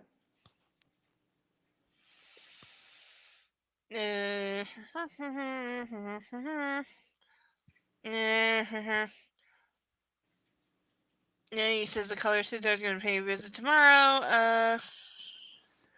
The electric charge zapping beneath my skin under the gentle pressure from his thumb, firing into my bloodstream and pulsing around my body, heating everything in its path. It's been more than 2 days since I saw him. Oh my, I want him. My breath hitches. I blink at him, smiling shyly, and see a smile play on his lips. I thought I'd surprise you. But as ever, Anastasia, you surprised me by being here. By being in the country club. I glance quickly at Mom, who's staring at Christian. Yes, staring. Stop it, Mom. The fuck is this shit? Is she jealous of her mom now? I know, like seriously, what the fuck? As if he's some exotic creature never seen before. I mean, I know I've never had a boyfriend. And Christian only qualifies as such for the ease of reference. But it's so unbelievable that I could attract a man. This man? Yes, frankly, look at him. Oh, we lost a person. My subconscious snaps. Oh, shut up. Who invited you to the party? I scowl at my mom, but she doesn't seem to notice. Did Puppy eat your phone? No, I tried to do something, but I have no idea what the hell I'm doing on StreamYard, so I accidentally kicked Ah. myself out. Okay. Well, we have Stop It, Mom, as if he's some exotic creature never seen before. I mean, I know I've never had a boyfriend, and Christian only qualifies as such for ease of reference. But is it so unbelievable that I could attract a man? This man? Yes, frankly. Look at him. My subconscious snaps. Oh, shut up. Who invited you to the party? I scowl at my mom, but she doesn't seem to notice. There's so much in there. Like, she's mad at her mom for what? Noticing she has a boyfriend? Then Almost she's like she's berating. jealous, like she thinks her mom's gonna Yes! sleep with her boyfriend. No, because that's E.L. James. E.L. James, like, whoever the main character's in love with is the virgin Vestal princess, whatever, and everyone else is evil, including family, and you have to choose one or the other. It's a recurring thing, because it's in the Mr. and the Mrs. too, where they're like, my family never understood me, but you do, person I love.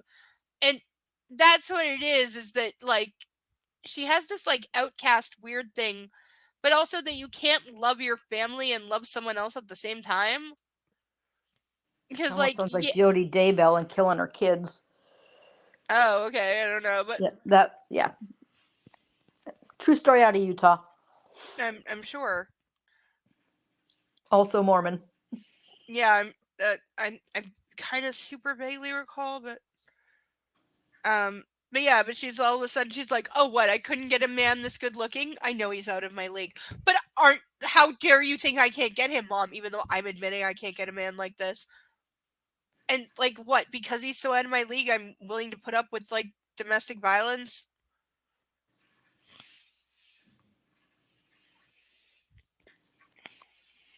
The answer to which is yes, according to this book. I don't want to interrupt the time you have with your mother. I'll have a quick drink and then retire. I have work to do, he states earnestly. Oh yeah, he's being so honest. Yeah, I just happened to follow you 2,500 miles and be staying in a hotel that's so close by that your would-be stepfather is a member of the club here. I totally didn't know that, and that's not why I'm staying at this hotel. But yeah, even though I could be doing my business in Seattle where my actual business is, no, I'm fine just being here in the hotel room doing business, and you should just ignore that I'm here because I'm not here because of you at all. Totally. Also, no American, probably under the age of 70 in the 21st century, will ever say, I shall retire. Yeah, no. Unless they mean from their job.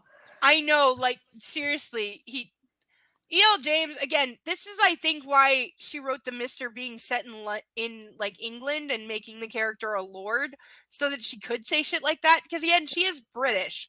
And, again, she very much did and does, even though she's, well, tangentially, slightly changed her tone publicly, but she sees him as the white knight rescuing the princess. This is her version of Pretty Woman. This is her version of Cinderella. It really is. And that's why it literally on the back of the Mr., it literally says that this is a Cinderella story, which is the only time that's demonstrated But the is when didn't rescue Cinderella. Yeah, no. Especially in Ever After, she rescued herself. Thank you. Ever After is the best version of Cinderella. It is the best version, and yes, she rescued her fucking self. Even in the animated picture, she went to the ball because she wanted to go to a ball. Yes, She's Cinderella. Like, I don't care about what the prince. Was great about Cinderella. And he didn't go looking for her to rescue her ass. So totally wrong equivalent. That's what was good about Cinderella is she was more in charge than the other princesses, unintentionally, but to the writers and the time. But that's how it came out. Yeah. And yeah, Ever After did it the best. Ever After is still the best Cinderella movie, though. I give the Amazon one, I forget her name, but it had a Hispanic lead, a young woman. I give the Amazon one. Selena Gomez or someone. Yeah, it was probably Selena Gomez. But I put the Amazon one that I think just came out either earlier this year or possibly like late last year. That one I put second to Ever After. It's really good. It really is good. Not because of again, the set dressing, the costumes, all top notch. They're great. But the story, the way they chose to interpret it and tell it, they got it right. They understood. And they didn't make fun, and it's good. And I applaud them for doing it well. So, yeah, I recommend the Amazon retelling of Sin. Ever After is number one. I put the Amazon one at number 2, and then probably the original animated would be 3.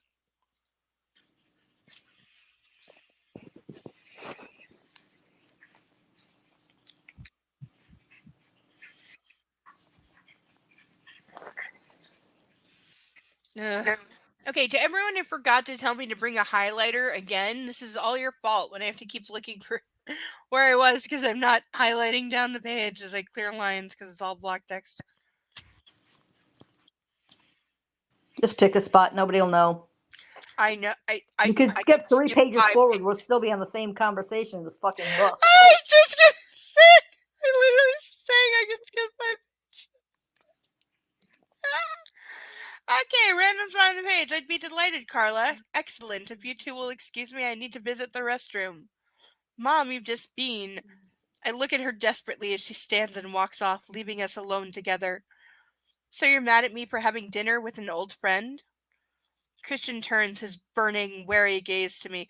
See, again, this is like dinner with his family. He's able to hide the evil when he wants to because he was just very charming to her mother, like he was acting normal and friendly and chatty to the family. And it's only when he wants the evil side to come out does he show it to her. He's very much like Lucifer in the show Lucifer, showing his devil face to those he chooses. This is what Christian does. He hides the evil and the abuse so only she sees it. And again, this is a top trait of domestic abusers. Everyone will tell you they're pillars of the community. Everyone loves them. What? I didn't say anything. I heard you. I was thinking BTK, but I didn't say Oh, it out loud. yes. Yeah, I remember him. I remember how he got how he got caught makes me laugh. Because yeah, I'll ask the cops if they can recover things off deleted files of floppy disks, and then I'll believe their answer when they say no, and send them a floppy disk that leads them directly to my literal front door. It's going to be my favorite story of how somebody got caught in the history of ever. And hats off to those cops. They all deserve freaking medals. They really do. And I'm not joking or mocking them. I really mean it. Pin medals on those boys because they earned it.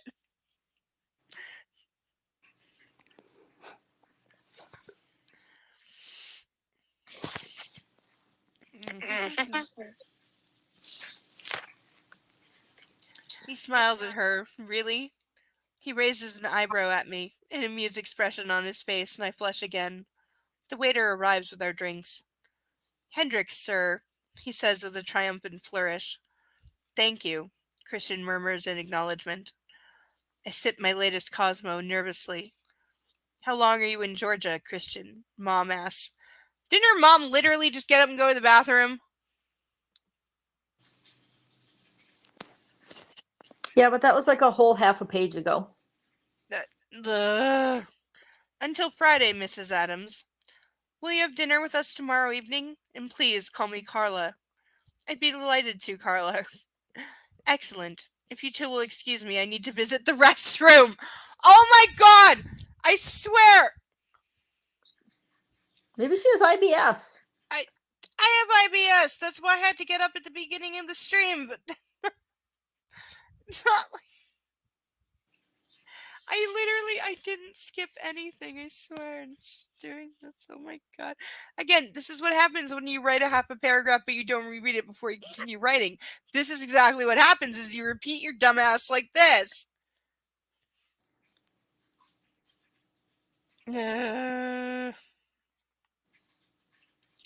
I'm skipping ahead.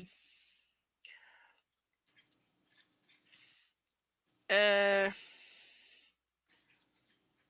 don't want anyone but you. Haven't you worked that out yet? I blink at him. I think of her as a child molester, Christian.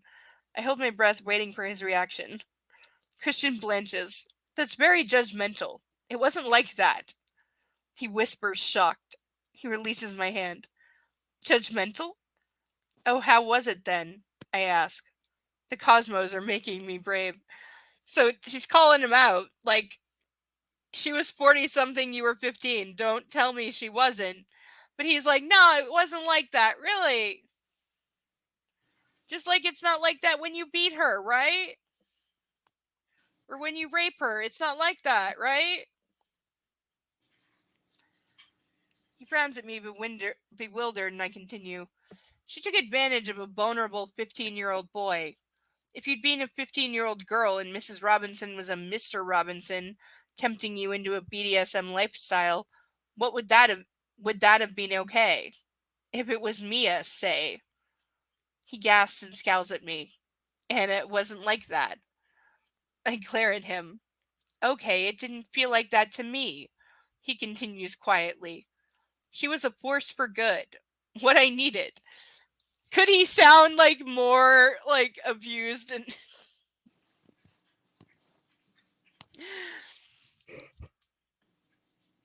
again, book is never going to address any of this properly.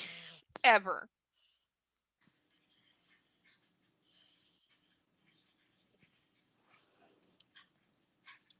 I'm surprised Mike Nichols didn't sue her for plagiarism with the number of times she references Mrs. Robinson in The Graduate. Maybe try. But it has become like a colloquial term because there's also a song like I'm sorry Mrs. No, it's I'm sorry Mrs. Jackson, not Miss Robinson. But it's become like a colloquial Never term. heard of that one, but I know the Simon and Garfunkel wrote songs for the soundtrack. Oh yeah. That's where the song comes from.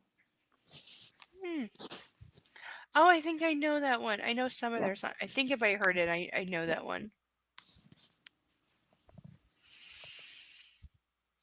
I don't understand. It's my turn to look bewildered. Anastasia, your mother will be back shortly. I'm not comfortable talking about this now. Later, maybe. Okay, I'm getting echo from your side, I think. Oh, sorry. It's okay. If you don't want me here, I have a plane on standby at Hilton Head. I can go. He's angry with me. No! Oh my god. I can't even. Okay, unmute and respond.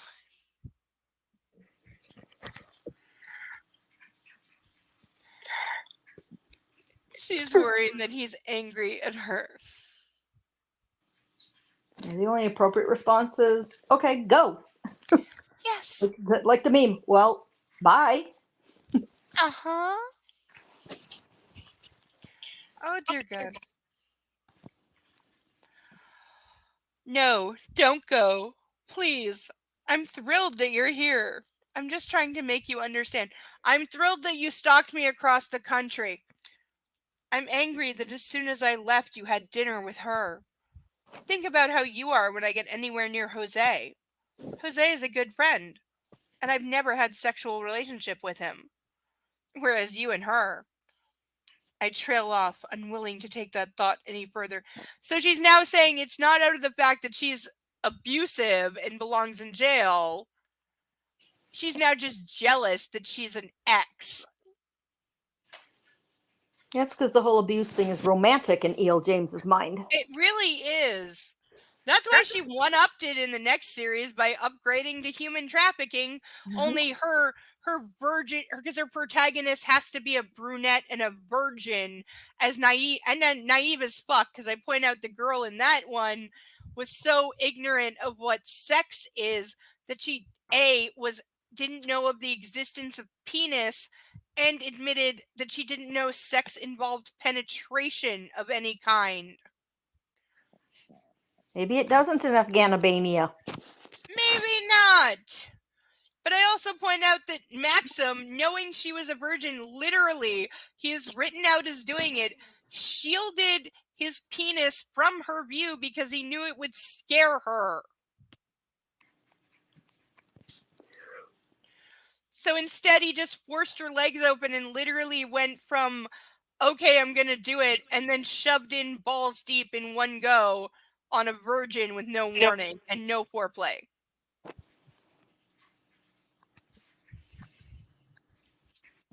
And Christian Grey, by the way, did the exact same thing. Like those two sex scenes are literally copy paste of each other. But most of the Mr., not the Mrs., but the Mr. is copy paste chunks of the first 350 Shades book, mostly this one. But it's literally copy paste. Which I guess if you're, I don't know, plagiarizing yourself, it's okay. It worked the first time. Yeah, but she's literally plagiarizing herself to such a high degree.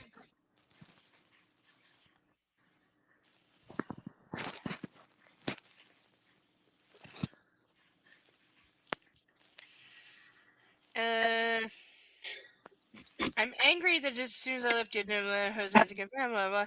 You're jealous? He stares at me dumbfounded with his eyes softening slightly, warming. Yes, and angry about what she did to you. Anastasia, she helped me. That's all I'll say about it. And as for your jealousy, put yourself in my shoes. I haven't had to justify my actions to anyone in the last 7 years. Not one person. In other words, I've been a spoiled, immature brat allowed to do whatever I want because I'm rich and powerful. I do as I wish, Anastasia. I like my autonomy. I didn't go and see Mrs. Robinson to upset you. I went because every now and then we have dinner. She's a friend and a business partner.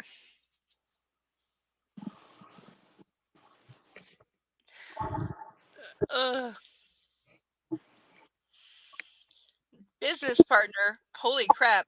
This is news. Why do you care? You have nothing to do with his business. You've known him for a week. Why did you end your relationship? His mouth narrows as his eyes gleam. Her husband found out. Holy shit. Can we talk about this some other time? Somewhere more private? He growls. I don't think you'll ever convince me she's not some kind of pedophile. I don't think of her that way. I never have. Now that's enough, he snaps. So yeah. He's saying, I didn't see it that way. Nobody else allowed to see it that way. It doesn't matter what the law says or what's actually true. Well, technically, I think he's a pederast. I don't know what that means. Pederast is someone, or she is, someone who goes after teenagers. Oh, yeah. A pedophile is somebody who goes after a child. Yes. So, yeah, she'd be the, yeah. Yeah. Let's get our Not terms that means correct. persnickety you out the terms, but, you know. That's okay. I fully approve.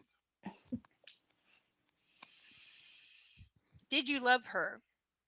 How are you two getting on? My mother has returned, unseen by either of us. How much did the mom hear? Not much, because she probably has to go to the bathroom. Again. I plaster a fake smile on my face as both Christian and I lean back hastily, guiltily. She gazes at me. Fine, Mom. Christian sips his drink, watching me closely, his expression guarded. What is he thinking? Did he love her? If he did, I will lose it. Big time. Why would you give a fuck? And wouldn't you just classify that as more abuse, that she manipulated him into thinking he loved her and then, like, obviously they're not together kind of thing?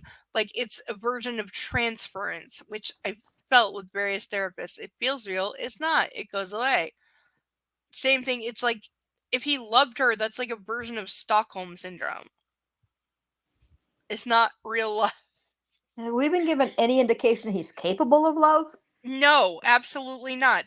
But also, Alessia also trauma bonds to Maxim out of Stockholm and has Stockholm Syndrome with him, because even though E.L. James literally said, I'm retelling Cinderella, what she actually retold was Beauty and the Beast.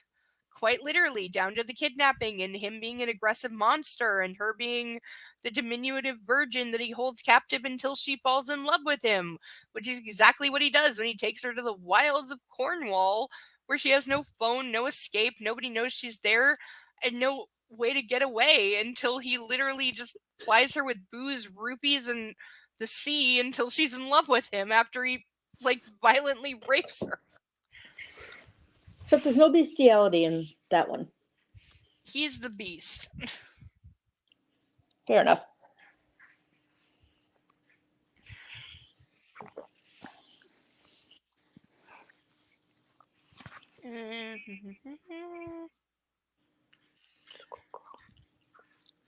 Yes, Sasha's a good girl.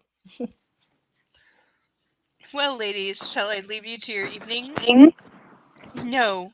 No, he can't leave me hanging like this. Is Puppy being let out? No, she's still laying on the couch. No. Please, put these drinks on my tab. Room 612. I'll call you in the morning, Anastasia. Until tomorrow, Carla. Oh, it's so nice to hear someone use your full name. Beautiful name for a beautiful girl, Christian murmurs, shaking her outstretched hand, and she actually simpers.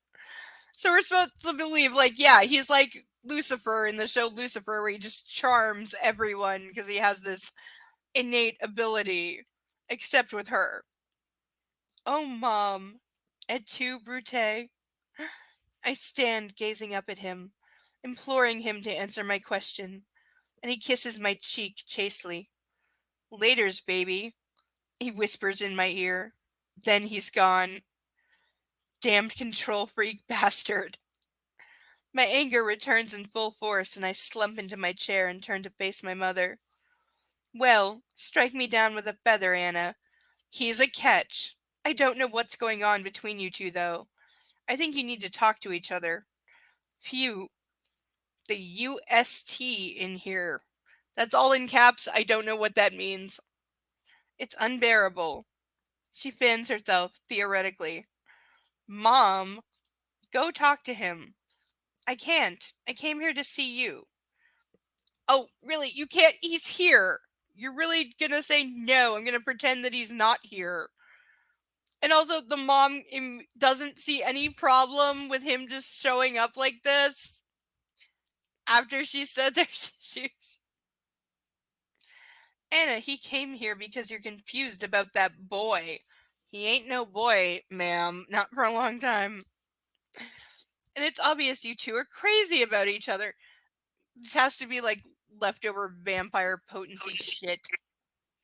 No, she has the crazy part, right? She really does. Like, dear God, the way the mom just goes from, like, if this is 30 years ago, Tom Cruise could have played him really, really well. Especially if you've seen him in Interview with the Vampire, the scene with the hookers. Tom Cruise acting like that. Picture that as Christian Grey. It would have really worked. You need to talk to him. He's just flown 3,000 odd miles to see you, for heaven's sake. And you know how awful it is to fly. Not on your private jet. I flush. I haven't told her about his private plane. What? She snaps.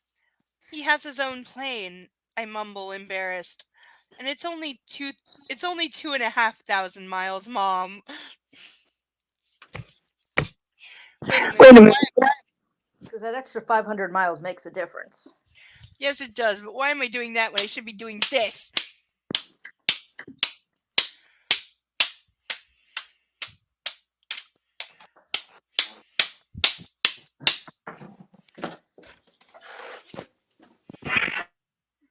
Make sure Sasha knows that's not at her. She's a good baby. It's okay, I was upstairs. She didn't hear it. Good girl. Well, she has to hold down the couch in case it tries to get away. Yep. Also, why are you getting up when she still needs your lap to put her head on? No, she doesn't have her head on my lap. And Anastasia's mom is not the only person who had to go to the bathroom. Ah.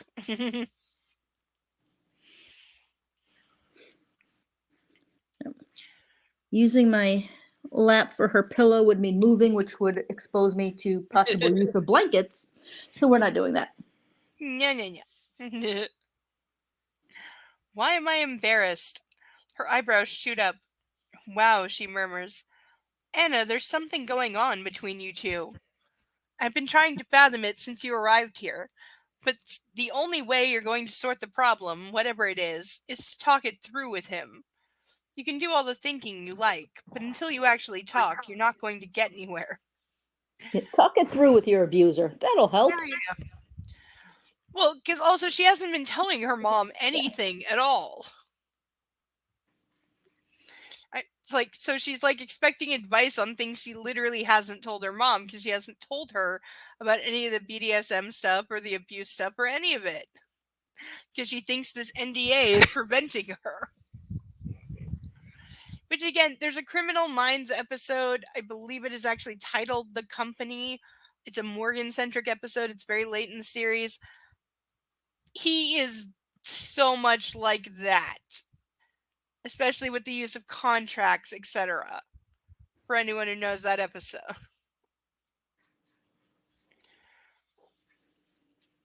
I don't want to spoil things, so I'm not going to say more, but yeah, this is very much like that.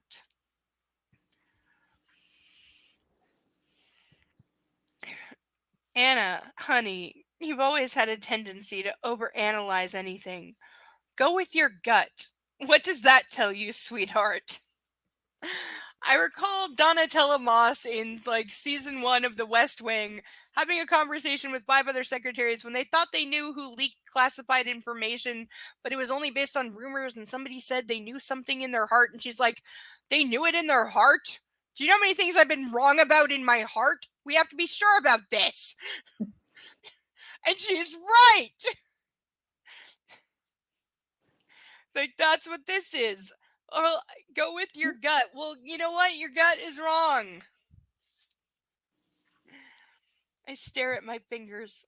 I think I'm in love with him. I mutter, this guy you met less than a week ago.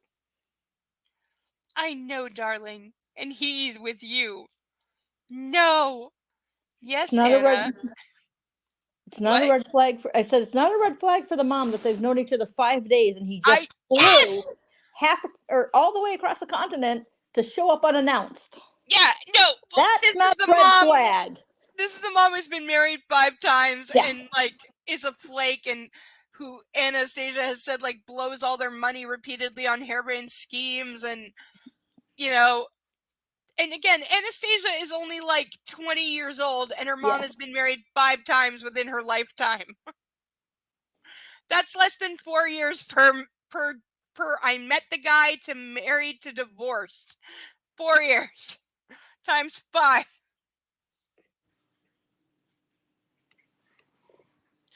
So this is no wonder she reads like, you know, Tess of the Umbervilles and Jane Eyre and you know, and Jane Austen and all the classic romances as escapism. She's like the grown-up version of Matilda if Matilda had grown up reading Harlequins like her mother. Am I wrong?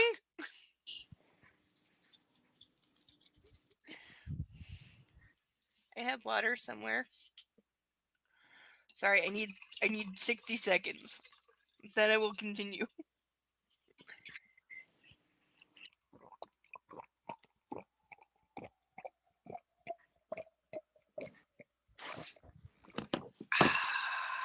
Better. Okay, 26.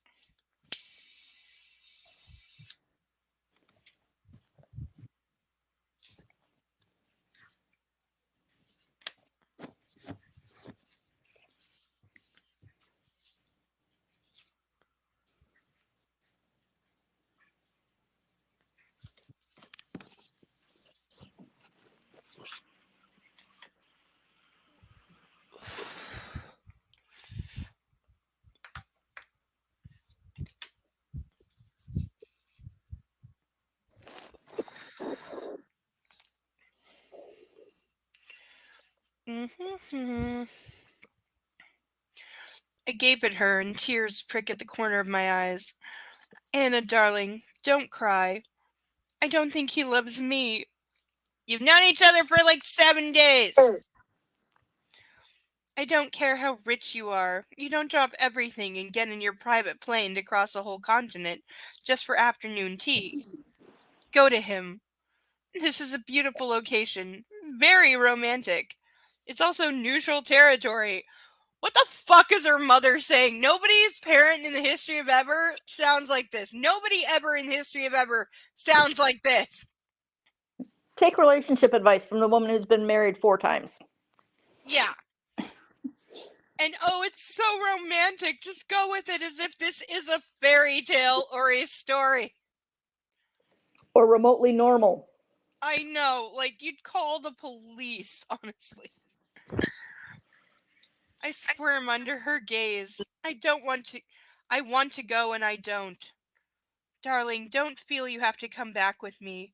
I want you happy. And right now I think the key to your happiness is upstairs in room 612. If you need to come home later, the key is under the yucca plant on the front porch. If you stay, Jesus, Mom. well, you're a big girl now. Just be safe. So yeah, basically Mom is like, okay, I'm casting you out. Her mother just effectively abandoned her because she came home for her mom for comfort, and Mom's like, no, go upstairs and stay with him. I don't even want you to come say goodbye before you leave. Just go live with him forever, and if I never hear from you again, I'll know you're happy. It's a little bit more like her mom just sold her. Look at the rich guy. Go catch him. Yes, because she literally is like rich. She says rich like 5 times. Yeah. Yes. But also Maxim, we know, cut a check for his bride because he literally, like, we found out that, yeah, her dad sold her to the Angelo guy, and Maxim literally said, whatever he paid, I'll match it and do better. And we know that he definitely did, which is why her father's only lines after that point in both books, because he's mentioned twice in the sequel, is to say, she's your problem now. It's because he sold her. Literally. Maxim wrote a check for his bride. She's a mail order bride that he, like, picked up in person. That's it.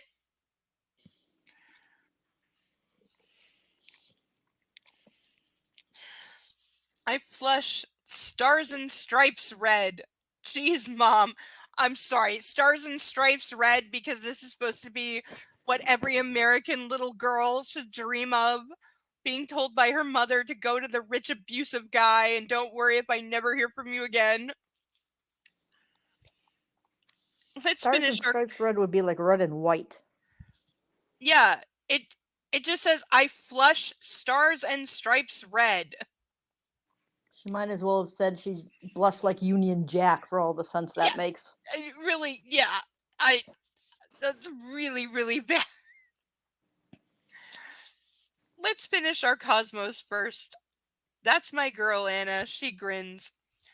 Get her drunk before you send her up to the possibly abusive billionaire. Keep in mind, this is her 4th Cosmo. That's a lot. I knock timidly on room 612 and wait. Christian opens the door. He's on his cell. He blinks at me in complete surprise, then holds the door open wide and beckons me into his room. All the redundancy packages concluded? And the cost? Christian whistles between his teeth. Sheesh, that was one expensive mistake. And Lucas? I glance around the room. He's in a suite, like the one at the Heathman.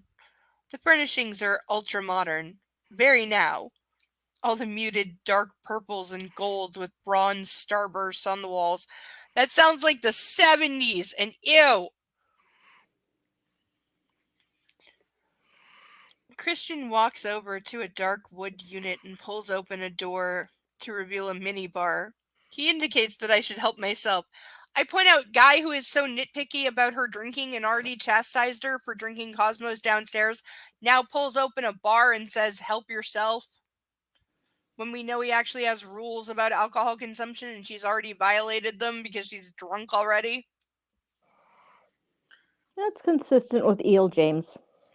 Well, yeah, also we know that he only wants to fuck her, and he even said he gets her deliberately drunk so that she will say yes more than no and have less limits.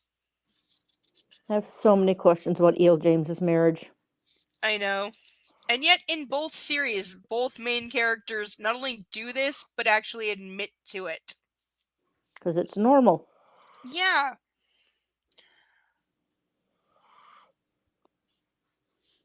I assume it's so I can... Then wanders into the bedroom. I assume it's so I can no longer hear his conversation. I shrug. He didn't stop his call when I entered his study that time. I hear water running. He's filling a bath. I help myself to an orange juice. Apparently she's got a thing for orange juice because it's the only drink other than booze mentioned. Mixes with vodka. It, yeah, yep, that's my, yep.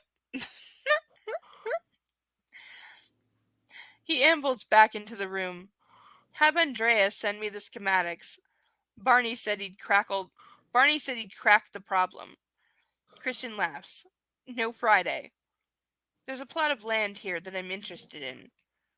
Yeah, get Bill to call. No, tomorrow.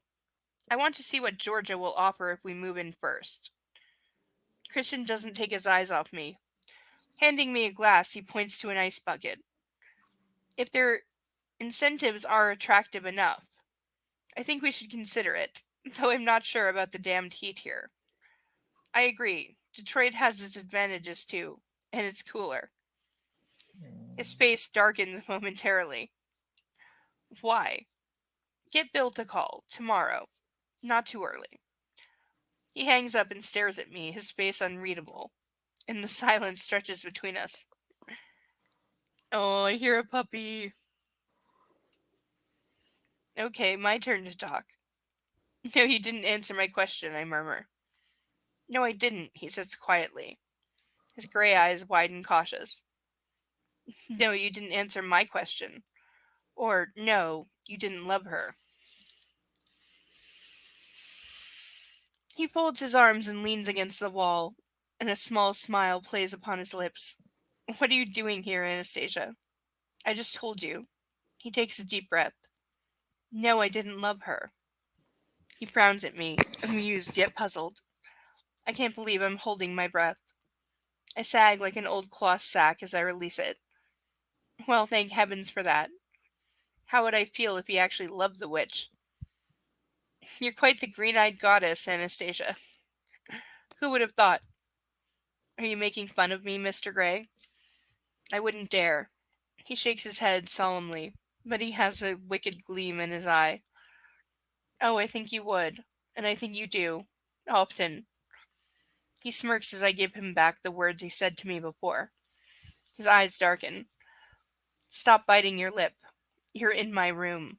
I haven't set eyes on you for nearly 3 days. Literally downstairs, she said it was 2 days, and now he's saying... That is just so... Time. How does it work? Like, literally... Because for real, it's been like actually probably about 16 hours. Then she jumps it to 48, and now he's jumping it to 72. After literally the time it took her to finish a drink and ride up in the elevator, he's added an entire 24 hours on top of her bullshit. Dear God. I know they say things can move slower in the south because of the heat and everything, but I don't think that literally applies to time. No, this is so bad. Oh my God. This is why editors are a thing. Literally the first edition, the actual first edition, first run, are notorious and somewhat collectible because they have so many goddamn spelling errors and typos. Because even though reportedly they had over 20 editors working on it night and day, trying to meet the print deadline, they didn't get through more than half of it, and there were still plenty of mistakes in the first half, and the second half is almost completely unedited because they didn't have time. So the first run, first editions are notorious for how many typos, spelling errors, and just plain terrible they are. And somehow that still got reprinted like 5 more times and then got noticed and became a multi-billion-dollar franchise that's about to get a second go-round by plagiarizing itself 15 years later because everything's a remake. It's a reboot. It really is. Not a remake. They do reboots. That are secretly, remake. But this is why I maintain there will be a third goddamn book to that series. There will be.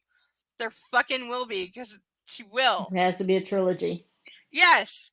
And it'll be because at the end of the second one, she's pregnant. We'll jump ahead to where she's given birth, because God forbid she writes that. But no, it'll be like, we just got home with the new baby, and like, oh my God, how do we deal with now being parents but still being married? And he wants to have sex all the time, but the baby needs me. And how do I balance that as a wife? And he's jealous and immature, and I want to still be independent and play piano, and somewhere secret evil bad guy, whatever, that won't matter. But that's what it'll be.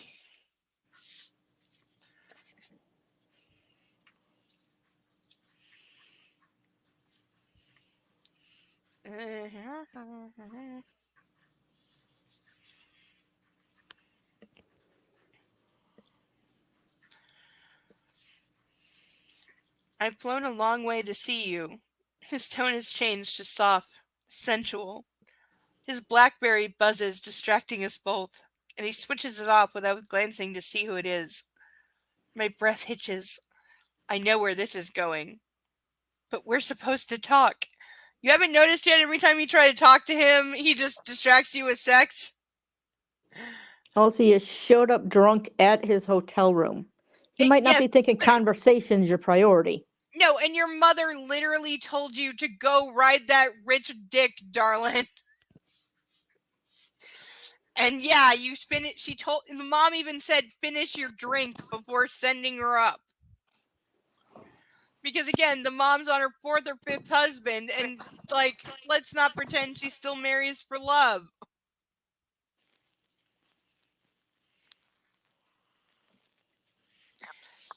Here's a fucking hell of a line. I know where this is going, but we're supposed to talk. Followed by, he takes a step towards me, wearing his sexy predatory look. At least she knows he's a predator. Yet there's this amazing lack of self-awareness. No, he knows, he just doesn't apologize for it. He just knows he can get away with it. I want you, Anastasia. Now. And you want me. That's why you're here. Yes, that's why she came to the place where you showed up after she told you not to, and after she's drunk and her mommy told her to go sacrifice herself on the altar of money.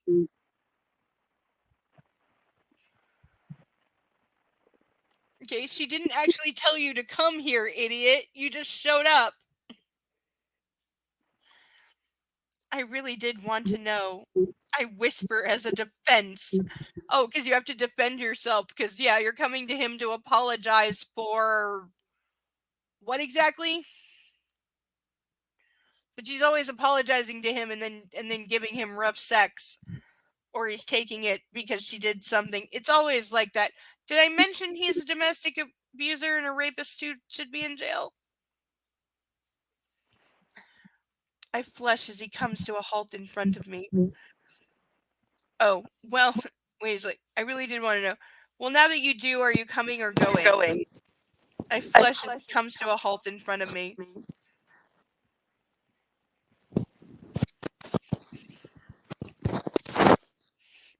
Coming, I murmur, staring anxiously up at him. Oh, I hope so. He gazes down at me. You were so mad at me, he breathes. Yes. I don't remember anyone but my family ever being mad at me. I like it. Because of course he does. Because nobody has challenged this guy in the last, 20 years. He runs the tips of his fingers down my cheek. Oh my. His proximity. His delicious Christian smell. I swear she thinks that's subtext. We're supposed to be talking, but my heart is pounding, my blood singing as it courses through my body, desire pooling, unfurling, everywhere. Christian bends and runs his nose along my shoulder and up to the base of my ear, his fingers slipping into my hair. We should talk, I whisper. Later. There's so much I want to say. Me too. He plants a soft kiss under my earlobe while his fingers tighten in my hair. Pulling my head back, he exposes my throat to... Everybody knows I hate fucking hair pulling. I hate hair pulling, and she's saying we need to talk, and what is he doing? He's overwhelming her with sex again. While being physically controlling.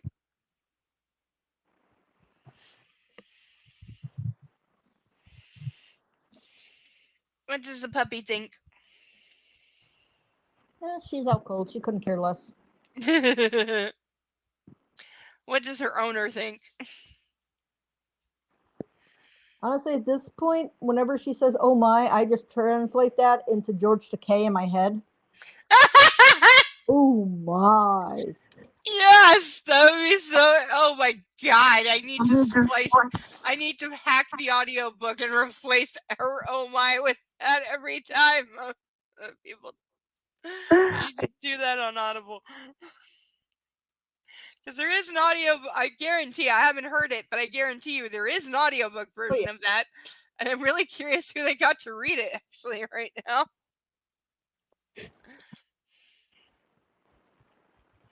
Did they have two people? Because sometimes the good ones will have like male and female, but then you would actually have to decide who's talking. And in some parts of this book, it's impossible to tell who's actually speaking because it's not fucking clear. You answered your own question when you referenced the good ones. That ain't. Okay, you are right. I apologize. E.L. James tripping over her own words. No. His teeth skim my chin and he kisses my throat. I want you, he breathes. I moan and reach up, grasping his arms. Are you bleeding? He continues to kiss me. Holy fuck, does nothing slip by him? I want to know, how did he know? How did he know? I.e., he knows because the doctor is telling him everything, and the doctor, no doubt, got her to tell her cycle, so he knew. But this also indicates that he knows how birth control actually works and that she wouldn't, it wouldn't be effective yet. Though, what is about to follow will contradict that. Are you bleeding? He continues to kiss me. Holy fuck, does nothing slip by him? Yes, I whisper, embarrassed. Do you have cramps? No, I flush. Jeez. Really? So she's like the half of 1% of women who don't have cramps with their period? Are you fucking kidding me? Go fuck yourself. Did you take your pill? Yes. How mortifying is this? Let's go have a bath. Okay, so he again thinks that the pill is immediate contraception. So as long as she took it this morning, she can't possibly get pregnant, even when on her period. But he wants to clean her up before he fucks her. He's a gentleman. What can you say? He's not.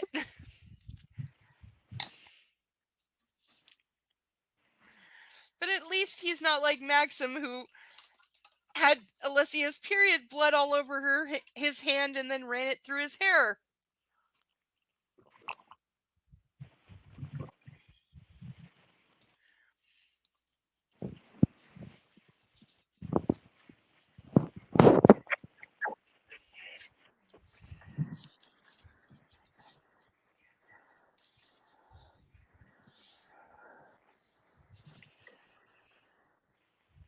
He takes my hand and leads me to the bedroom. It's dominated by a super king-size bed with elaborate drapes. But we don't stop there. He takes me into the bathroom, which is 2 rooms, all aquamarines and white limestone. It's huge. In the second room, a sunken bath, big enough for 4 people, with stone steps that lead into it, and is slowly filling with water. Why couldn't we have seen this room in the movie? Again, for some reason, the descriptions of rooms in his apartment way better in the book than the movie. The movie is so goddamn generic that it all blends together, and I have no idea where they are most of the time because it's all the same set. But the descriptions in the books of the actual rooms, and I will give it to the mister as well. She describes places well, probably because she's looking at pictures of these places and writing exactly what she's seeing. But again, the movies, you let it down here because, damn, you spent like nothing on goddamn set. Because, like, again, I want to see this aquamarine and white limestone with the huge sunken-in bath.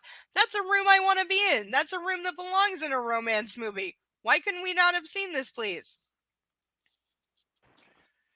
And an elaborate king-size bed with, like, heavy drapes on it. Yes, if I'm a little girl with fantasies of being a princess, that's exactly the bed that I want to see at this point, and I would have loved that. I still want that in my real life.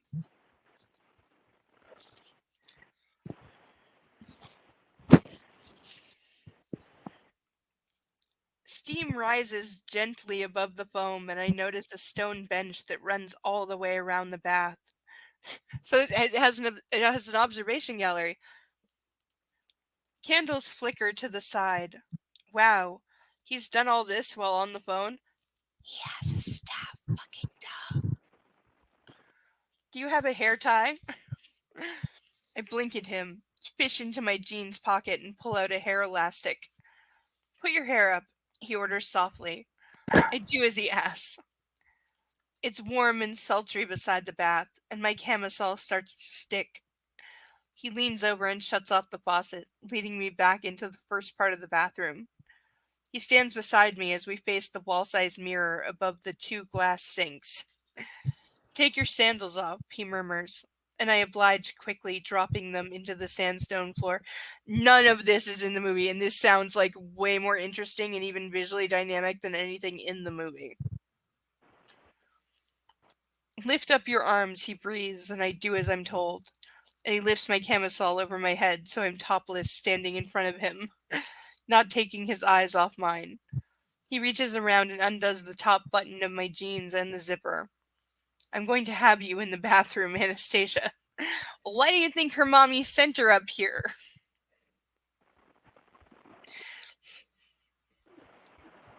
Again, if her mom, like, not supporting her and pimping her out like this was played as some kind of emotional final blow to her final shred of self-esteem, where she's like, okay, I give up trying to be independent, I give up trying to have my own life, I guess the only thing I'm destined for is being a submissive, and he seems like somebody pretty good to start with, whatever comes of it, and then she goes up to him, that is still a much better, however tragic story than this.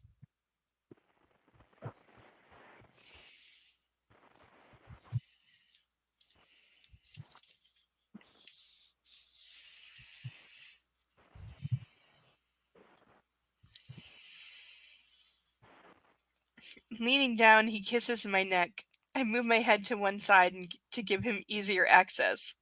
Hooking his thumbs into my jeans, he slowly slides them down my legs, sinking down behind me as he pulls them and my panties to the floor. Step out of your jeans. You there? Yeah.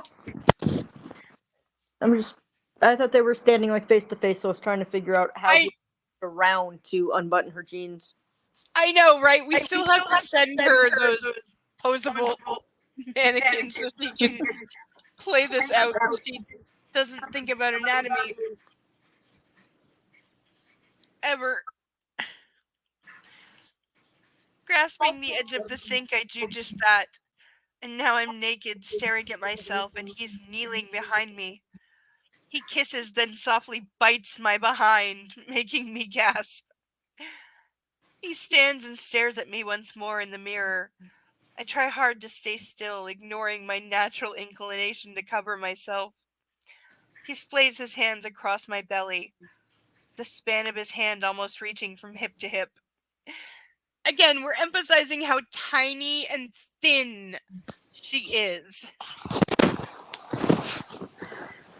Which is not the infantilizing that's in the other series, but for those who say that she has an eating disorder, I thoroughly agree with you. And that Christian is somehow attracted to that as well, after having lusted after his sister, Mia, who also has an eating disorder. That he somehow, in his messed up way, incorporated that in part of his love map, and that's why Anastasia crosses several of his boxes and is the perfect woman, and he just has to have her. Hi, Mark. You're up way early. Don't you have an important thing today? Isn't it about the time for the thing?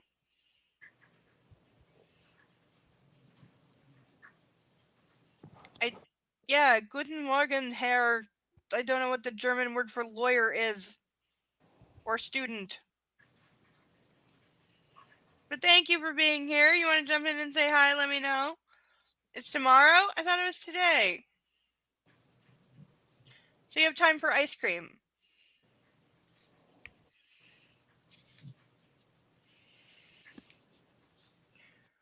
Yeah, we've got like almost 15 pages left.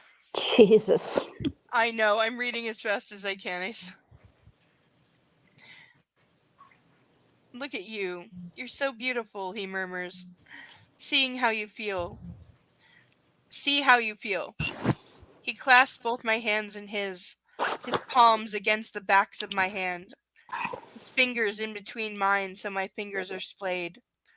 He places my hands on my belly. I had to check that twice because that may still be a mistake. Feel how soft your skin is. His voice is soft and low. He moves his hands in a slow circle and upwards towards my breasts. Feel how full your breasts are. He holds my hands so they cup my breasts. He gently strokes my nipples with his thumbs over and over. I moan between the parted lips and arch my back so my breasts fill his palms. He squeezes my nipples between our thumb and I'm not gonna throw up. I'm not gonna throw up. I'm not gonna throw up. I'm not gonna throw up. I'm not gonna throw up. I'm not gonna throw up. I'm not gonna throw up. I'm not gonna throw up. So that they elongate further, I watch in fascination at the wanting creature writhing in front of me. Oh, this feels good. I groan and close my eyes, no longer wanting to see that the business woman in the mirror falling apart under her own hands.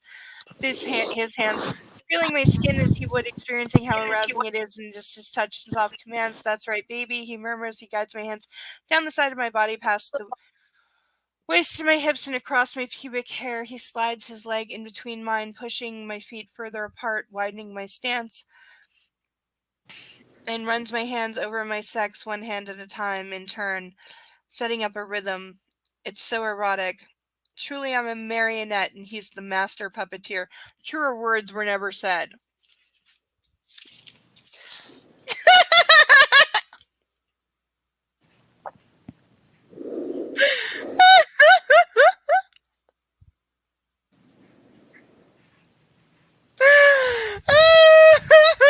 I know exactly who you're referring to, too. I know that. Because YTV used to go up after being served and keeping up appearances. Don't ask me why they were on the YTV Cartoon Network at midnight, but they were, and then it went off for the night, and it played the clip. Okay. Oh my god. So I remember, like, the creepiest night of my life on that thing. But yeah, remember when TV actually used to go off at night? And this was only like 1 a.m., which even then was kind of early. Yes! But also don't, ever, because I will throw up on you. And yeah, no, that's what made me in the Mr. I Vomit, the scene that I was reading to my, at the time, other, and actually literally puked 3 times in front of him reading that scene to him because I was trying to get through the book, and I asked if I could read it at him to try and get through it, and I ran across Maxim doing that, and it was so PTSD inducing because it matches too much to a real life experience that I literally vomited. That was not fun. How do you feel old? What made you feel old? Probably because most people now don't realize that there was a time when TVs would turn off Oh, or that's broadcast true. would. I thought it was because he's playing real life Death Race tomorrow. Or that. He actually is. I'm not making this up. Though I'm still not clear on whether he's the driver or the navigator, or how many points are awarded for how many people they kill, but there's some kind of a rally car derby formula slot car racing fast thing going on. I bet pretty good money David Carradine's not going to make an appearance. Being that he's dead, no. I groan and close my eyes. I read that already. I'm way past that. Where the fuck?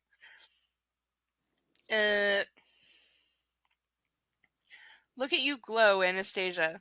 He whispers as he trails kisses and soft bites along my shoulder. I groan. Suddenly he lets go. Carry on, he orders, and stands back watching me. I rub myself. No, I want him to do it. It doesn't feel the same. Never more religious words were spoken. I'm lost without him.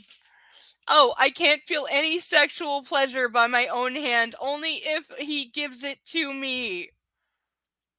This is the most religious bullshit in the history of ever. He pulls his shirt over his head and quickly takes off his jeans. You'd rather I do this? His gray eyes scorch mine in the mirror. Oh, yes. Please. I breathe. Because she couldn't be, more freaking pathetic. You're the driver. It's still 1,000 points. You'll have to let us know how you're doing along the way.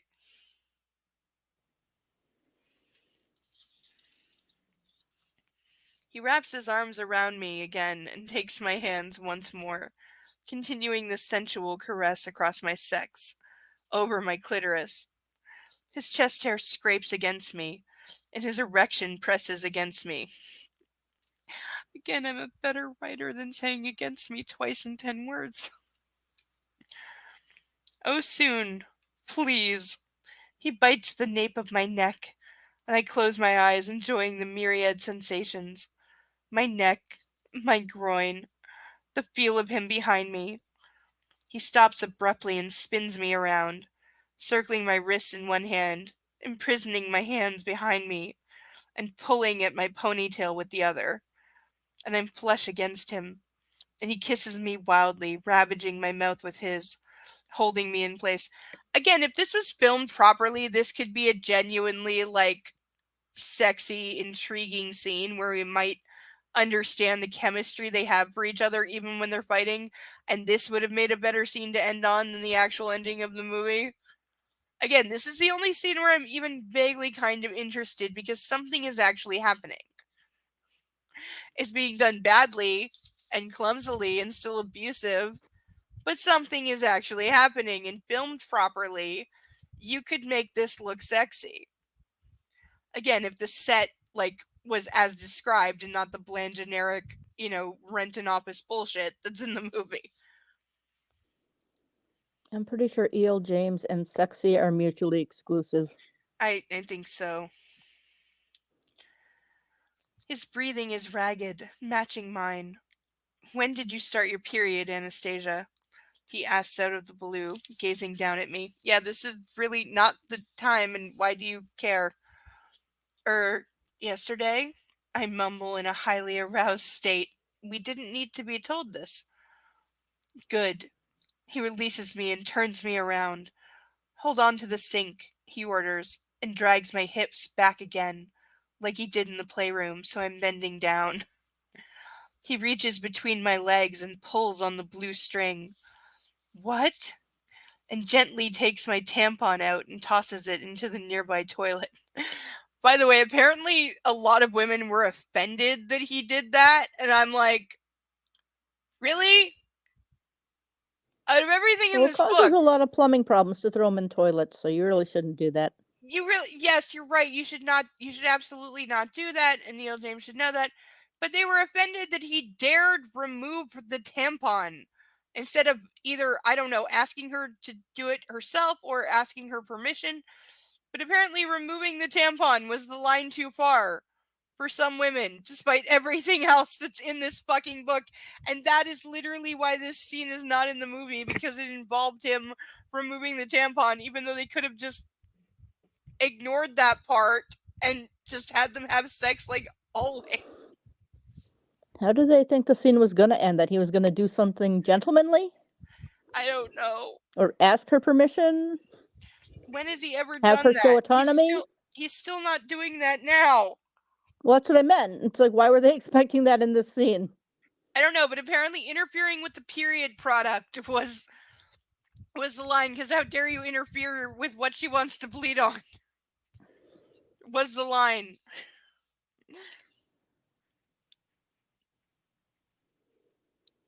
And also, have you ever heard of tampons with a blue string?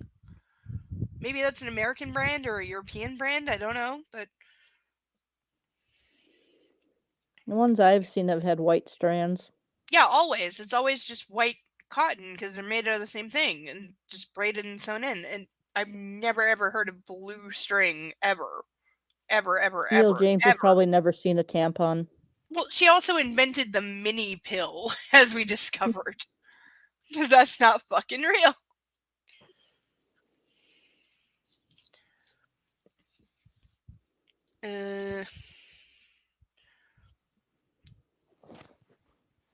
Holy fuck. Sweet mother of all. Jeez. And then he's inside me. Ah! Again, written as pain because literally he just pulled her tampon out and then apparently went balls deep in one move. So yeah. Ah! Skin against skin, moving slowly at first. Easily. Testing me. Pushing me. Oh my. I grip on the sink. You Panting. said, oh my, wrong. Oh my. That's not half bad! I grip on the sink, panting, forcing myself back on him, feeling him inside me. Oh, the sweet agony. His hands clasp my hips. He sets a punishing rhythm, in and out, and he reaches around and finds my clitoris, massaging me. Oh, jeez. I can feel myself quicken. That's right, baby. He rasps as he grinds into me, angling his hips, and it's enough to send me flying high. Whoa. And I come, again still spelling it wrong, loudly, gripping for dear life onto the sink as I spiral down through my orgasm, everything spinning and clenching all at once. He follows, clasping me tightly, his front on my back as he climaxes and calls my name, like it's a litany or a prayer. Oh, Anna. His breathing is ragged in my ear, in perfect synergy with mine. Oh, baby, will I ever get enough of you? He whispers. We sink slowly to the floor, and he wraps his arms around me, imprisoning me. There's a choice of words. Will it always be like this? So overwhelming, so all-consuming, so bewildering and beguiling. I wanted to talk, but now I'm spent and dazed from his lovemaking, and wondering if I will ever get enough of him. Gee, almost like he distracts you with sex rather than actually talk about your issues. Like, he uses sex like heroin and he's got her addicted. That's what it is.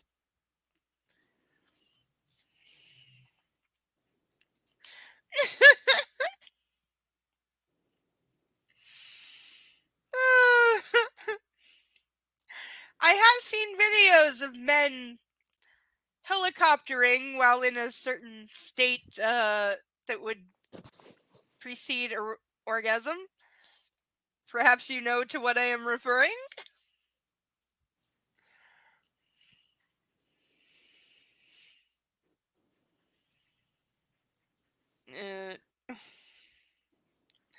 I'm curled on his lap, my head against his chest as we both calm. Very subtly, I inhale his sweet, intoxicating Christian scent. Yeah, I had a feeling you'd know. I must not nuzzle. I must not nuzzle. I'm reading a fucking book that includes the line, I must not nuzzle.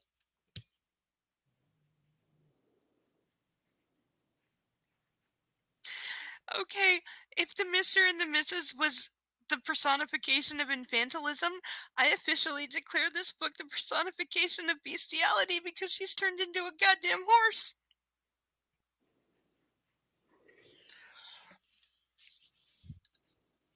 not taking it back.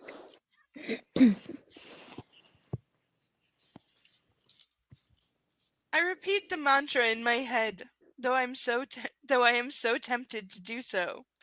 I want to lift my hand and draw patterns on his chest hair with my fingertips, but I resist, knowing he'll hate it if I do. We're both quiet, lost in our thoughts, and I'm lost in him, lost to him. I remember I have my period. I'm bleeding, I murmur. Doesn't bother me, he breathes. I notice. I can't keep the dryness out of my voice. Maybe it bothers her, because having sex on your period can be hell. And even if you get off on it, that can lead to very, very serious, oh my God, why did I do that level cramps later because you did that. So a lot of women are no-go zones when they're on their period, and most men are smart enough to respect that because there's already so much going on down there, and we're having cramps and contractions and like nausea and like tense things and pain and all kinds of goddamn shit. We don't need you going on down there at the same time.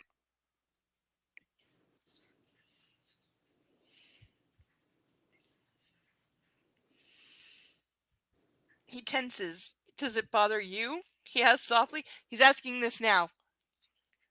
Does it bother me? Maybe it should. Should it? No, it doesn't. I lean back and look up at him. He gazes down at me.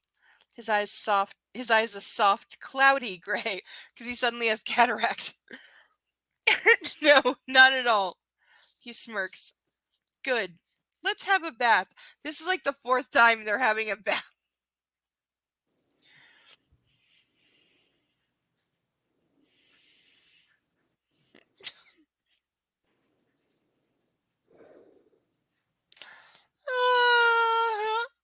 That is one way to describe the 3rd, 4th, and 5th Twilight movies accurately. You know, until Jacob falls in love with a baby.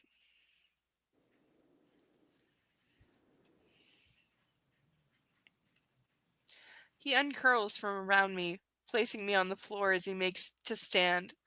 As he does, I notice again the small, round, white scars on his chest. They're not chicken pox, I muse absent-mindedly. Grace City was hardly affected. Holy shit, they must be burns. Burns from what? I glance at the realization. Shock and revulsion coursing through me. From cigarettes? Mrs. Robinson? His birth mother? Who? Who did this to him? Maybe there's a reasonable explanation, and I'm overreacting. Wild hope blossoms in my chest. Hope that I am wrong. She really should be wrong because that's a hell of a leap. But because Book is stupid, she's not. What is it? Christian's face is wide-eyed with alarm. Your scars, I whisper. They're not from chicken pox. I watch as in a split second he closes down, his stance changing from relaxed, calm, and at ease to defensive, angry even. He frowns, his face darkening, his mouth pressed into a thin, hard line. No, they're not, he snaps, but he does not elaborate further. Yep.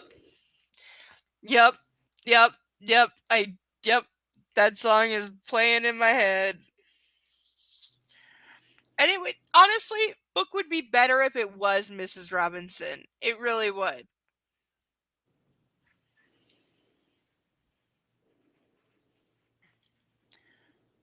He stands, holds out his hand for me and hauls me to my feet. Don't look at me like that. His voice is colder and scolding as he lets go of my hand. I flush, chastened, and stare down at my fingers. And I know someone stubbed cigarettes out on Christian. I feel sick. Did she do that? I whisper before I can stop myself. He says nothing, so I'm forced to look at him. He's glaring at me. She? Mrs. Robinson? She's not an animal, Anastasia. Okay, cigarette burns in certain circles are quite common at certain levels of BDSM. Some people like it, don't judge. And again, E.L. James is too stupid to understand what she's talking about, so for her, that was an unthinkable thing, when actually, not so goddamn rare. Of course she didn't. I don't understand why you feel you have to demonize her. Because of what she did to you. Sorry, you don't see it that way, but in the real world... And I say that as Oh, so I someone think who Anastasia has explained it several times. Yes, she has.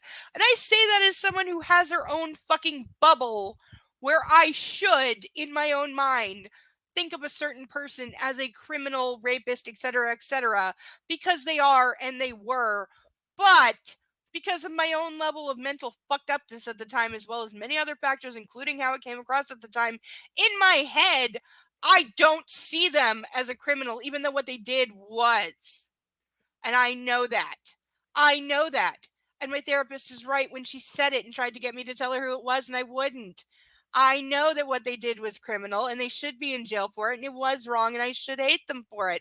But I don't, because at the time, it was wrapped up in this kind of fucking bullshit, quite literally. I met them at a BDSM chat room because back then Yahoo had chat rooms, and all you had to do was click a box to say, yes, I'm 18, or in this case, 21, because they were all based in America at the time before they realized what a liability that was. And at 12, I was in BDSM chat rooms and met a guy and did a thing, and things happened. They were a lot like this goddamn book, because he said he was a dom too, and that was kind of the thing. But again, person who should be in jail, but in my head, they're not a criminal, even though I know that they are. I still emotionally don't see them that way to this day, even though I know I should. That's what this is. That's what gaslighting and manipulation will do. Is even if somebody gets caught, the victim will never testify against them.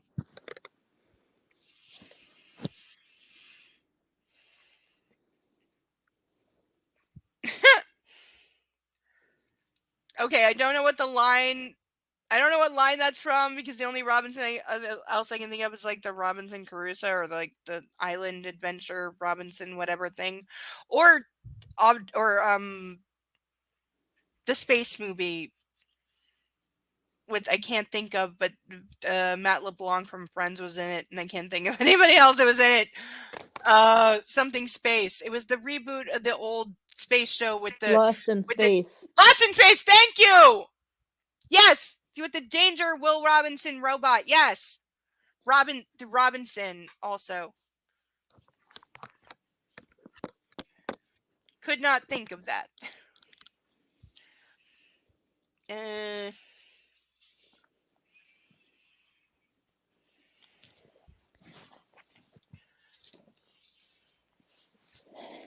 I know it's a song from Simon and Garfunkel.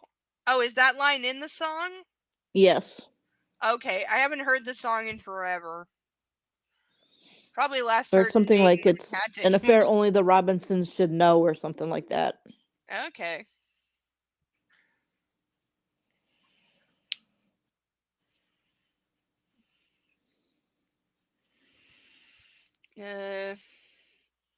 He's standing there, naked, gloriously naked, with my blood on him. And we're finally having this conversation. And I'm naked too. Neither of us has anywhere to hide, except perhaps the bath. I take a deep breath, move past him, and step down into the water. Excuse me. It is deliciously warm, soothing, and deep. I melt into the fragrant foam and stare up at him, hiding among the bubbles.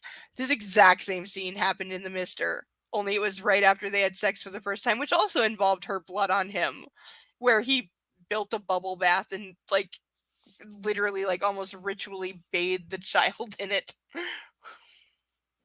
She may think she's hiding, but I bet he can find her in the bubbles. I'm willing to bet yes. Even though we were told this is a sunken tub with walk-in steps that's big enough for poor people, I'm willing to bet his penis still can find her. I take a deep breath, move past him, and step down into the blah, blah, blah. I just wonder what you would be like if you hadn't met her. If she hadn't introduced you to your, lifestyle. He sighs and steps down into the bath opposite me, his jaw clenched with tension, his eyes frosty. As he gracefully submerges his body beneath the water, he's careful not to touch me. Jeez, have I made him that mad? No, if you made him that mad, he'd be beating you right now. He stares impassively at me, his face unreadable, saying nothing. Again, the silence stretches between us, but I hold my counsel. It's your turn, Gray. I'm not caving this time. My subconscious is nervous, anxiously biting her nails. This could go either way. Christian and I stare at each other, but I'm not backing down. Eventually, after what seems like a millennium, he shakes his head, and he smirks. I would probably have gone the way of my birth mother, had it not been for Mrs. Robinson. Oh? I blink at him. Crack addict or whore. Possibly both. She loved me in a way I found acceptable, he adds with a shrug. What the hell does that mean? That's a good question, honestly. What the fuck does that mean? They say that as someone who actually has some idea what that means. But still, WTF and not like this.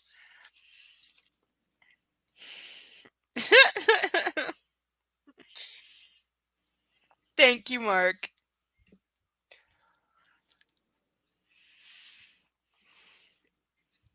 Acceptable, I whisper.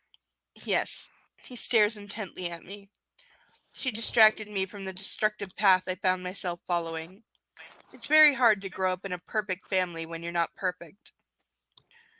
Oh no. My mouth dries as I digest his words. He gazes at me, his expression unfathomable.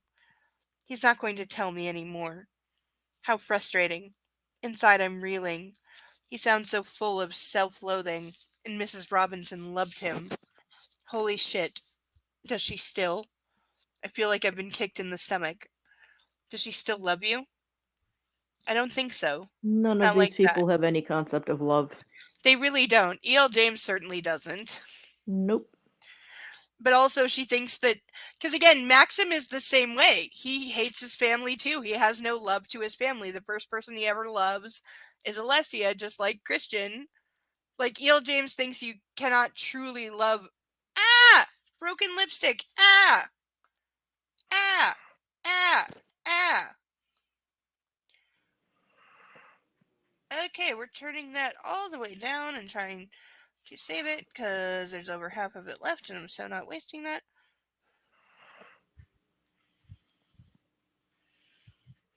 This is because it's hot.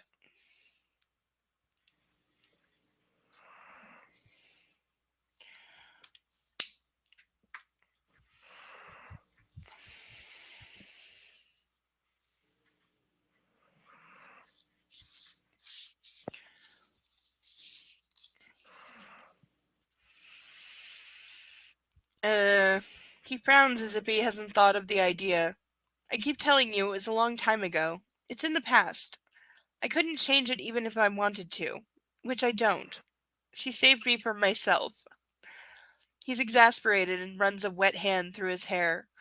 I've never discussed this with anyone. He pauses. Except Dr. Flynn, of course. And the only reason I'm talking about this now, to you, is because I want you to trust me. Press X to doubt that he ever told the therapist this. I'm Who just is pretending he said Dr. Phil.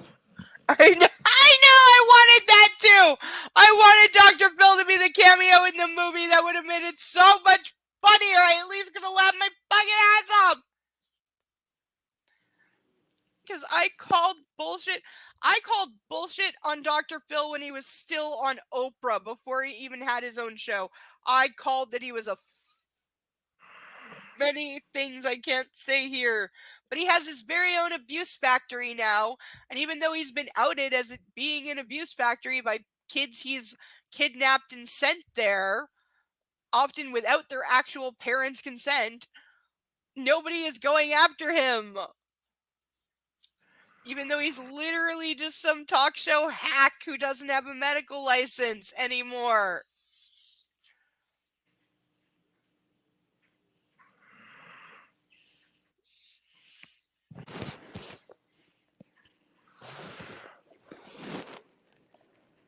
I do trust you, but I do want to know you better.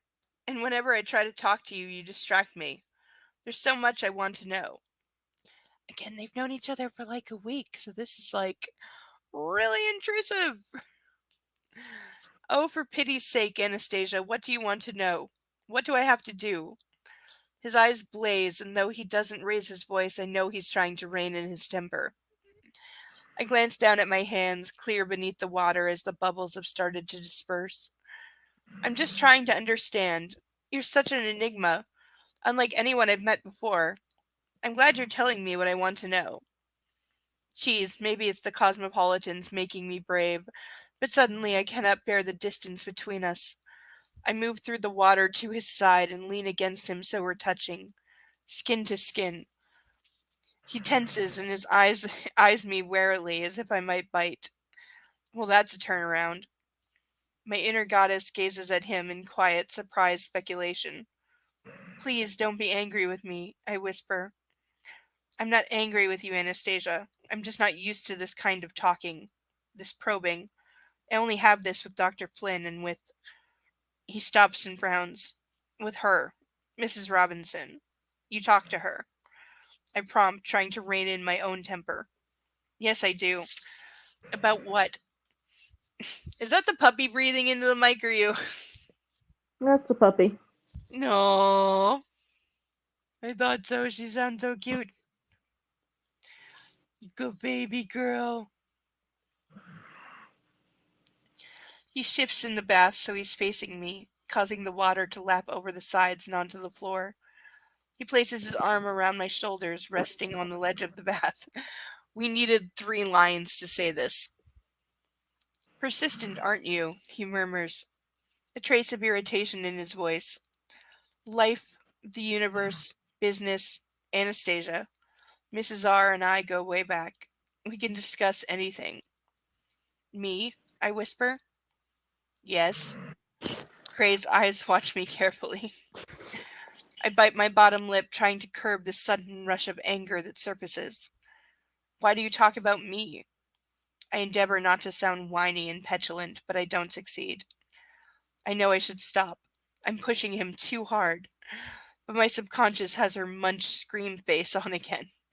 Yeah, you are allowed to be pissed that he's discussing with his former abuser and former dame and current, what the fuck, his detailed relationship of how he's, been stalking and trying to tame you.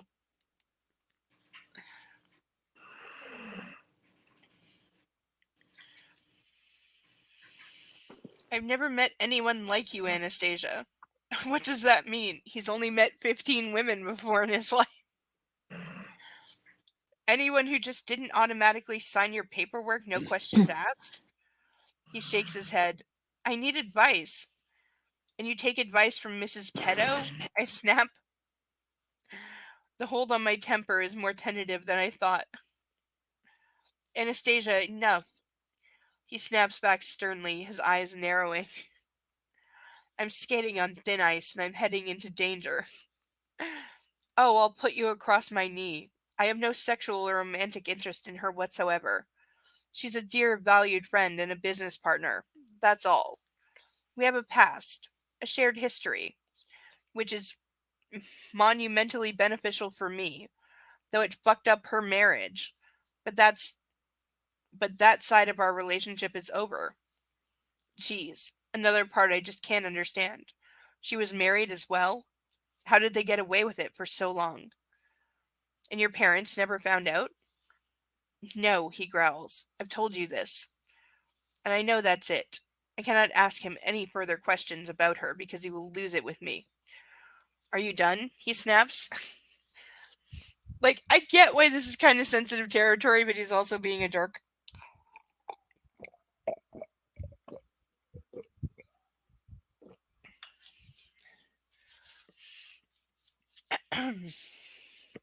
For now. He takes a deep breath and visibly relaxes in front of me, like a great weight's been lifted from his shoulders or something. Right, my turn, he mutters, and his glare turns steely, speculative. You haven't responded to my email. I flush. Oh, I hate the spotlight on me. And it seems he's going to get angry every time we have a discussion.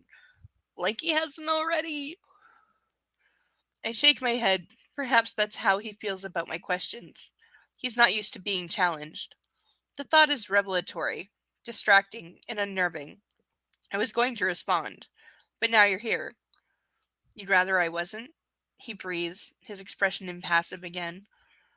No, I'm pleased, I murmur. Good. He gives me a genuine, relieved smile. I'm pleased I'm here too, in spite of your interrogation. So while it's acceptable to grill me, you can't think you can claim some kind of diplomatic immunity just because I've flown all this way to see you. I'm not buying it, Miss Steele. I want to know how you feel. Oh no. I told you. I'm pleased that you're here. Thank you for coming all this way. I say feebly. It's my pleasure. His eyes shine as he leans down and kisses me gently. I feel myself responding automatically. The water is still warm and the bathroom still steamy. He stops and pulls back, gazing down at me. No, I think I want some answers before we do any more. More? There's that word again.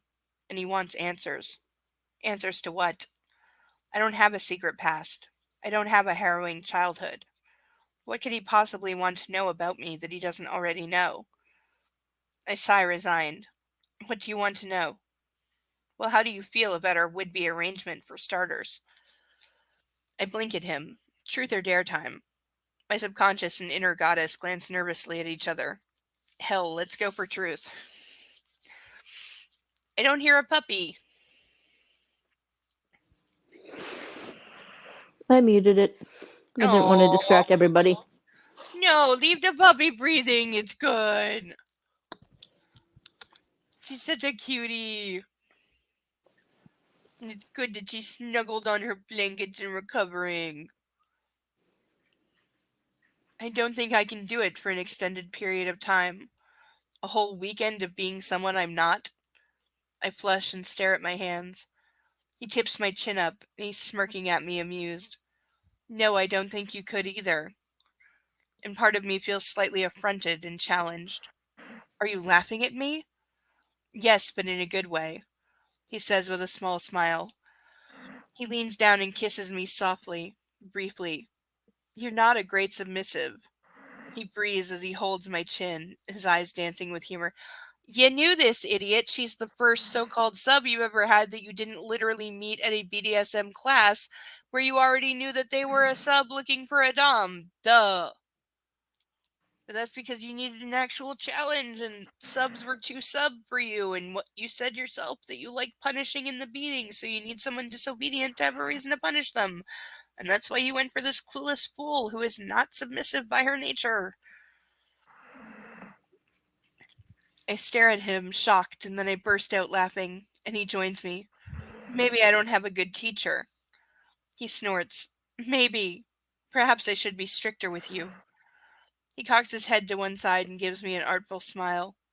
I swallow. Geez, no. But at the same time, my muscles clench deliciously deep inside me.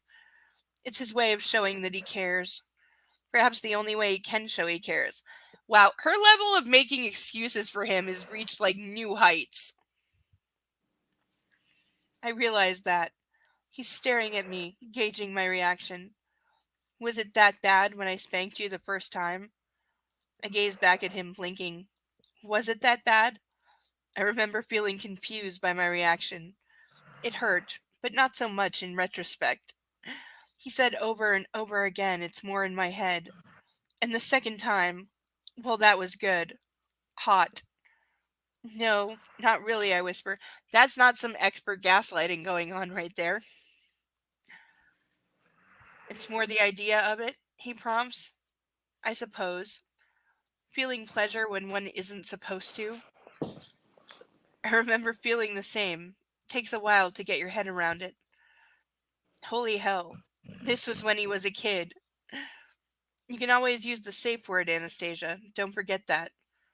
And as long as you follow the rules, which fulfill a deep need in me for control and to keep you safe, then perhaps we can find a way forward. In other words, all you have to do is follow all of my ridiculous rules, and then I'll never have an excuse to punish you like you don't want, and everything will be fine. So can't you just agree to that and do it anyway? I think this entire book has been devoted to their negotiations. It really, really, really, really, really, really has. Let's see. We've And then they got never signed the fucking contract, 1, so 2, 3, a waste. 4, 5. 5 pages left. I really have to run and pee for 2 seconds, so I'm leaving you for 2 seconds. Then we have 5 pages, which I will read as fast as I can. Thank you for holding the fort and rub the puppy and love on her for me. Be right back. And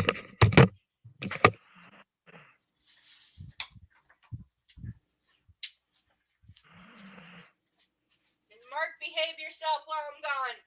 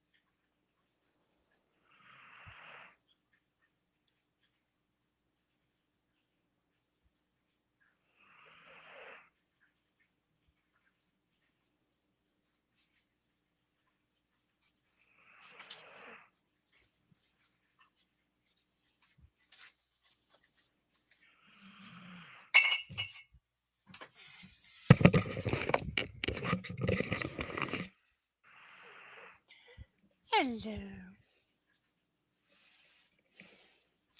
Hello, puppy girl. Pretty girl. So she finally blatantly asks him for, I think, the 47th time, but this is the one we're supposed to remember. Why do you need to control me?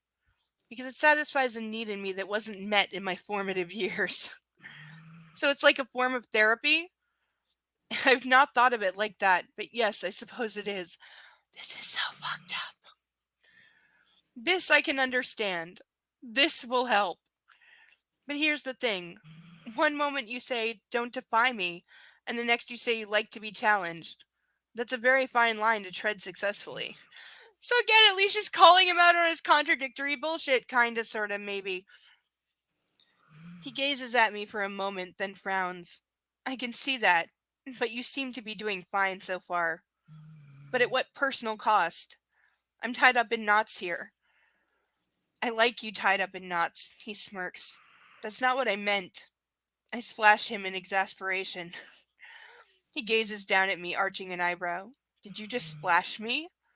Yes. Holy shit, that look. Oh, Miss Steele.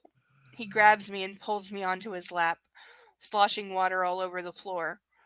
I think we've done enough talking for now. See, again, as soon as she calls him out on his bullshit and he doesn't have a fucking answer, he goes to distracting her with sex. Right, puppy?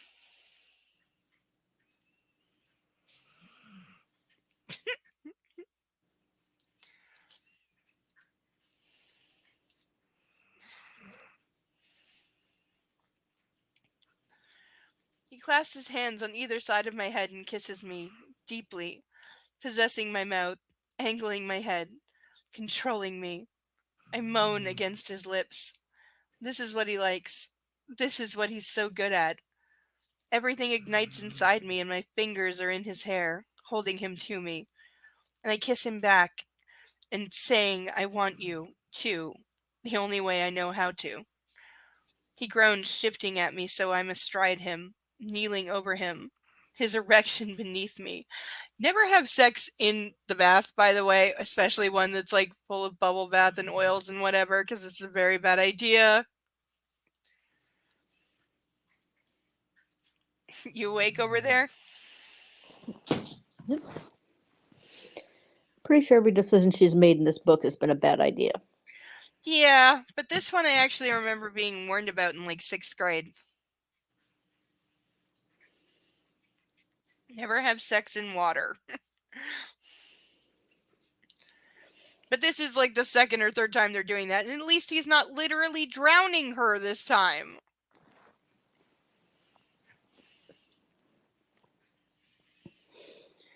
He pulls back and looks at me, his eyes hooded, glowing and lustful. I drop my hands and grab onto the edge of the bath. A bath that is wide enough for 4 people. Somehow she can suddenly grip both edges. 4 tiny people. Yeah. Maybe they have to sit in a row.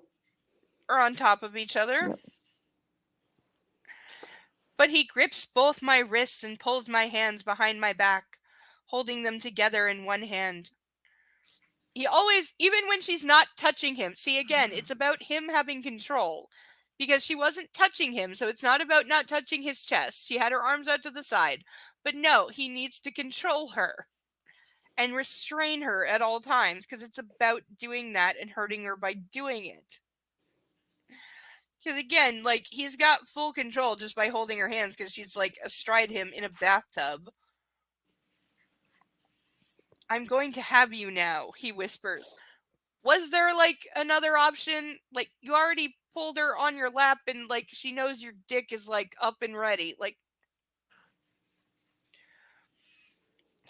and he lifts me, so I'm hovering over him. Ready? He breathes. Yes, I whisper. And he eases me onto him, slowly, exquisitely slowly, filling me, watching me as he takes me. This is the first time he's ever been slow with her, ever. I groan, closing my eyes, and I revel in the sensation, the stretching fullness. He flexes his hips, and I gasp, leaning forward, resting my forehead against his. Please let my hands go, I whisper. Don't touch me, he pleads, releasing my wrists. He grabs my hips. She already wasn't touching him. She was gripping the sides of the bathtub, not touching him, so he didn't have any reason to restrain her in the first place. This could have been a nice moment of them both finding common ground where she's not touching him because she knows he doesn't like it, but also he is not restraining her because she doesn't like it. This could have been a nice moment.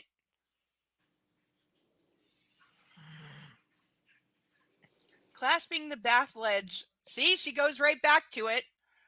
I move up and then down slowly, closing my eyes to gaze at him. How do you gaze at him with your eyes closed? Yeah, I was just gonna say, did she say she closed her eyes to look at him? Closing my eyes to gaze at him. Yeah. That's not how eyes work. No, he's watching me, his mouth open, his breathing halted, stilted, his tongue between his teeth. He looks so hot. I'm just saying, this is not a hot image in my head. Maybe the temperature of the tub's really hot. I think that's what she's referring to, yes. We're wet and slippery and moving against each other. I lean down and kiss him. He closes his eyes. Tentatively, I bring my hands up to his head and run my fingers through his hair, not taking my lips from his mouth. This is allowed. He likes this. I like this. And we move together. I tug his hair, tipping his head back and deepening the kiss, riding him faster, picking up the rhythm. I moan against his mouth, and he starts to lift me faster, holding my hips, kissing me back. We're wet mouths and tongues, tangled hair, and moving hips. All sensation, all consuming again. I am close. I am starting to recognize this delicious tightening, quickening, and the water. It's swirling around us, our own whirlpool. A stirring vortex as our movements become more frantic. How are you moving if you're causing a vortex? This doesn't sound good. Also, you said up and down, and that's not how vortexes work. And I got that much out of the Little Mermaid cartoon. Sloshing everywhere, mirroring what's happening inside me, because there's water inside her that shouldn't be there and is definitely going to become problematic if she doesn't make sure to, shall we say, dry well.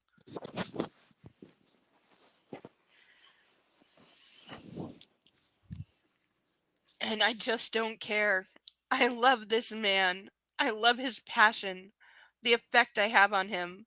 I love that he's flown so far to see me. I love that he cares about me. He cares. This is his own line.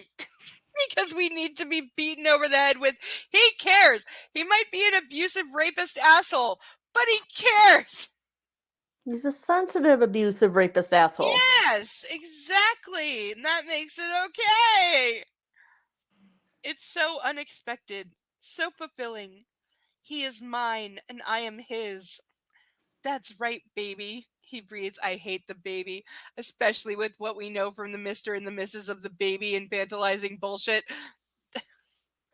And I come, still spelling it wrong, my orgasm ripping through me, a turbulent, passionate apogee that devours me whole. Put the fucking thesaurus down, you fucking hack.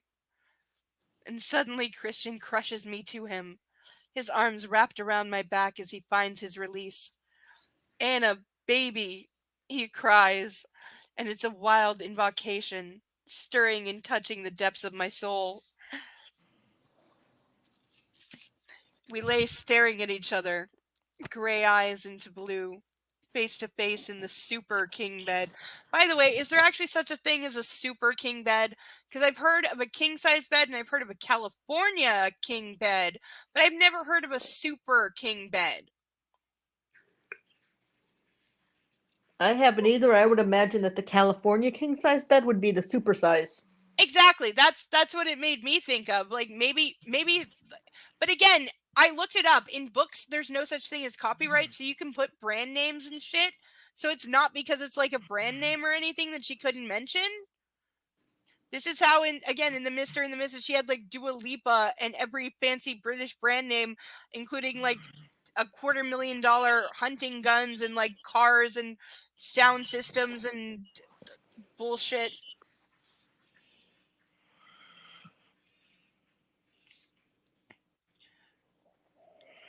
Both hugging our pillows on our fronts, naked, not touching, just looking and admiring, covered by the sheet.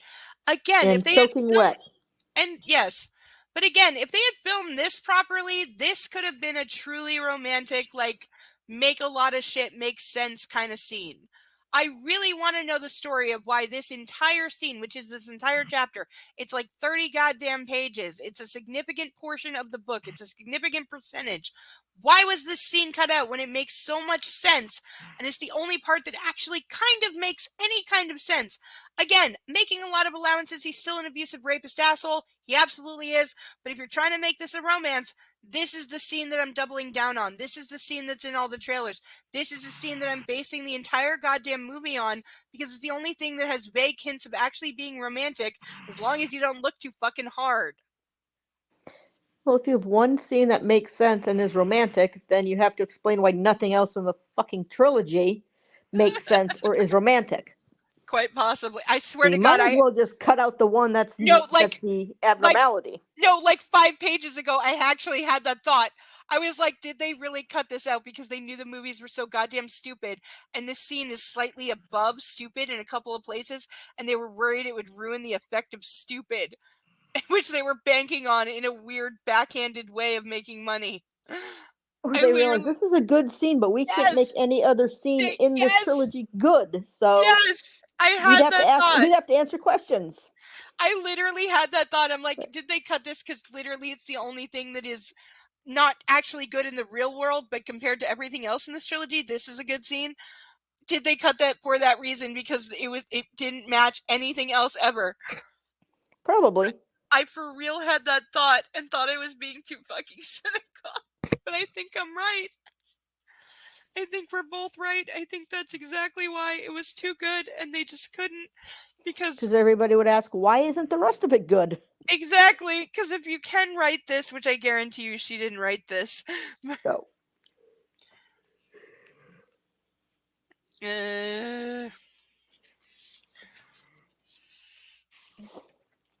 Do you want to sleep? Christian asked, his voice soft and full of concern. No, I'm not tired. I feel strangely energized. It's been so It's been so good to talk. I don't want to stop. You haven't been talking! You've said repeatedly, but we're supposed to talk, and then you've had sex 2 to 3 times while not talking. You think after 6 Cosmos and 2 to 3 fuck Yeah. sessions, she'd be tired. You really would. She never gets tired, and her pussy never hurts, even when he violently rips apart her virginity. And he never needs to take a couple minutes between sessions. No, he's good to go. Though, in fairness, he only lasts like 5 seconds once he puts it in.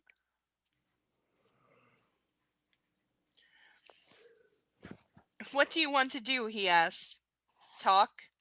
He smiles. About what? Stuff. What stuff? You. What about me? What's your favorite film? He grins. Today it's The Piano. And the entire idea for the Mister was born right there. What if Christian Grey played piano and was depressed? And his grin is infectious. Keep in mind, I still maintain my multi-universe theory that Christian Grey and Maxim Trevelyan are in fact stepbrothers and share the same mother. Because again, Christian Grey's mother her maiden name is Trevelyan, which is Maxim's name, and his mom divorced and fucked off to America when he was a kid, and he hasn't seen her in many, many years. So she could have definitely had a whole other family over there. Or they're twins from the same crack addict. Yes, and one got they got sent to, like the Parent Trap. One got sent to England, one got sent to America. Yes. I don't put it past D.L. James to do this at all. I don't. Like, or for her to drop it in some interview 10 years from now or some shit. I guarantee it. And I will absolutely make a video saying that I called it, because goddamn. I think I just called it. Of course, silly me. Such a sad, exciting score, which no doubt you can play. So many accomplishments, Mr. Grey. And the greatest one is you, Miss Steele. So I am number 17? That would be 16. He frowns at me, not comprehending. 17? The number of women you've, had sex with. His lips quirk up, his eyes shining with incredulity. Not exactly. You said 15. My confusion is obvious. I was referring to the number of women in my playroom. I thought that's what you meant. You didn't ask me how many women I'd had sex with. Oh, holy shit. There's more? How many? I gape at him. Vanilla? No, you were my one vanilla conquest. You mean thing that I raped because you were a virgin and that was in my way and I needed to get rid of it, so it was more like an act of duty than actual sex, and that's certainly how he treated it. He shakes his head, still grinning at me. Why does he find this funny? And why am I grinning back at him like an idiot? I can't give you a number. I didn't put notches in the bedpost or anything. What are we talking about? Tens? Hundreds? Thousands?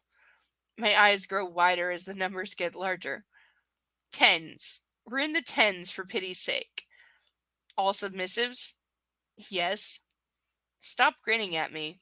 I scold him mildly, trying and failing to keep a straight face. Again, we have shades of Maxim here in that he's had a high number of women, apparently many of whom he just slept with and then discarded as not being suitable submissives, but he still used them for sex. I can't. You're funny. Funny peculiar or funny haha? I think a bit of both. His words mirror mine. That's damn cheeky coming from you. He leans across and kisses the tip of my nose. This will shock you, Anastasia. Ready? I nod, wide-eyed and still with the stupid grin on my face. All submissives in training, when I was training. There are places in and around Seattle that one can go and practice, learn to do what I do, he says. What? Oh, I blink at him. Yep, I've paid for sex, Anastasia. Okay, so not just a dungeon, but a brothel, and no, those are not mutually exclusive. That's nothing to be proud of, I mutter hoidily. And you're right. I am deeply shocked. And cross that I can't shock you. You wore my underwear. Did that shock you? Yes. My inner goddess pole vaults over the 15-foot bar. You didn't wear your panties to meet my parents. Did that shock you? Yes. So apparently her putting on his like briefs when she had no other choice and then not wearing panties to meet his parents is shocking. Because what? Like 3 times in the last 5 pages I've had no idea who's speaking, by the way, because it's all just back and forth in quotes without being clear as to who the fuck is speaking. Geez, the bar moved to 16 feet. It seems I can only shock you in the underwear department. You told me you were a virgin. That's the biggest shock I've ever had. Yes, your face with a picture. A Kodak moment. I giggle. You let me work you over with a riding crop. Did that shock you? Yes. I grin. Well, I may let you do it again. Oh, I do hope so, Miss Seal. This weekend? Okay, I agree shyly. Okay. Yes, I'll go to the Red Room of Pain again. You say my name. That shocks you? The fact that I like it shocks me. Christian, there's no way he hasn't said of every woman he's ever fucked, say my name. He's the ultimate egomaniac, say my name while having sex guy. He grins. I want you to do something tomorrow. His eyes glow with excitement. What? A surprise. For you. His voice is low and soft. I raise an eyebrow and stifle a yawn at the same time. Am I boring you, Miss Steele? His tone is sardonic. Stop using that word. Never. He leans across and kisses me gently on my lips. Sleep, he commands, then switches off the light. And in this quiet moment, as I close my eyes, spent and sated, I think I'm in the eye of the storm. And in spite of all he's said, and what he hasn't said, I don't think I've ever been so happy. End of chapter. Again, that is probably the best chapter of the entire book. Possibly the entire series. And none of that, not the dialogue, the setting, the scene, the understanding or trying to come to terms, or sex that is at least partially consensual at moments, not the whole time, certainly. But they both make, like, concessions here. He actually explains stuff. She goes further than she wants to. They make a kind of arrangement here. This is the actual answer to the contract scene. And yet, again, probably because this is the only good scene in the entire series and the rest of it's bullshit and they didn't want to set unrealistic expectations they knew they couldn't meet, this scene that could have been the absolute center of the whole thing, I could write 3 movies off of this scene if it was fixed up and done much better than it is. Like, oh, It's almost like somebody dared E.L. James, let me write a chapter of your book. yeah, no, somebody else wrote that. That's not her voice. That's not her choice of words. That's not her style or the tempo or her literal, like, literary style of writing. It's literally, if you just compare pages, it's structured differently. Somebody else wrote this chapter. She didn't write this. This is from somewhere else. She copy pasted or she imitated or somebody else blatantly wrote that chapter. She did not write that. Probably one of the editors going, I wonder if anybody will even notice if I add 30 pages to this fucking shit fest. That was my first thought. That was my actual first thought, was that this chapter is entirely written by editors. However, intentionally or unintentionally, somehow they all took a chop at this scene and it got better because it was being rewritten by other people repeatedly. That's also why it's as repetitive as it is, because it's being written by multiple different people. Well, repetitive is E.L. James's thing. Also true, yeah. But yeah, it's probably I would say a bunch of them probably got together, got drunk, and went, you know what? I bet this bitch won't even notice if we had a whole fucking chapter to her book that she doesn't know anything about. Because that whole and that whole chapter is completely, like, almost out of universe. Like, you could ignore it and nothing will change. Yeah. And it's in a bubble. It's weird. You can almost understand some of the decisions they made in the scenes. Yeah, Almost. Which is almost. closer than anything E.L. James comes up with. Absolutely. Yeah. No, it's too close to being like actually reasonable to be E.L. James. Oh, puppy's under his blanket, I think. And I hope your puppy's happy too. She is. She's on top of her blankets. Oh, good girl. Well, we will call it a night. Next week is the grand finale. Somehow it has snuck up on us, so I am hopefully planning Chinese food and possibly, well, I was going to say vodka, but I don't want to get that tipsy. So more wine than tonight, but also Chinese food. That's assuming the LCBO stores actually are reopening, as has been reported, but I don't put too much stock in that yet because they might not be right. So I don't know.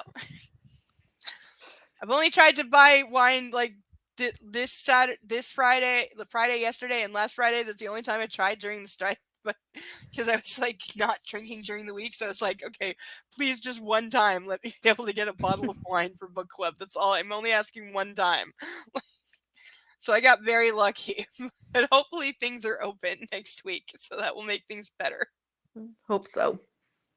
But we shall see. But next week is the grand finale, and we'll have the results of the vote on which book we are reading next. We have 2 people who said, give me a minute to think about it. They both know when the deadline is. I know who's ahead right now, but I'm not going to say it. And so we will see what book is coming up next. But that will do it for this evening. Thank you all for being here. Thank you for Snickety and Mark and Deadpool, and Pope and Deadpool, not Mark. Well, Mark for being in the chat, for being here, and thank you everybody, and love on your fur babies, and have a good week, and we'll see you next week. You want to say goodnight? Good night. Love on your fur babies. We'll see you next week. Bye.